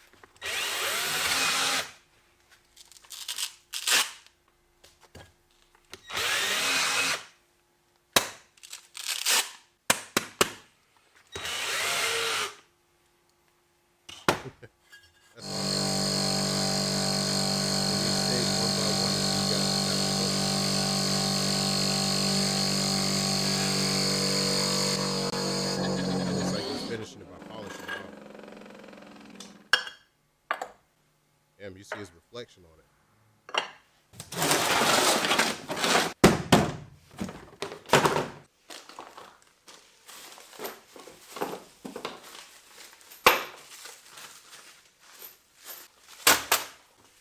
Now all this shit he had in that case, this is the part.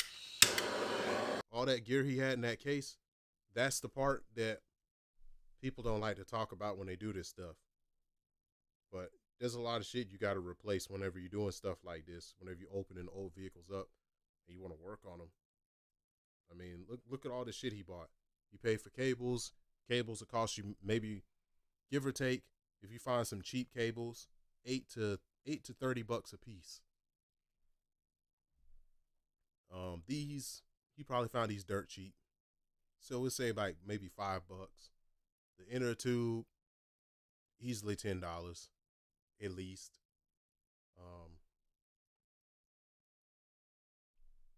The tire strip, he probably paid like $5 for that. And the other miscellaneous parts, I'm not sure what mechanical parts they are, but the gaskets, I know the gaskets cost him a little bit too. Gaskets probably cost him $20 a gasket. He used to spend over $100 for a pack of gaskets.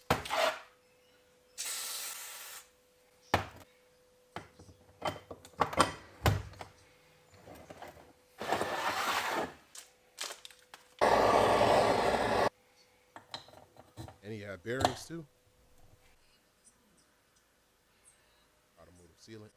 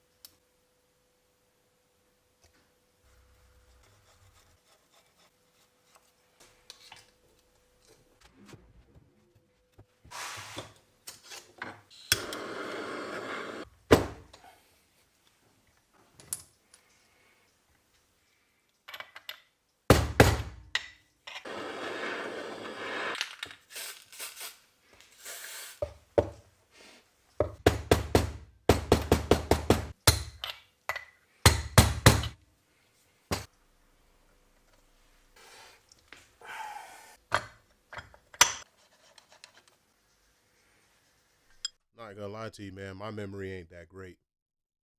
I would forget where half the shit goes. I'd have to remind myself halfway along the way. Like, damn, where's this piece at? Where's that piece at?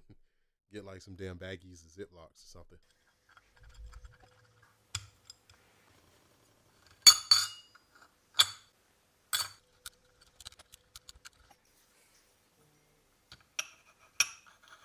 It's like a single gear transmission.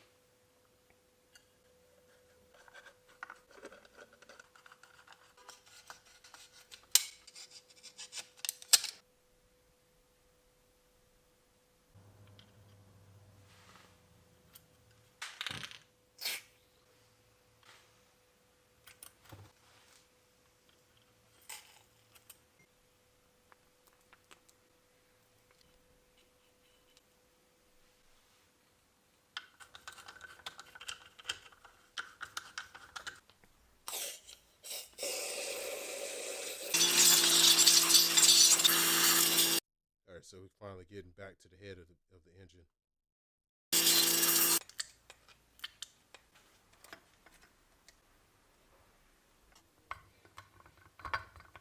Piston all oiled up, cleaned up, got a fresh gasket. I put the lower half of the head on there, tighten it up.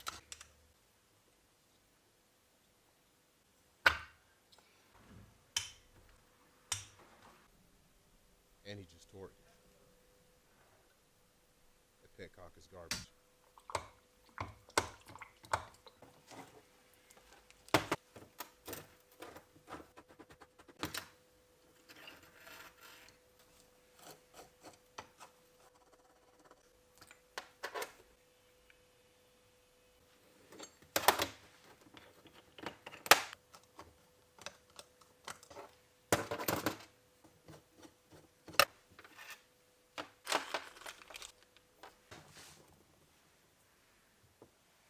Man, I'm getting fairly sleepy and this video has a long way to go, so let's go ahead and get to the end.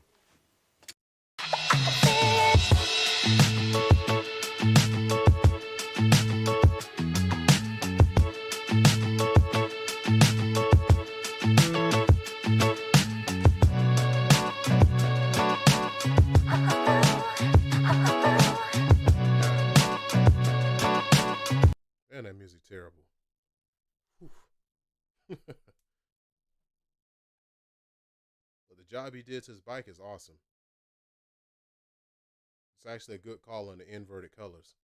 It looks very unique.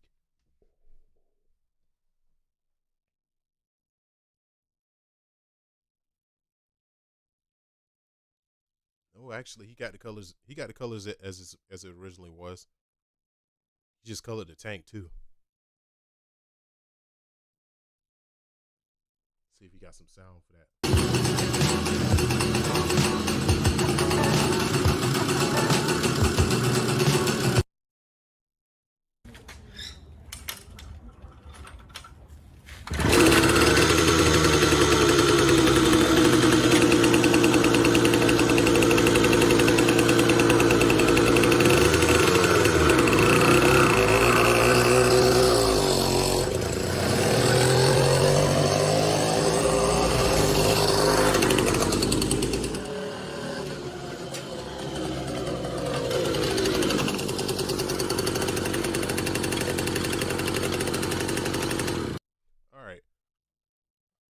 I can appreciate some of them type of bikes. I'm gonna save this one for later. Next time I stream, Imagine what would happen if every person in the United States suddenly visited your website. Would it crash? About to take me a 10-minute break and then go on some King of Fighters. All right, there we go. I'm gonna save that for later, so I'll watch that another day. Probably for myself actually, but yeah.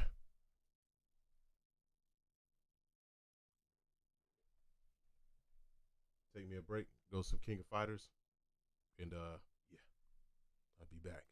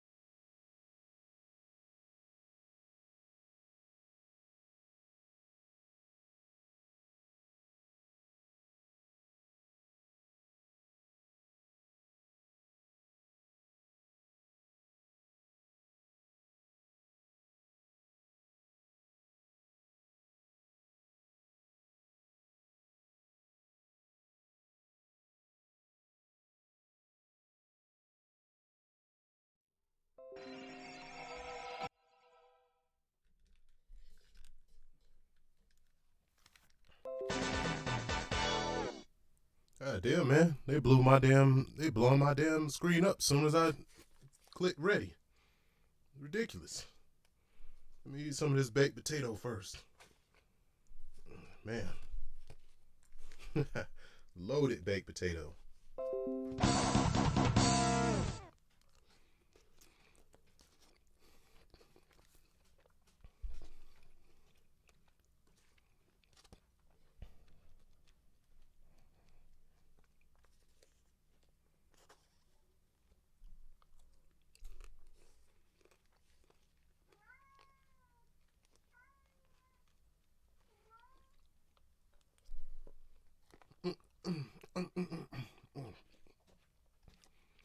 Oh man.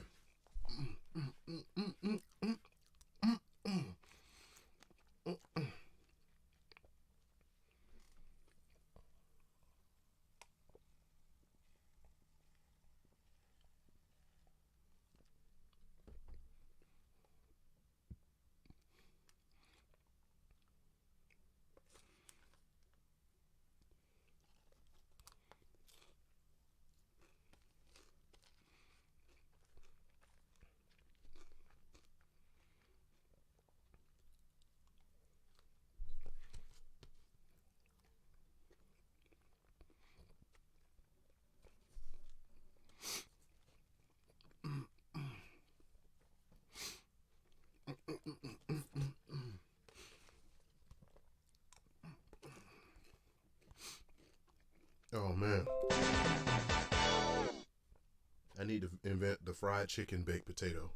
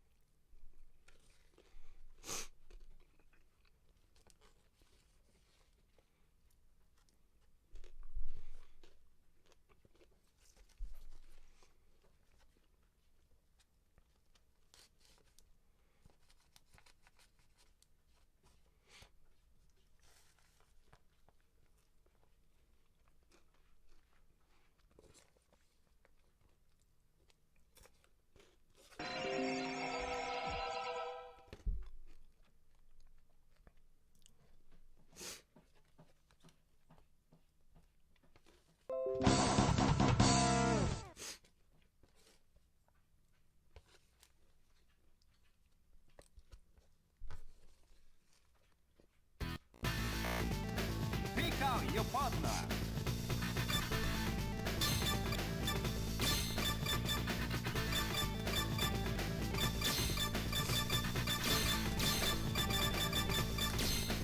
Come on.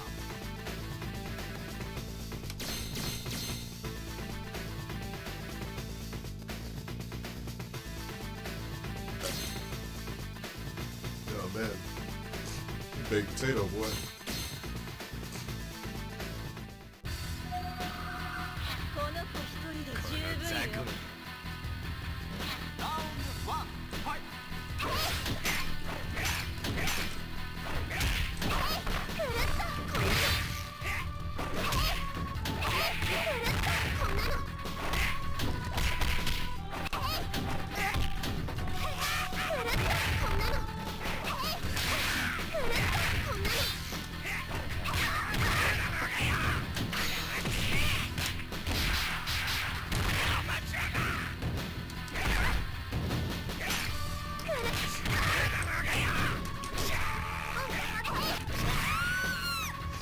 Careful.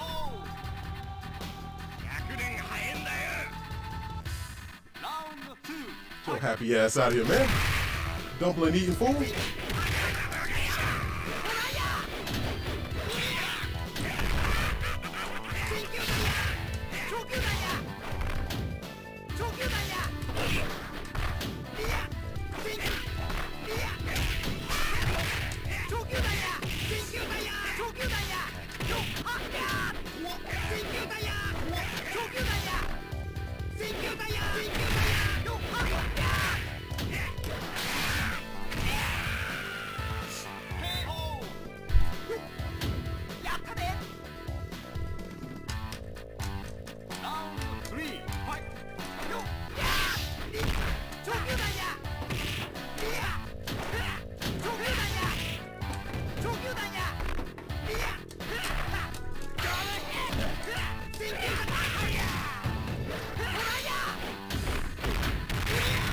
Shouldn't have crouched.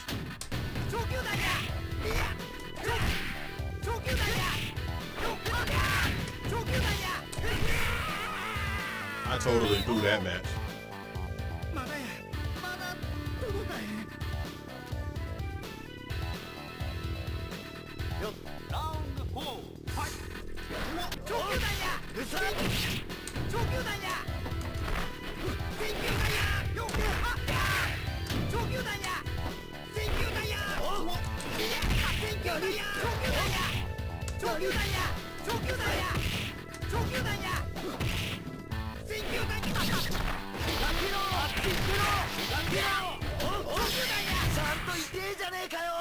I totally blew that match.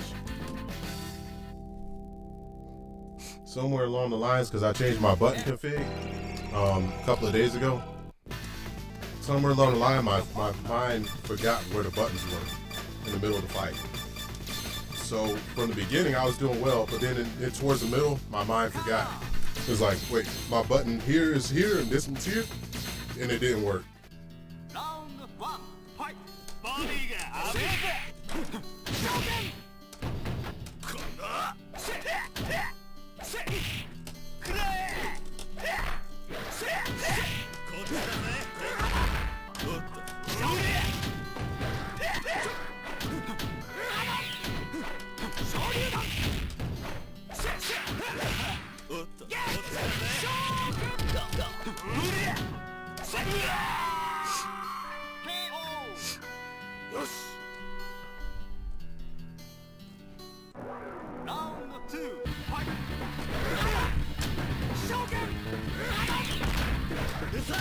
Push the wrong buttons again.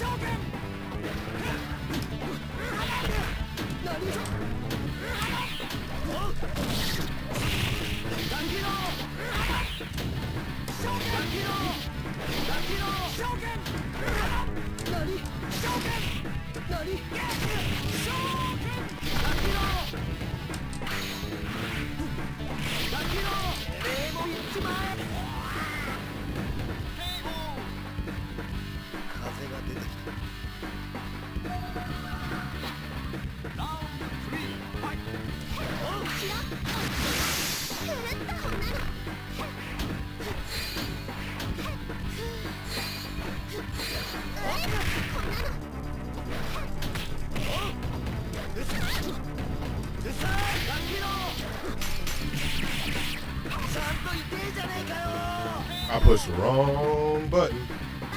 Again, I'm walking forward and I'm like, where's my kick? Where's my kick?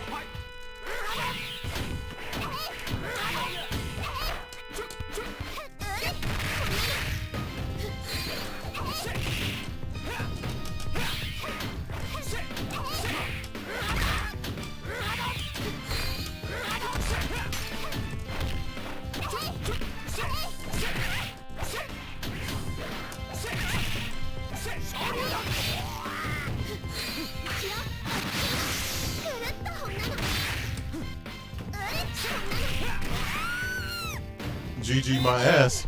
It ain't over yet.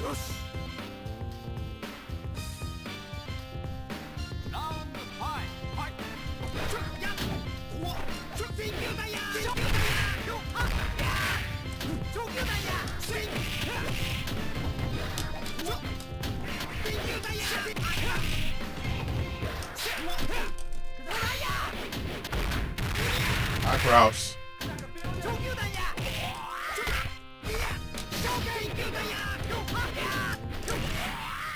I fucked up. Again. I'm fucking up on stupid shit. That's the thing about it, too. I'm actually fucking up on a lot of really stupid shit. This keyboard out of the fucking way, man. Pick out your partner.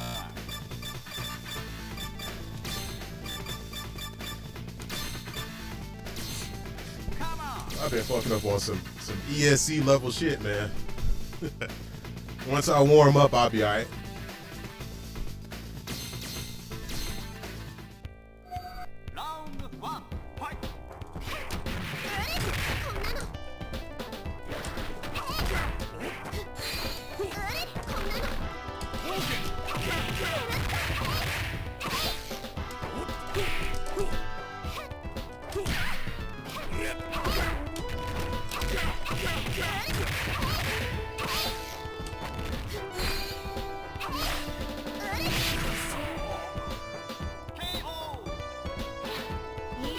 Every time I let go of block, he punches me. Every single time.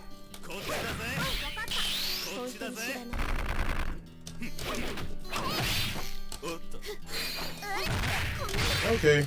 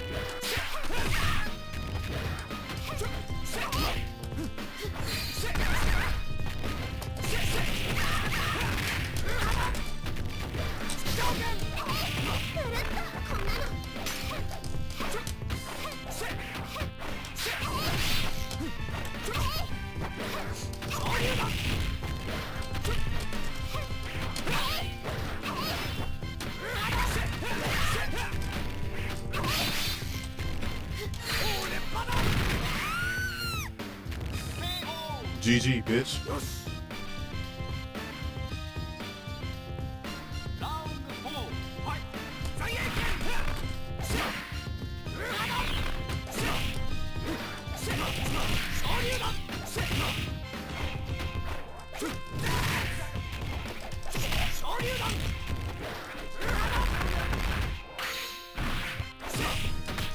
Ah, where my grab at?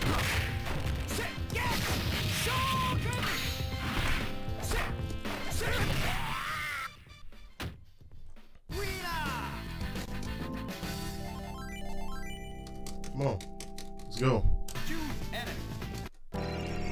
Dude sends GG in the second round of every game. GG, you lose. Hey, GG. Hey, no, the match ain't over, but yeah, GG.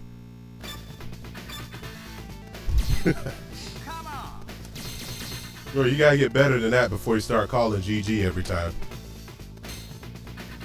I'm literally pushing the wrong buttons every match because I changed my button config.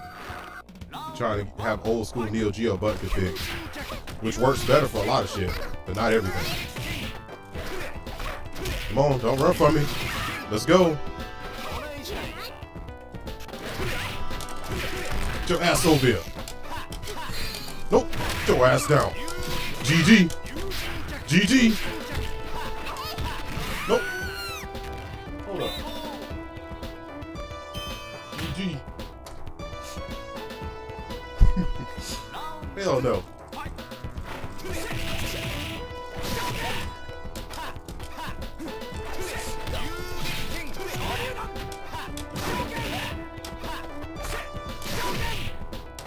Okay, I see you.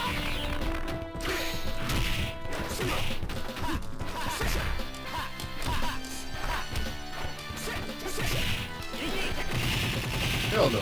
Fuck no. Nope. You heard Robert.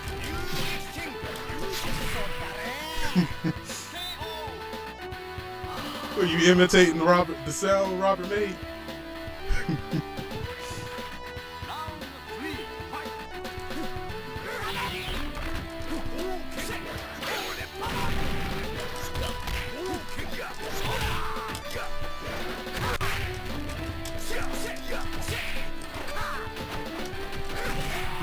Out of there. Sit down.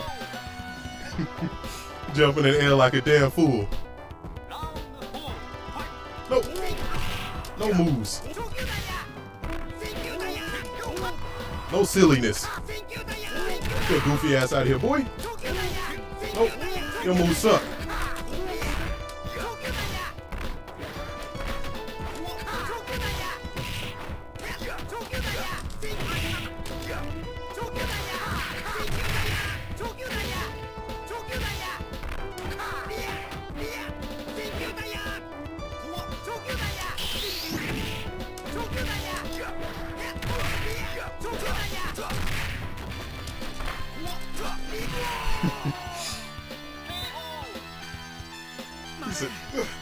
Big ass boot in your face.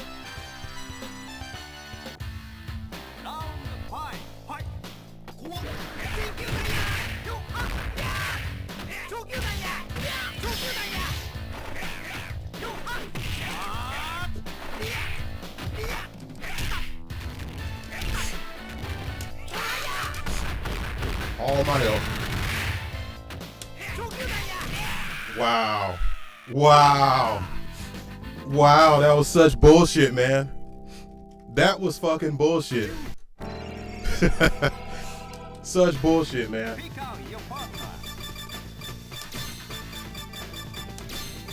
Now, that was bullshit.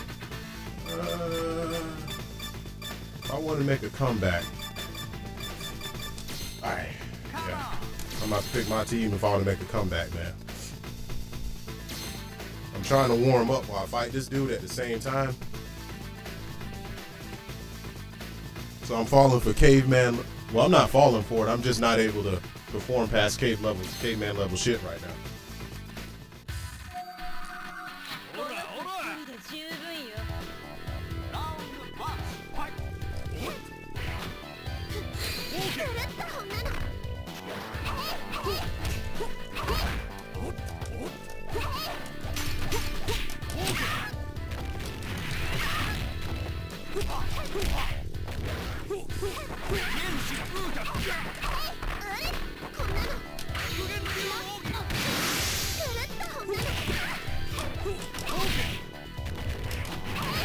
Nope, out of here.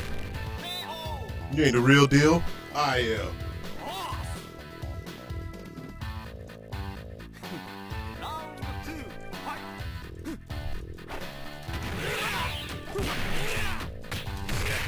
Don't touch me.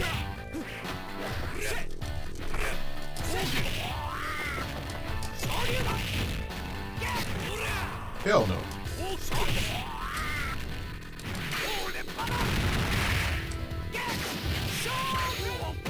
Wow. Oh, wow. Come on.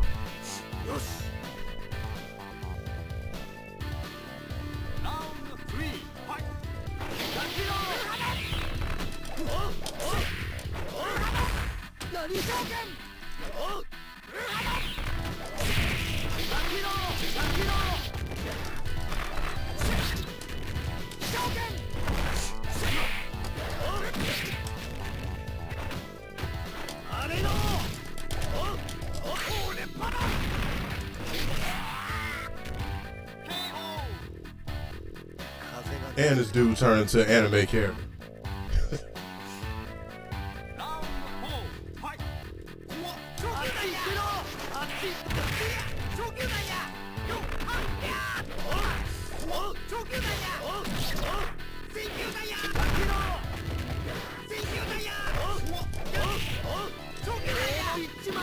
Man, you call that a projectile? Get that shit out of here.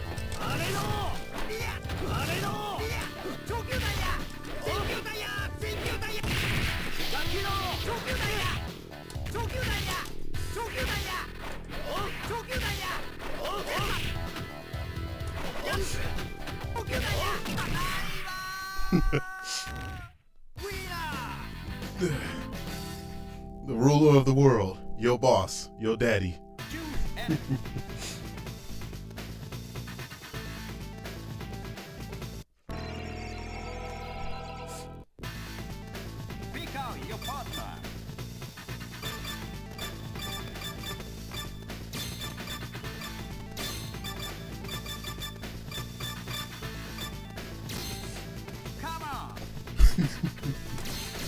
That's it. That's your daddy, boss.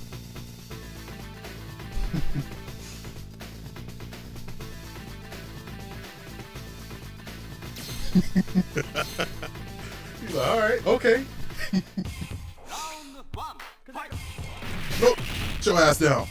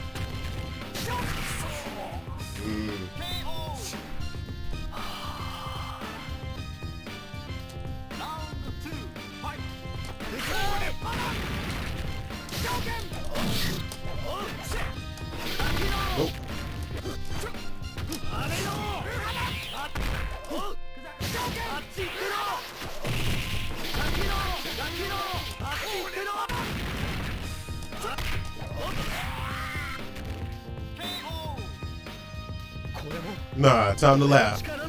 Don't skip it.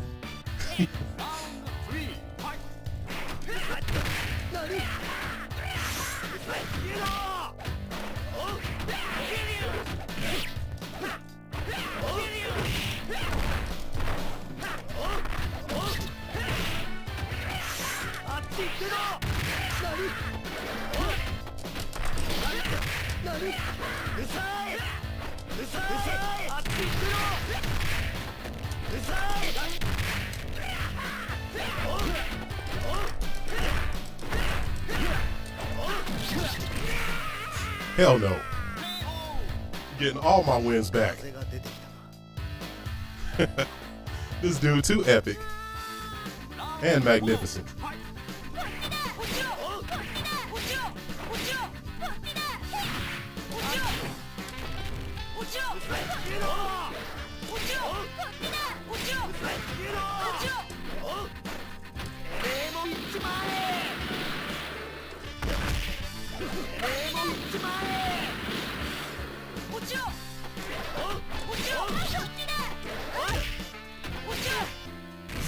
Of course.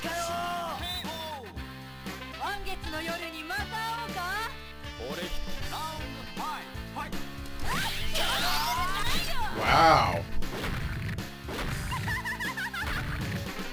Go half my health. That was so fucking stupid.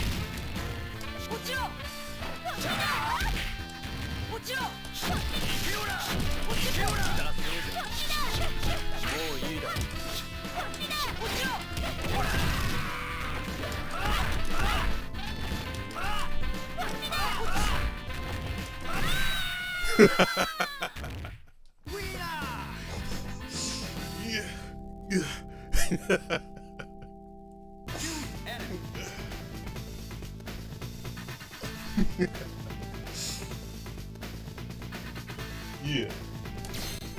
Come on.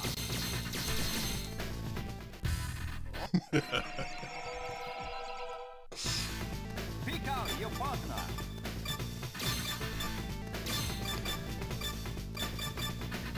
This fool picking all grapplers. Come on. All right. Round one. Fight.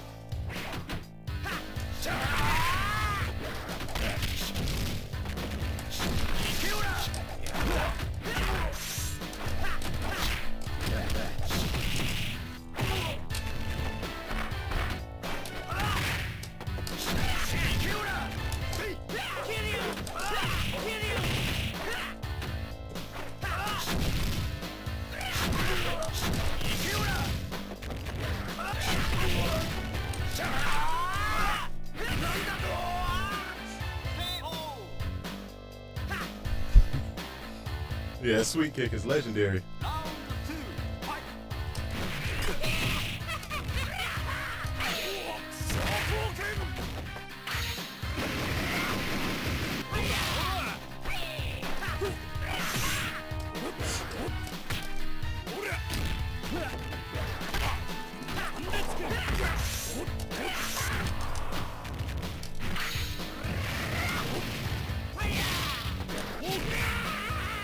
I'm glad you jumped.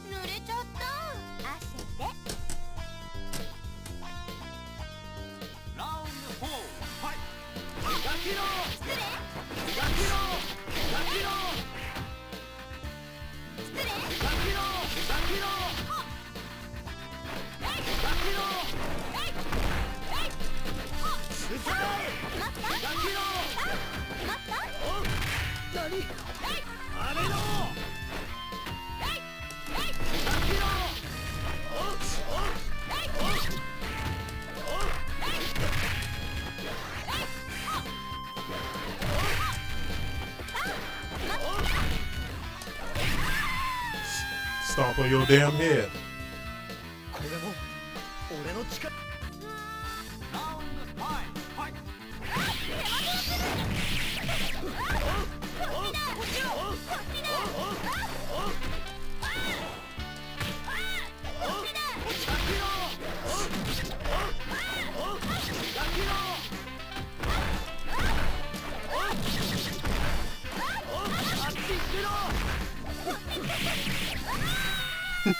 Hell no. Fuck no. I ain't taking no risk, nigga. I'll play like everybody else. 0 risk. Pick out your partner. Come on.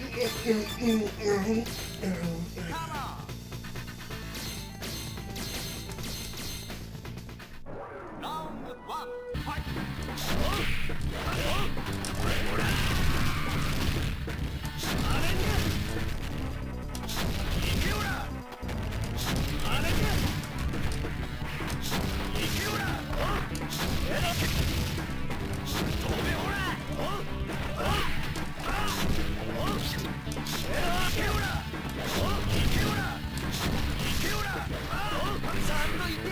Nah, bro.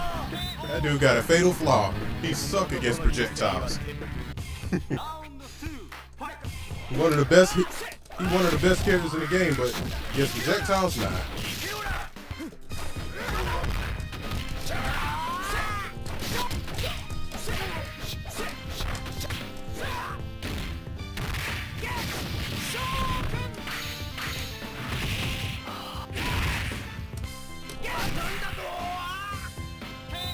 Really?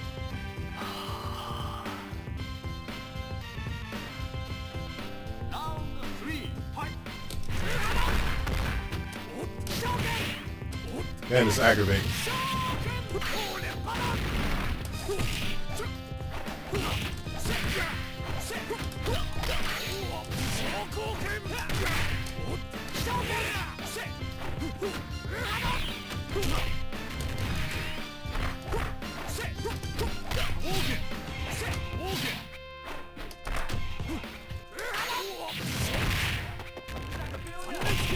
Hell no. I'm glad you jumped into it. Thank you.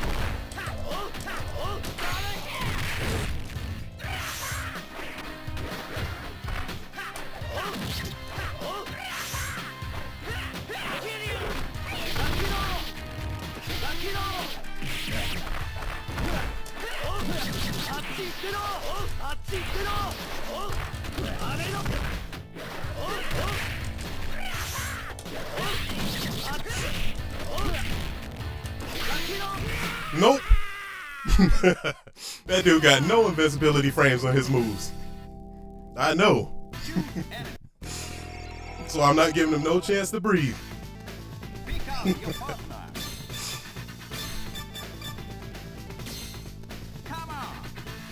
Oh, how defeat never felt so sweet. Catching up to you, man. You better straighten up. You better tighten up your damn belt.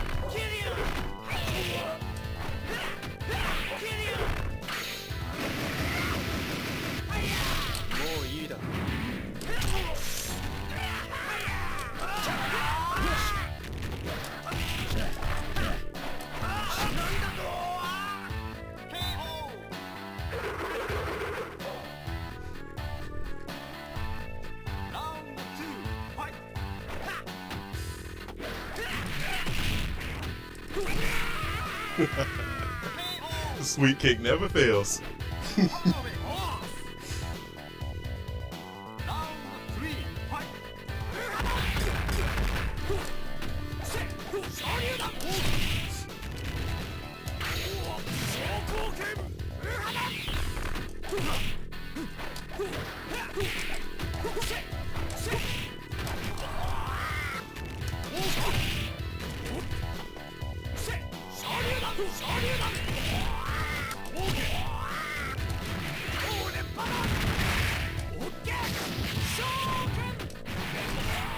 Nah, get your ass out there. Yep, victory's coming.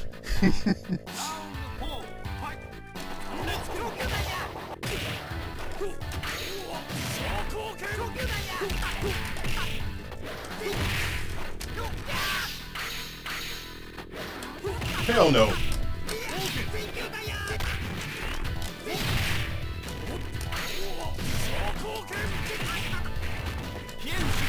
Fuck no. Wait, hold up. GG. Yep. GG. Oh, it's getting kind of quiet in here. Where you at, man? Come on, man. Where you at? Look, it's getting a little quiet up in here, man. I mean, you was giving me big GGs before then. Where my GGs at, man?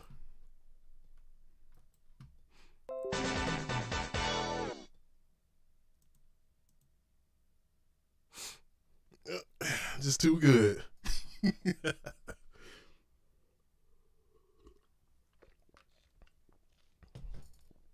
What does bow mean? Let me look that up.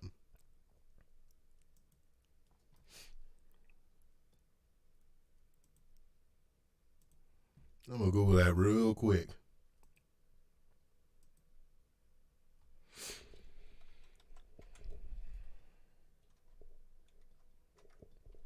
Translate. And it's Brazil to Portuguese, Brazil to English. Bow. Good. Okay. So that's the Spanish.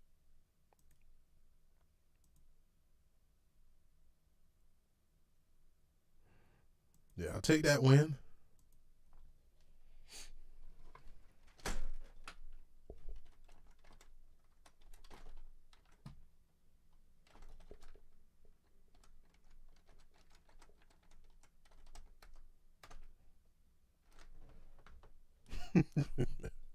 Hold on.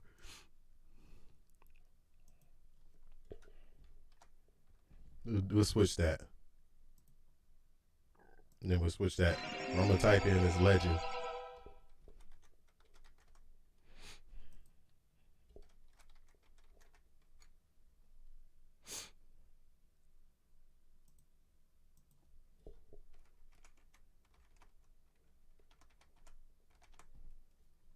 How do I say that again? How I spell that? I'll accept this, but let me see how I spell that. Oh, Linda. All right.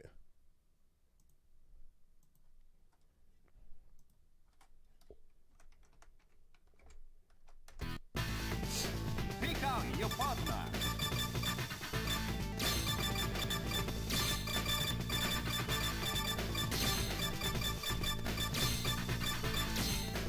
Come on.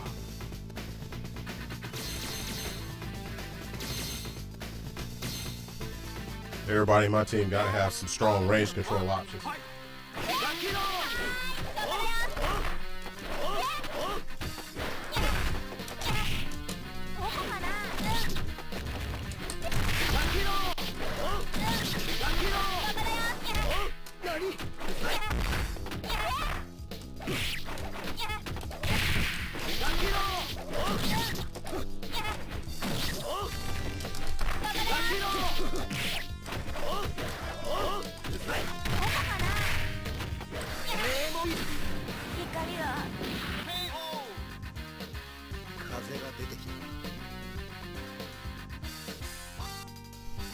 Round 2, fight.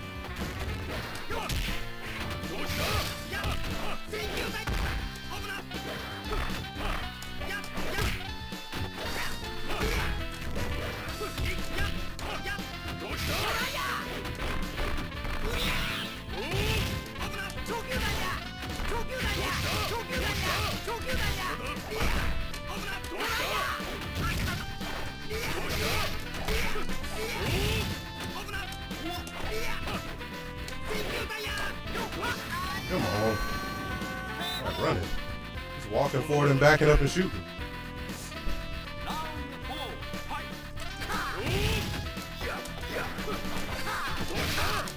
You're fucking running away, man.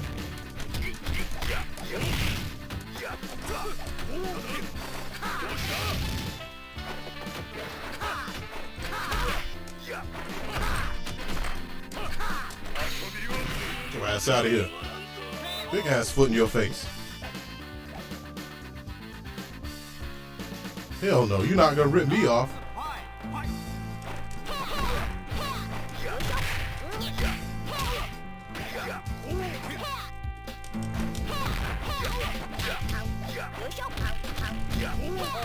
Wow.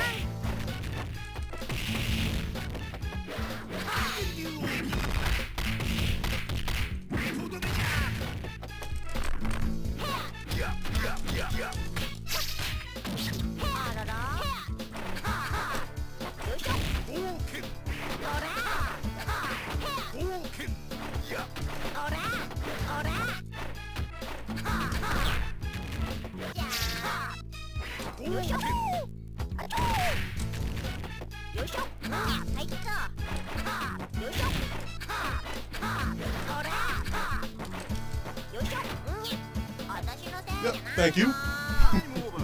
Hell no. Fuck no. Yep. We are the champions.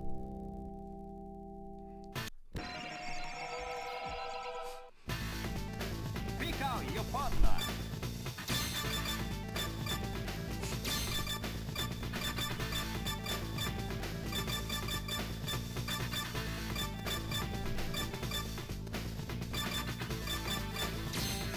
Come on.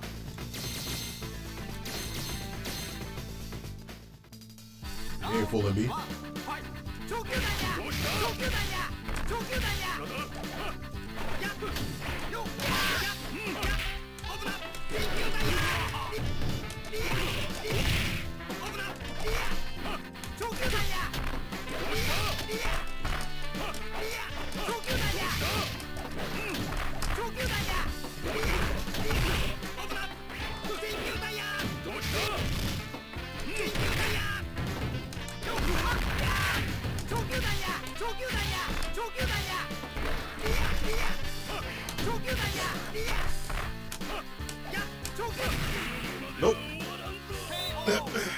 Yeah.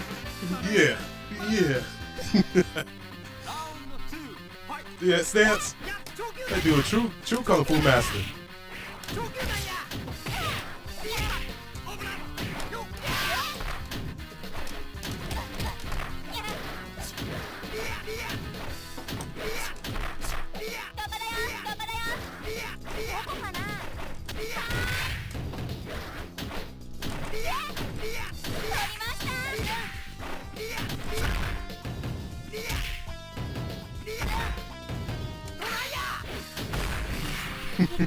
Thanks for crouching.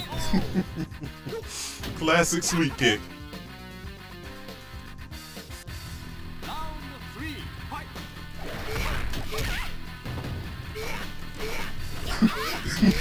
Nope.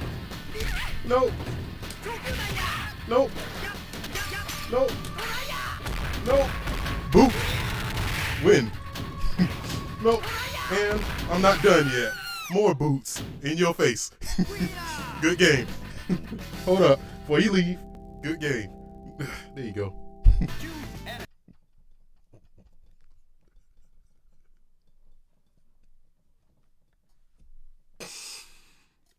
Oh, shit. Good game.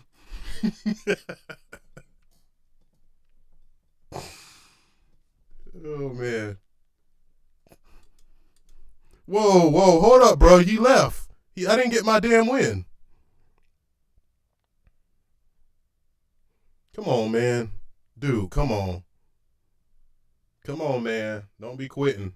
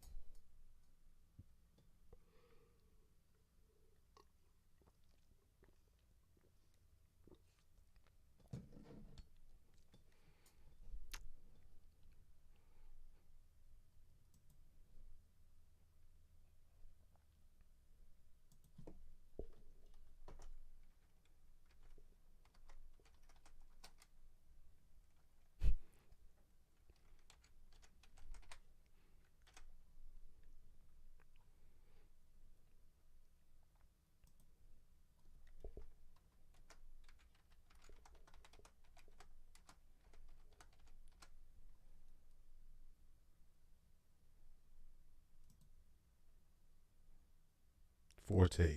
Okay.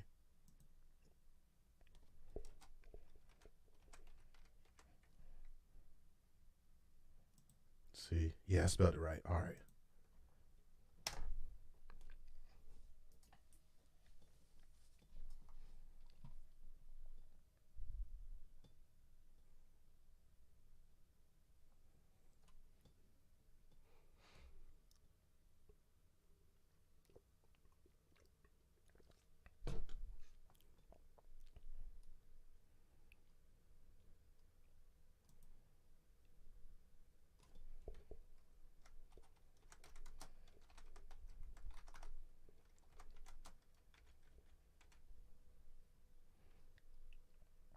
I'm Su Pai.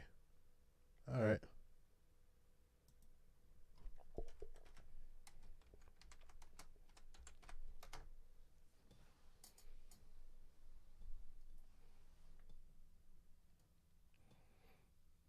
Hopefully that's enough shit talk to get people wanting to fight.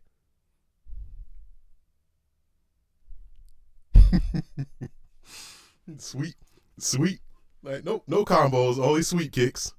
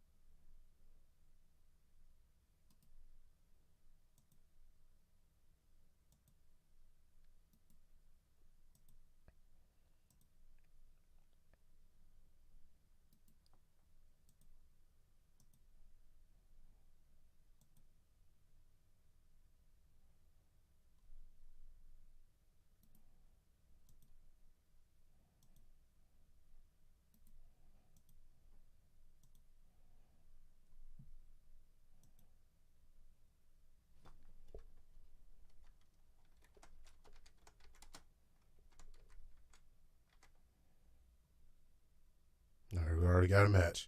But I say for the peasants. Pick out your partner.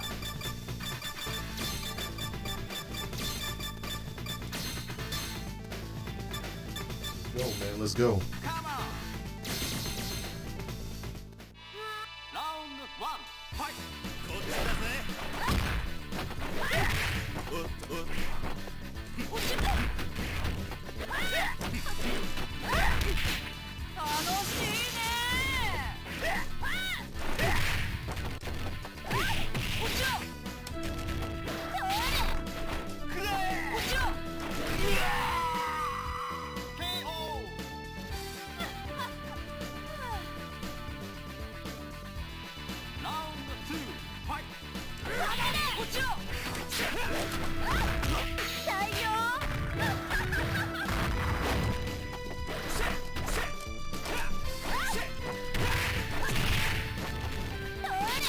I see how you playing, faggot. You want me to do all the work?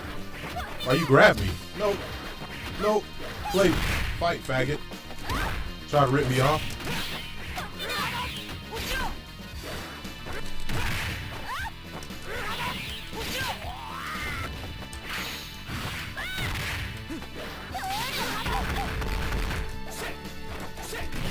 Just want me to be a fucking... He just want to run away so I'm open and then he can just stab me with a punch. You fucking cheat faggot.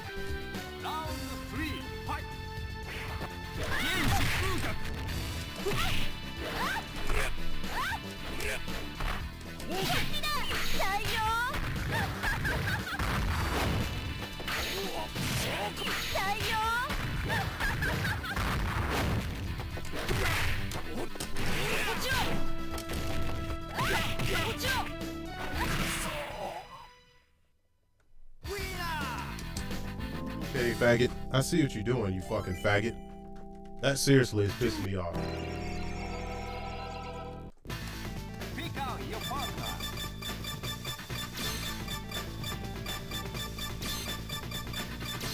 Here you go. Team just for you.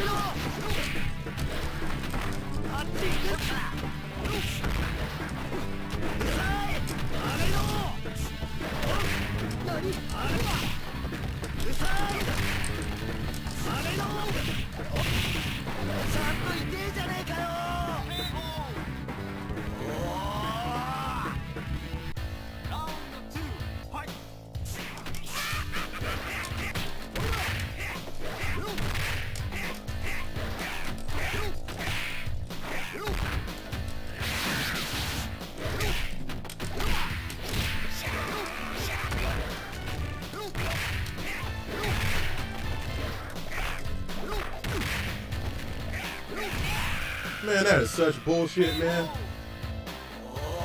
That was so fucking stupid. Round 3, fight.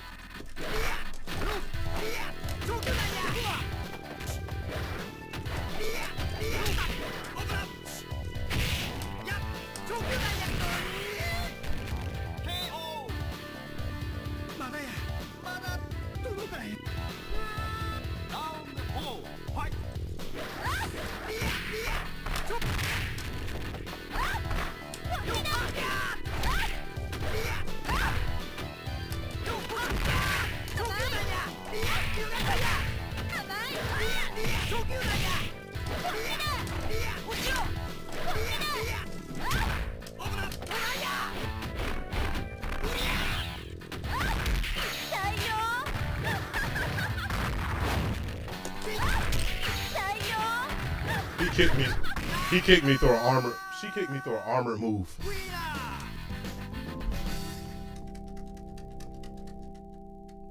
Straight through my armor move. Pick out your partner.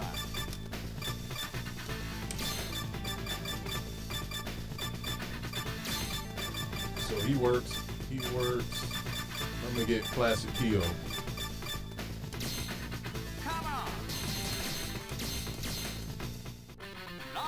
one, fight!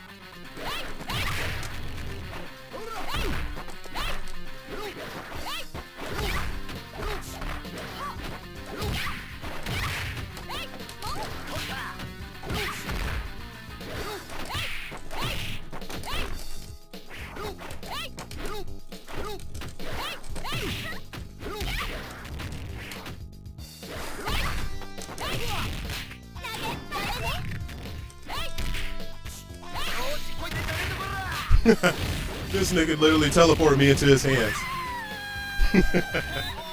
I literally teleported into this dude's arms. I seen that shit.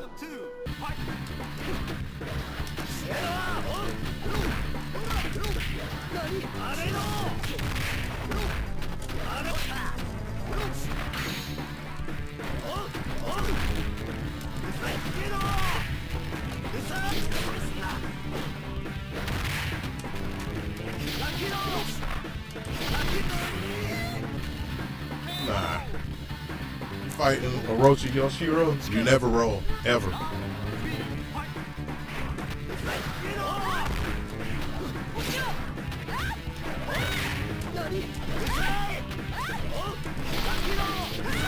Look at that. That fucking punch beats everything in there. I knew I wasn't imagining that shit. Literally, she jumped there, go through everything. I'm like, what?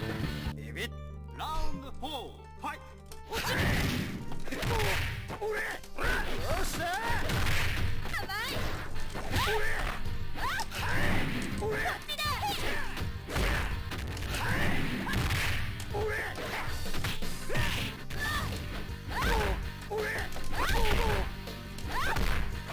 Man, that kick cheap.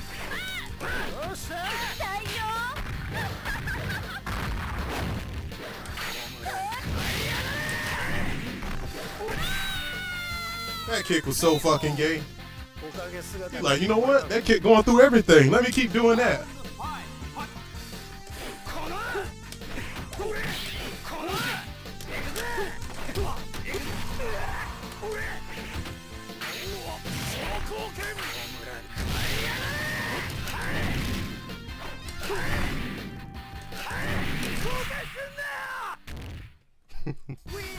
You like, yep, my cheap kick gonna go through everything. I'm thinking like, man, is there anything that kick ain't gonna go through? There's a feeling of helplessness when your moves don't help you. This game make you feel helpless, boy.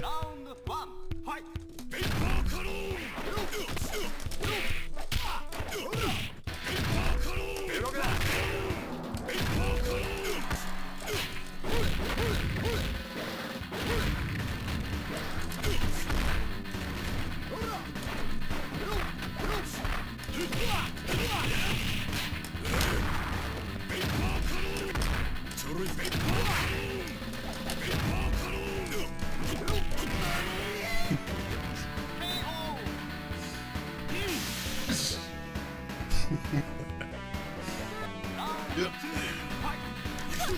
Nope. Down. Nope. Nope. Down. Boom. Nope. Fist. Nope. Yeah.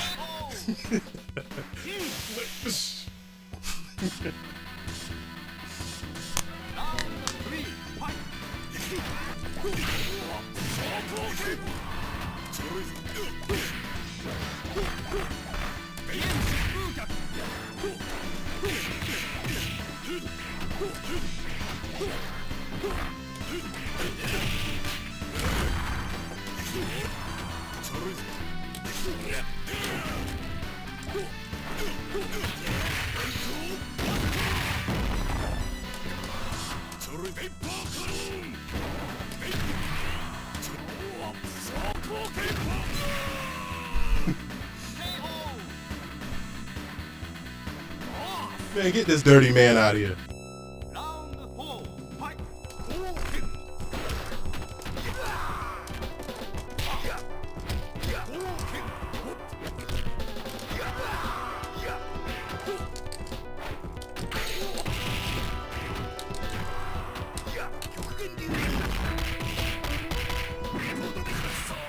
Yep, the real master. I'm disappointed.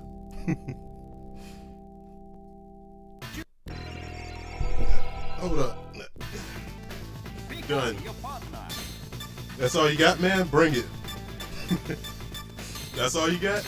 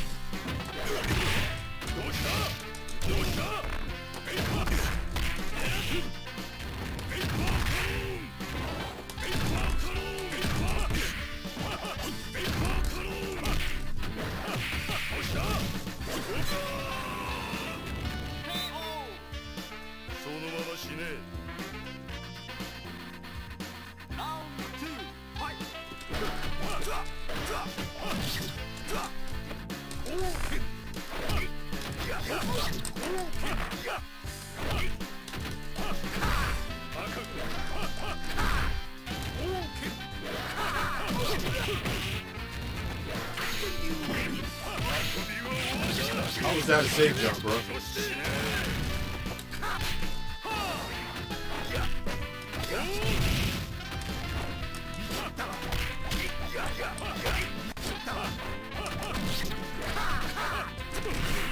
Fuck you.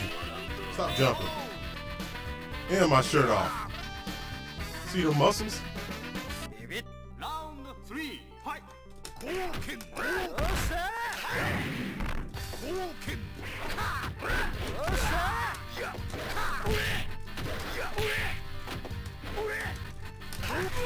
Wow.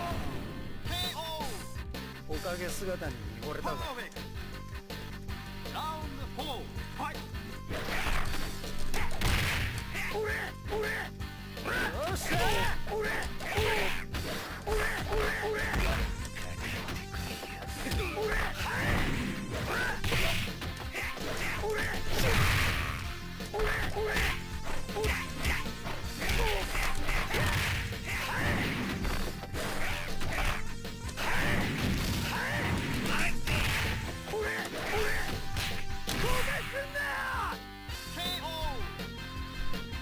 And I threw my knife at your ass. Try all that silliness with me, man.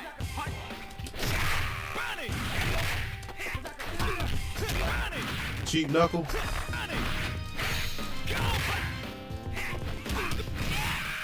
Of course, everybody do the same shit with Terry. Tap, tap, tap, burning. Tap, tap, tap, burning.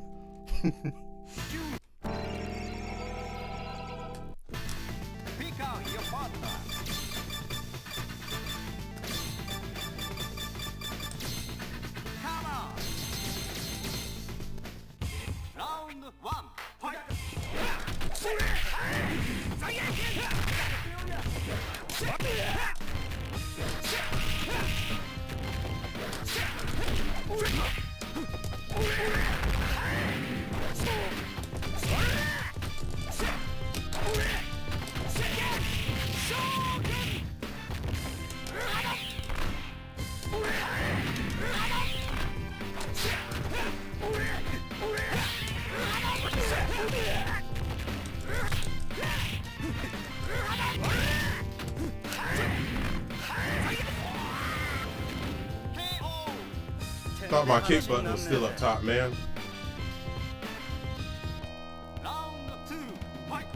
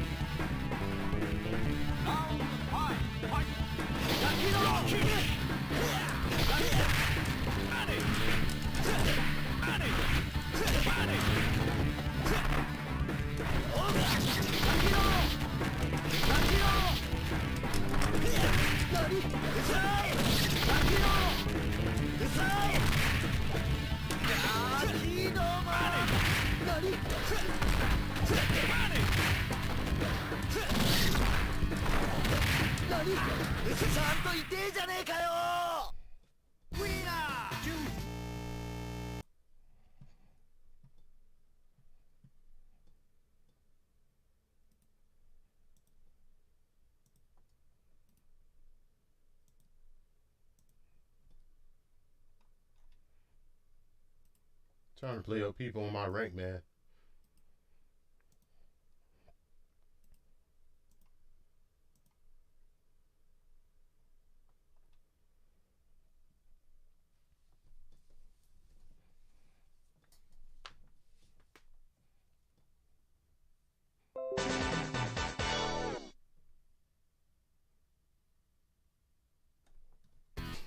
Talking about going to the gulag.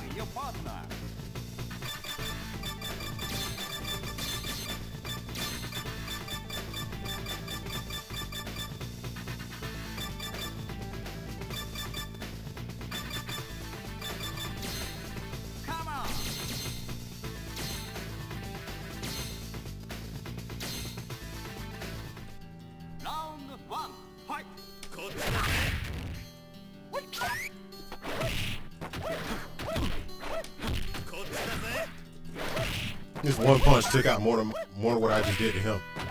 This motherfucker take out too much health. I hate fighting this dude.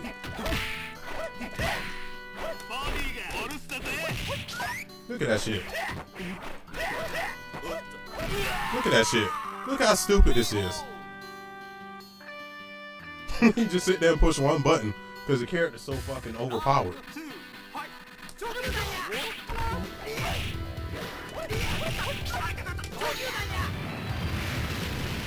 Nigga, too overpowered.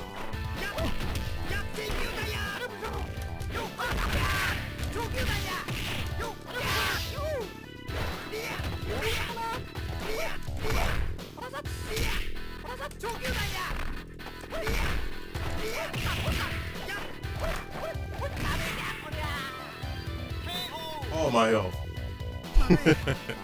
He took out a quarter of my health in one punch. No drinks.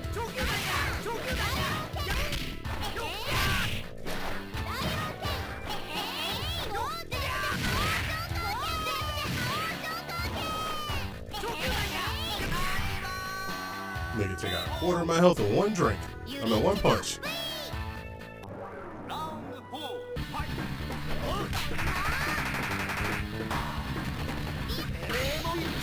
Out of my face.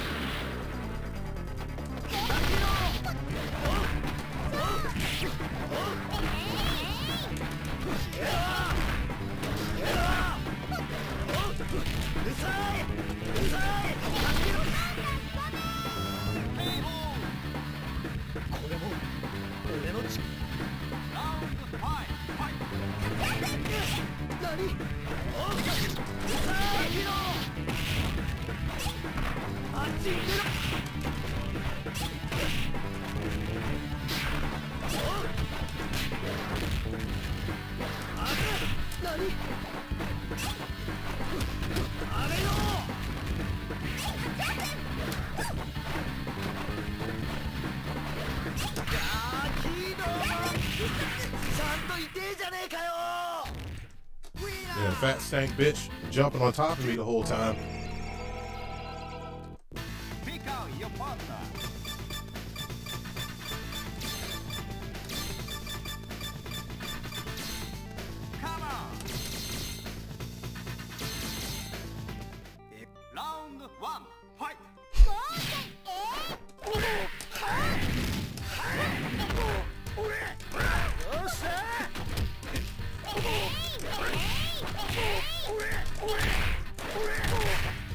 Going through everything, these fucking punches, man.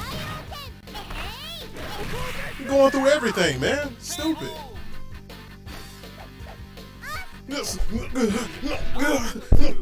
Everything. Fuck that. My God, this game's so stupid sometimes. Look, this character's so powerful. Her punch is so powerful, I'm backed into a corner. Fucking ass.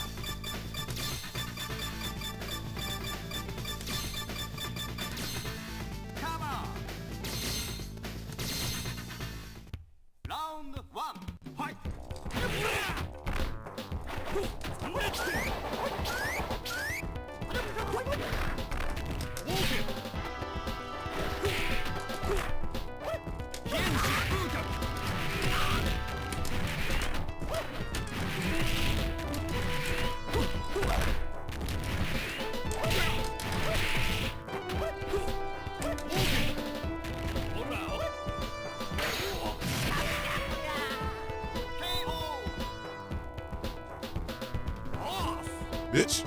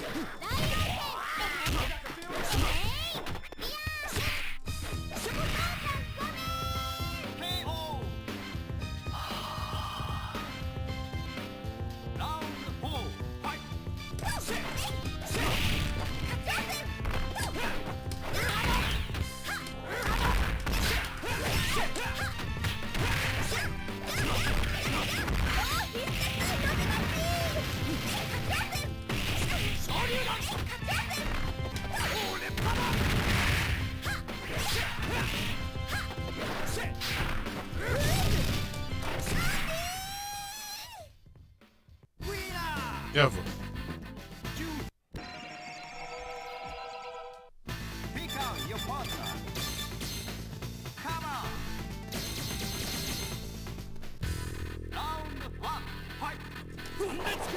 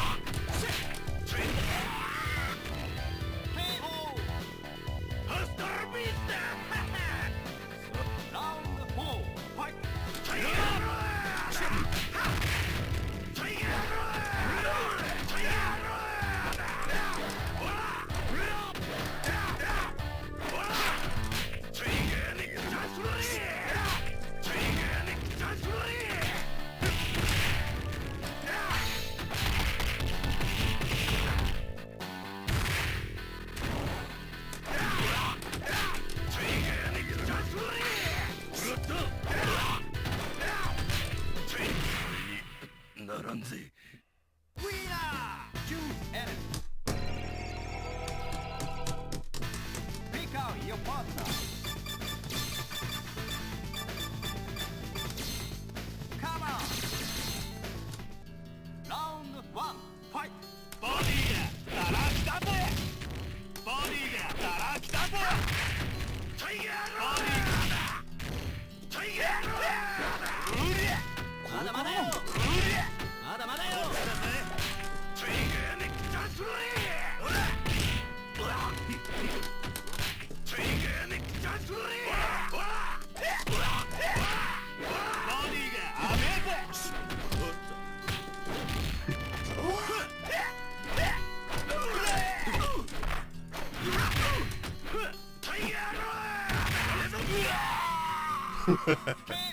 His crusty ass.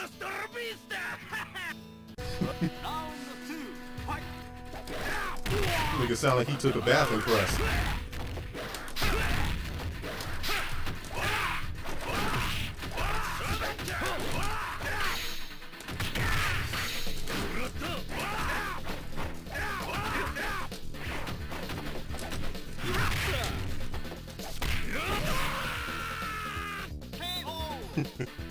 Yep.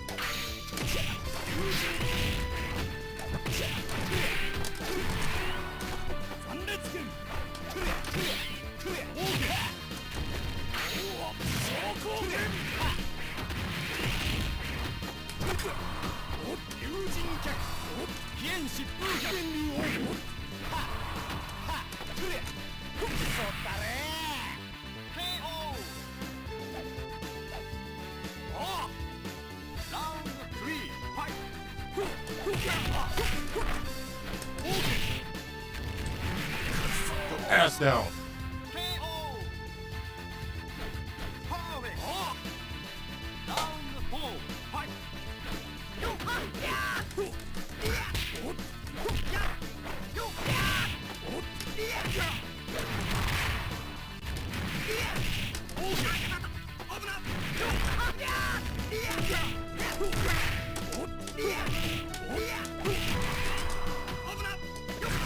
Why do I keep trying to challenge these punches, man? Why don't I realize that this is a terrible game for fucking fighting?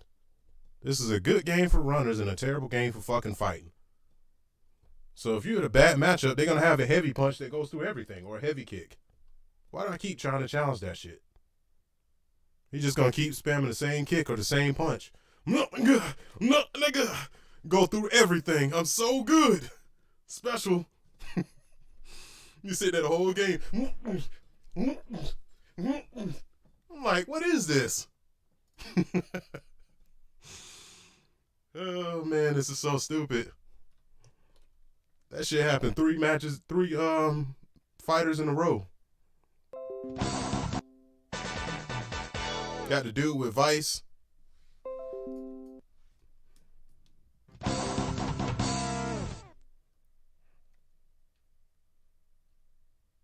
I don't know, man. I'll be back. I need a minute from the shit. I'm actually getting really angry. That shit was stupid. You sit there spamming a fucking punch or spamming a kick, they go through. Half characters don't have projectiles, so you can't get in.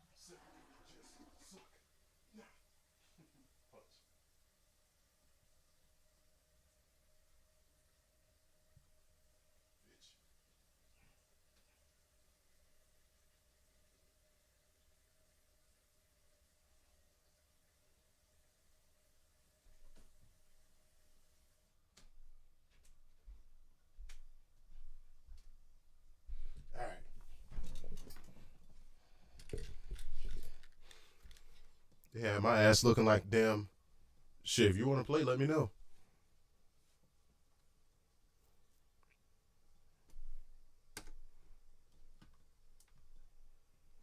The ROM you're looking for is just KOF 2002. It should be it should be good if you get it. Just drop it into your ROM folder.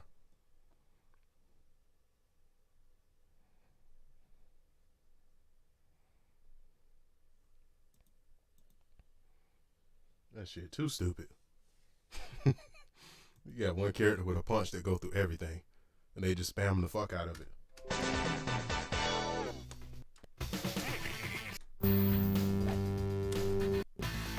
Pick out your partner.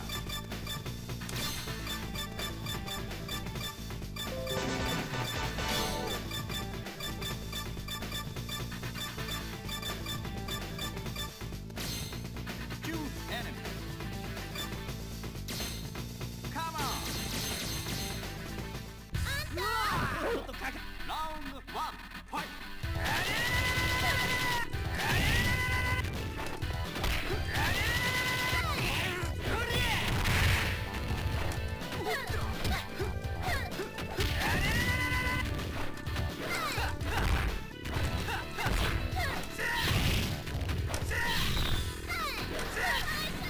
Easy ass character.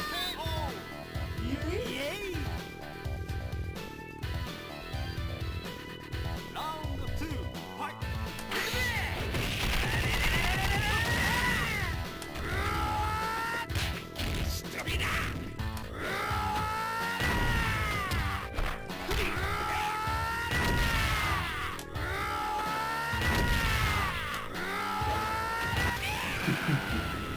This shit too cheap.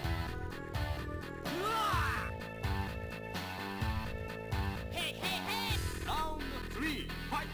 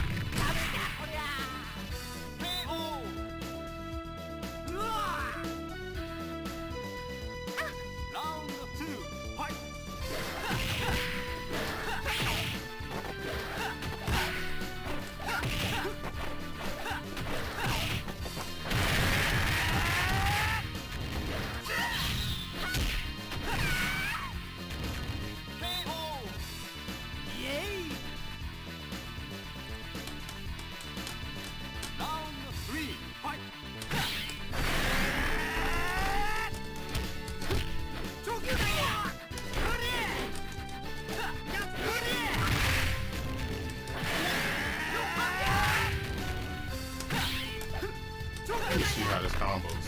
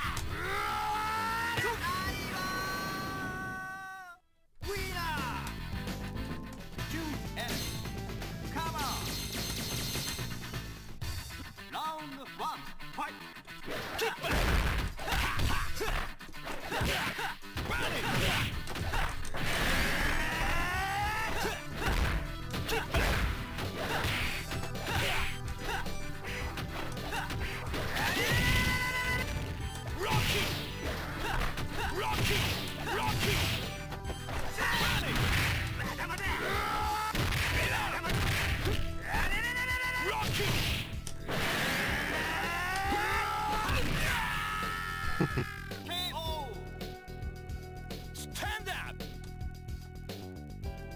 Round 2, fight. あっち行ってろ。うさラキロ。Running. 何 Rocky. Running. 何 Rocky. Oh Rocky. あっちだ。KO. 風が出てきた。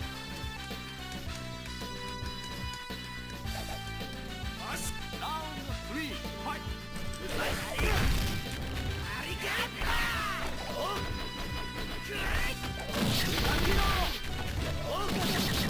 あれろ！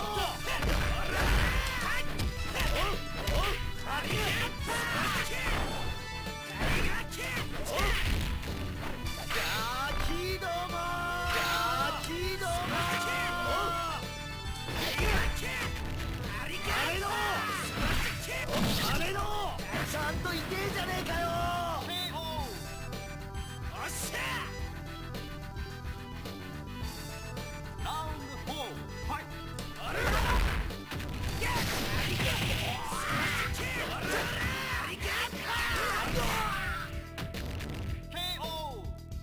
よし。ラウンド5、ファイト。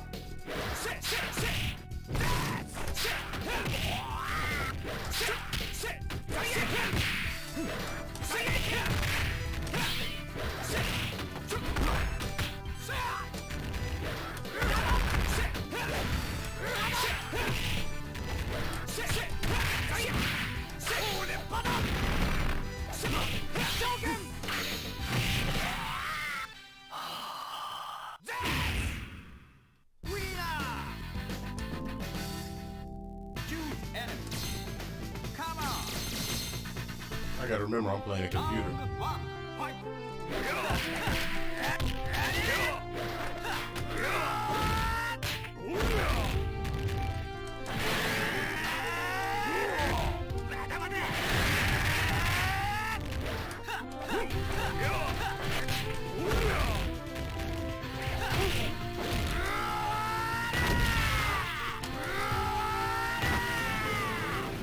Hate fighting Goro.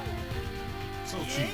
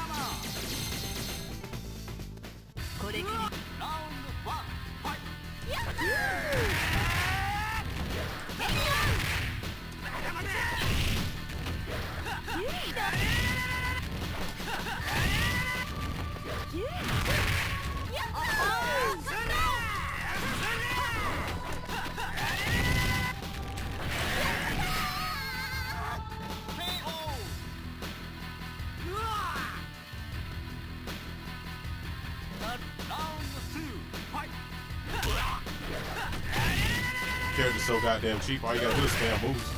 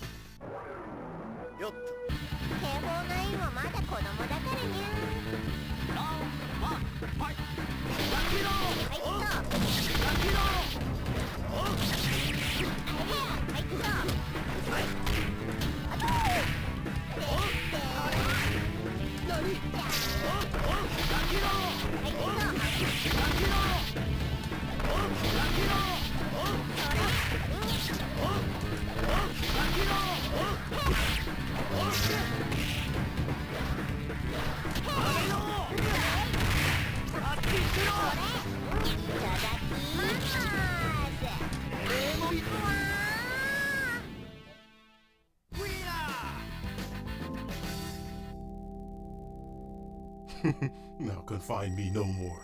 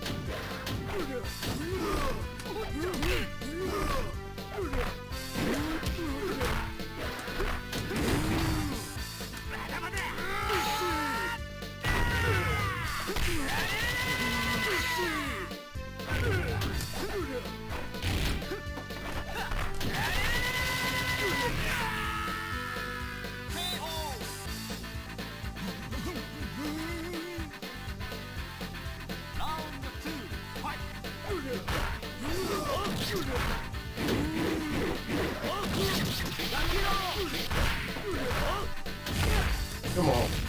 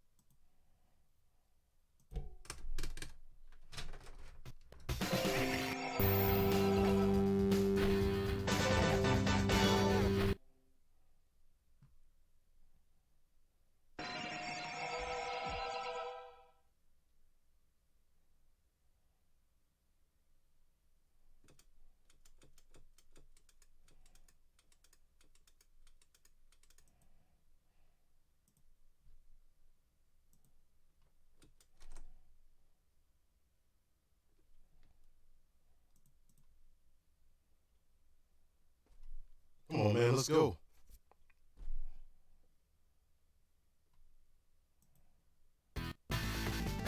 Pick out your partner.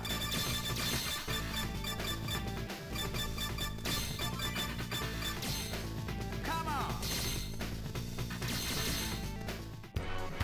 Round one, fight.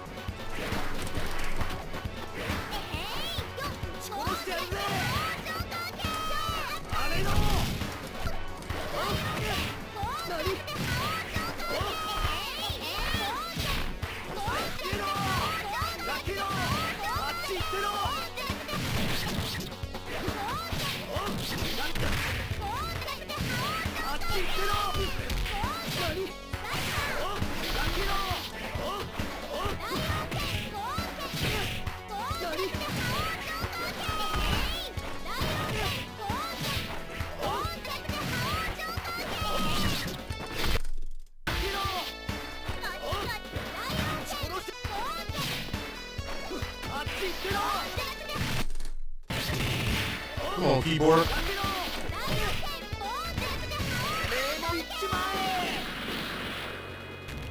Stupid ass keyboard. Can't fucking. Damn. Come on, man.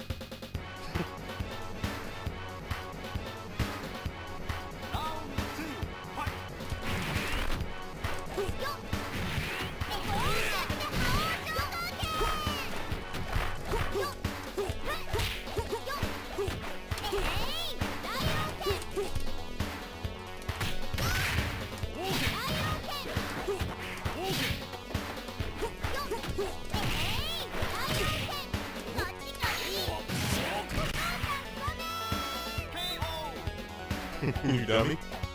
Real karate. Round three, fight. Let's go. Ora, ora. Kien Shibuya. Kien.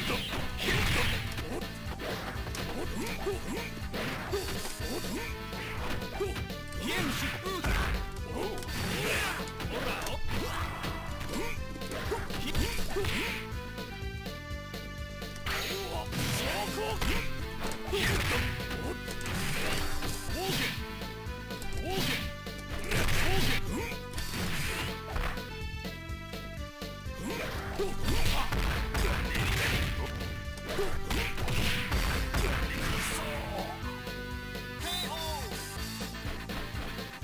You wasting time, man. Keep wasting time every round, run away.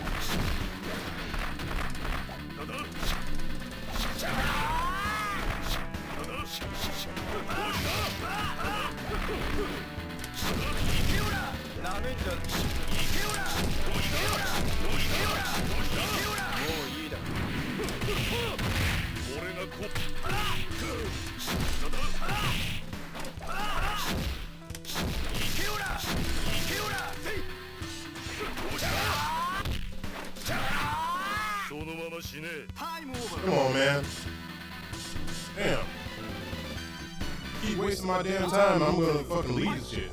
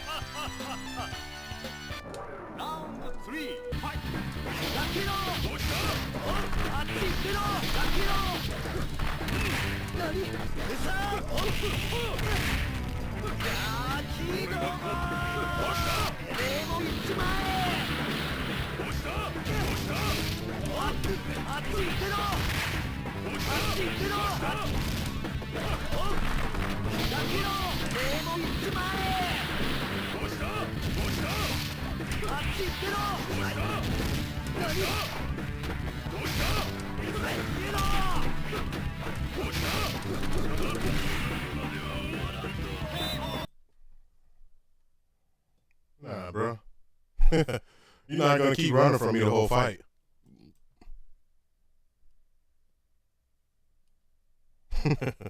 You just sitting here taunting me the whole fight, not even fighting. It's like, bro, it's running away, taunting doesn't mean you're good. It just means that you like to waste time. Oh man, these people are so corny. I am a god. Like, right. Can you like stop running so we can get this match over with?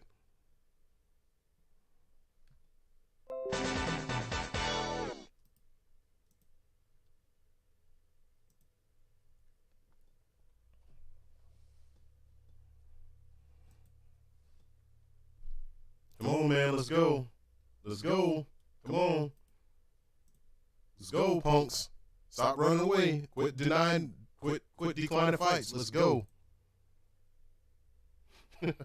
People run away and act like they fucking gods or something. Let's go, man. I ain't got time to feed your ego. I'm not your girlfriend. I ain't your mama. Let's go. Come on. Accept the fight. No more ducking.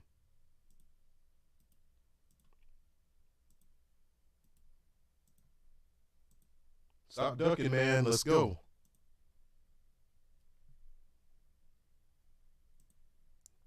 Come on, man. Let's go. You see Rio. He ain't playing around. Pick out your partner.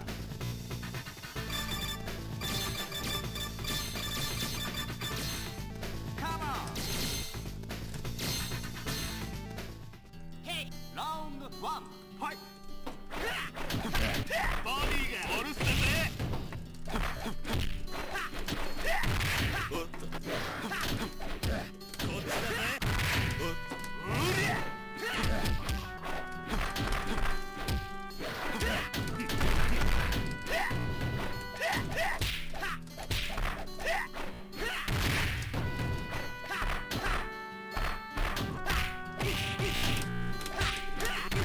Lag. Look at this. Look at his lag. Wow.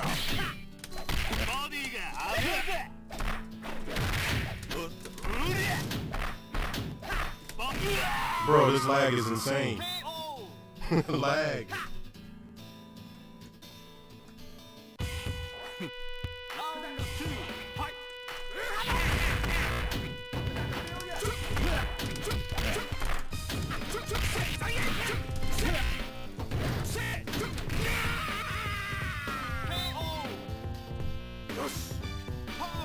I gotta be so aggressive in this shit.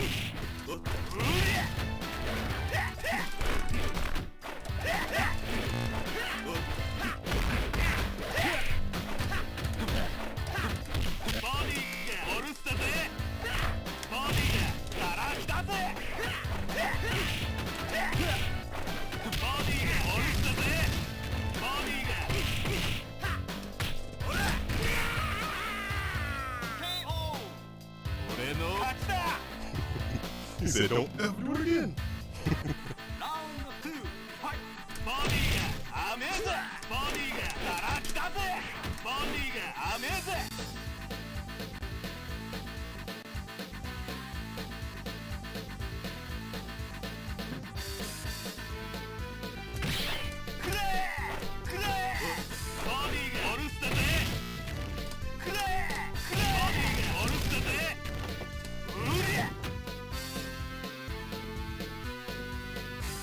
He's probably out of sync.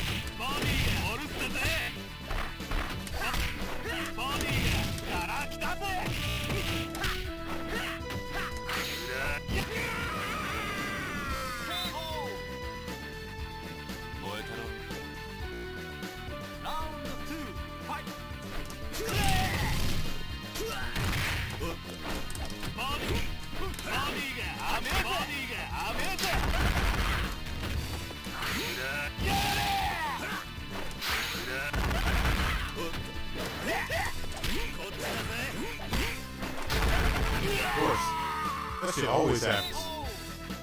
Somehow, magically, you miss every single punch.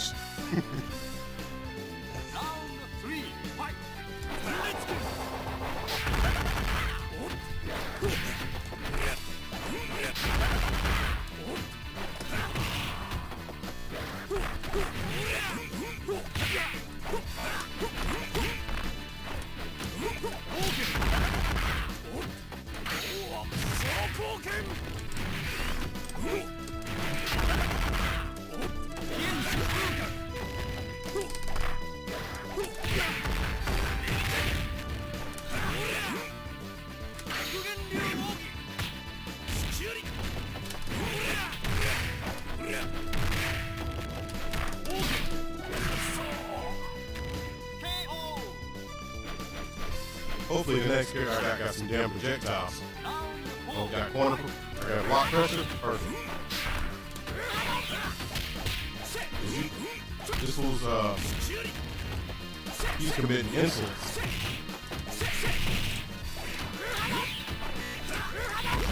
Nope, 2 feet in your face. Next time, fight.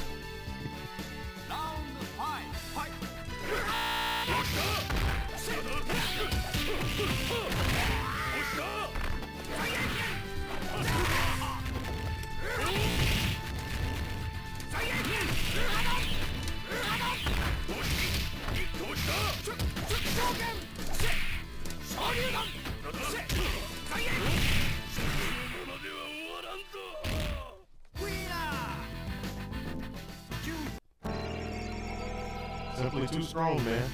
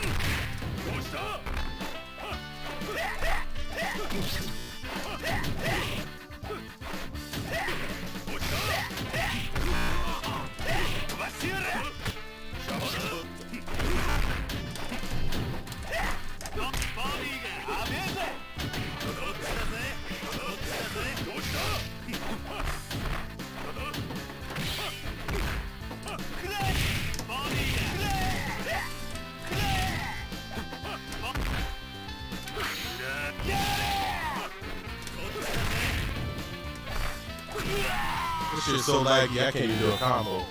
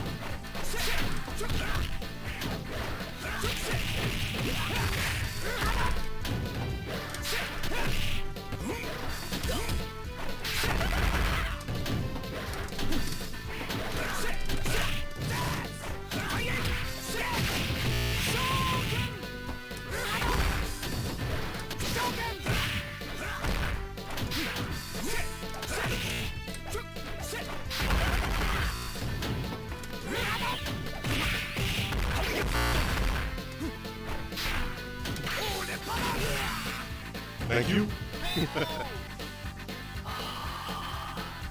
See, I trained Andy personally, so he's a real ninja.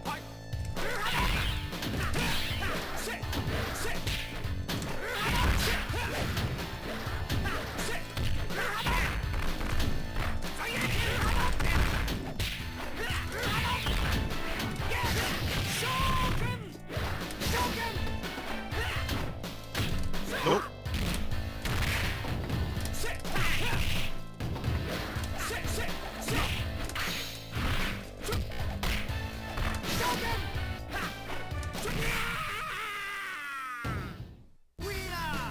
Yep. Next.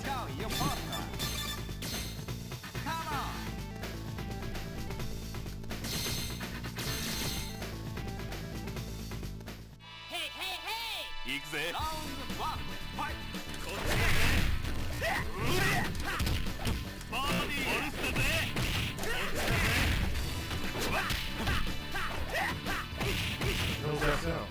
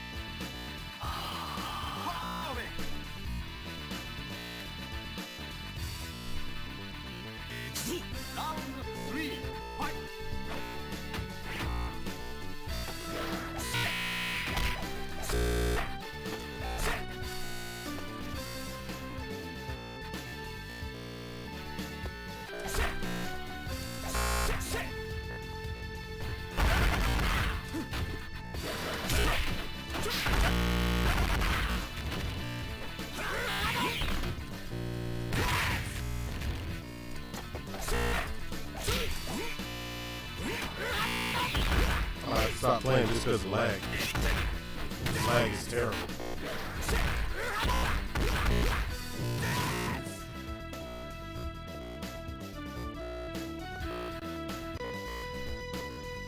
Can't blame my stream either. Play plenty of games without lag.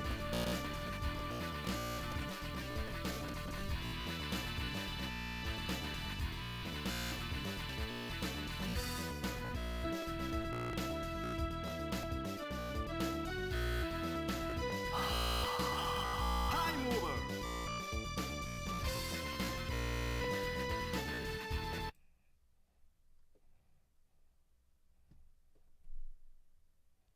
Yeah, it's too much lag, man. I played matches before, plenty of matches before with no lag on stream, so I guess me and him got a weak connection. I think my damn cats are fighting. I'm not mistaken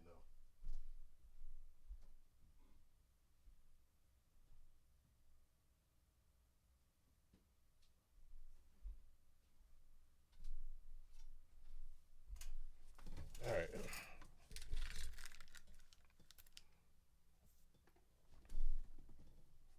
I guess not. Look in the living room, they sleep.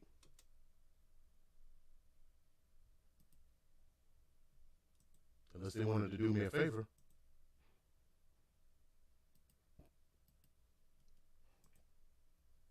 All right, you gotta have 3 bars. That's the only way.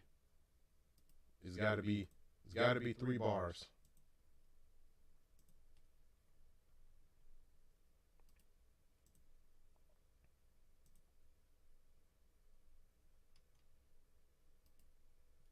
Nobody can say I'm lagging because I'm streaming. Because I play plenty of lag-free games on stream. Plenty. Unless, of course, you want to put in Street Fighter. You can put Street Fighter instead of this. The game with good netcode. I'm not playing KOF 15. I refuse. That shit's stupid. The game is totally fucking stupid. I'm sorry, I understand there's people that love King of Fighters, but King of Fighters 15 is fucking stupid. This one's stupid, but that one's even stupider.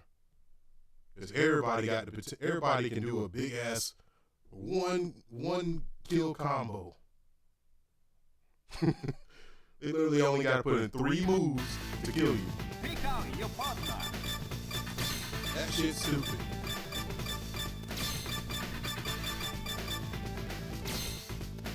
You take this game, for example, the window of timing is much more strict. That game, window timing, is so easy. Fight.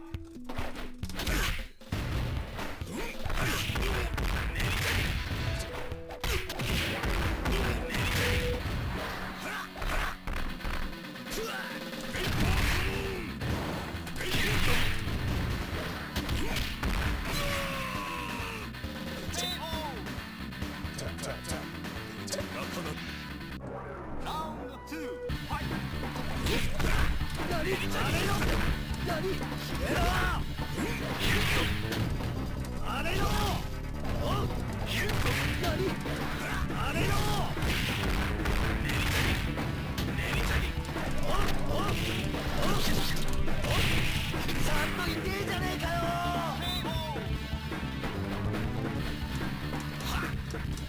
All right. Round 3. Fight.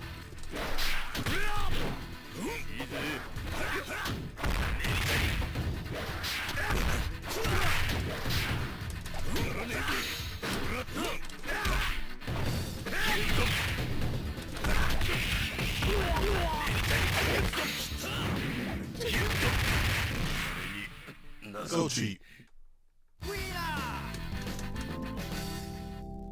So fucking cheap. All these motherfuckers do is play with him. Me too. Pick out your partner. Come on. Round 1. Fight.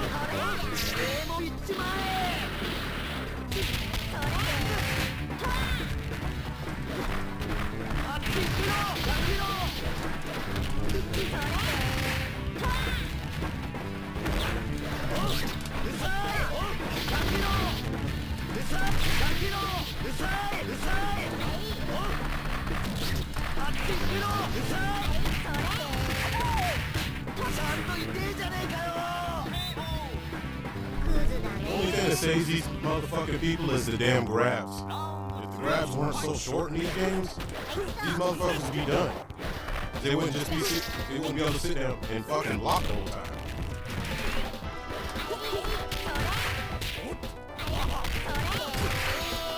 You gotta break motherfuckers' guards just to beat them every time.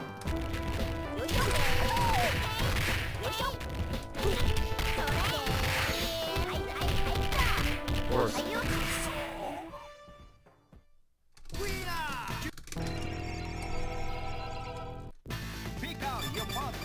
You wanna sit here and fucking block all day? I'm gonna get some characters with some damn grabs. That shit's so fucking annoying. You sit there and fucking block. Not blocking, bitch. Fight. Round 1, fight.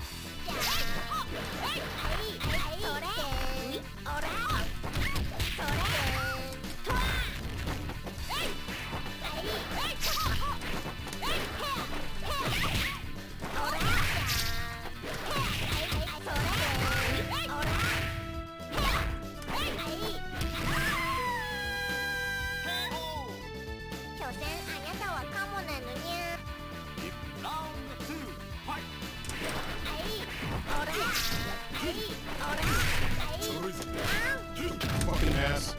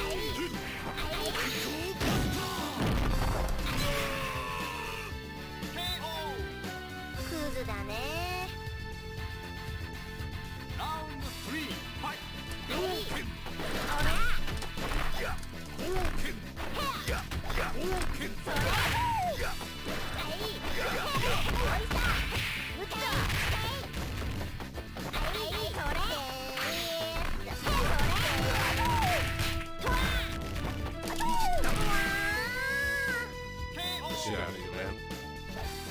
Spamming cheap ass moves repeatedly.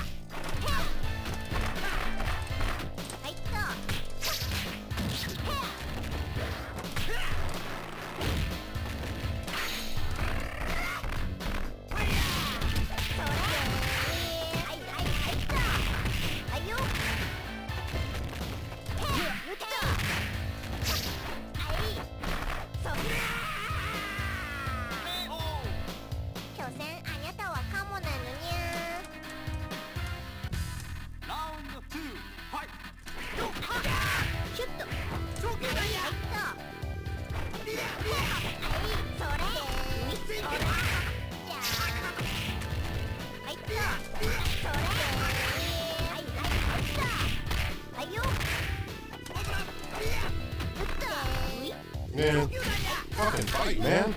Get sick of that shit. Back up. Come for it. Back up. Stop. Fight. Fight. Fight. Fight. Fight. Oh, fight. Stop doing that.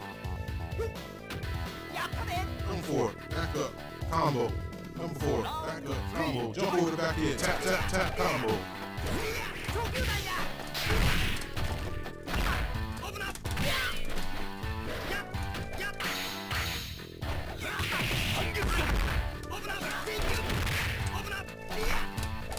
Not even in the mood to play this shit anymore after all that. I'm super not in the mood to play this game. I might actually stop right now.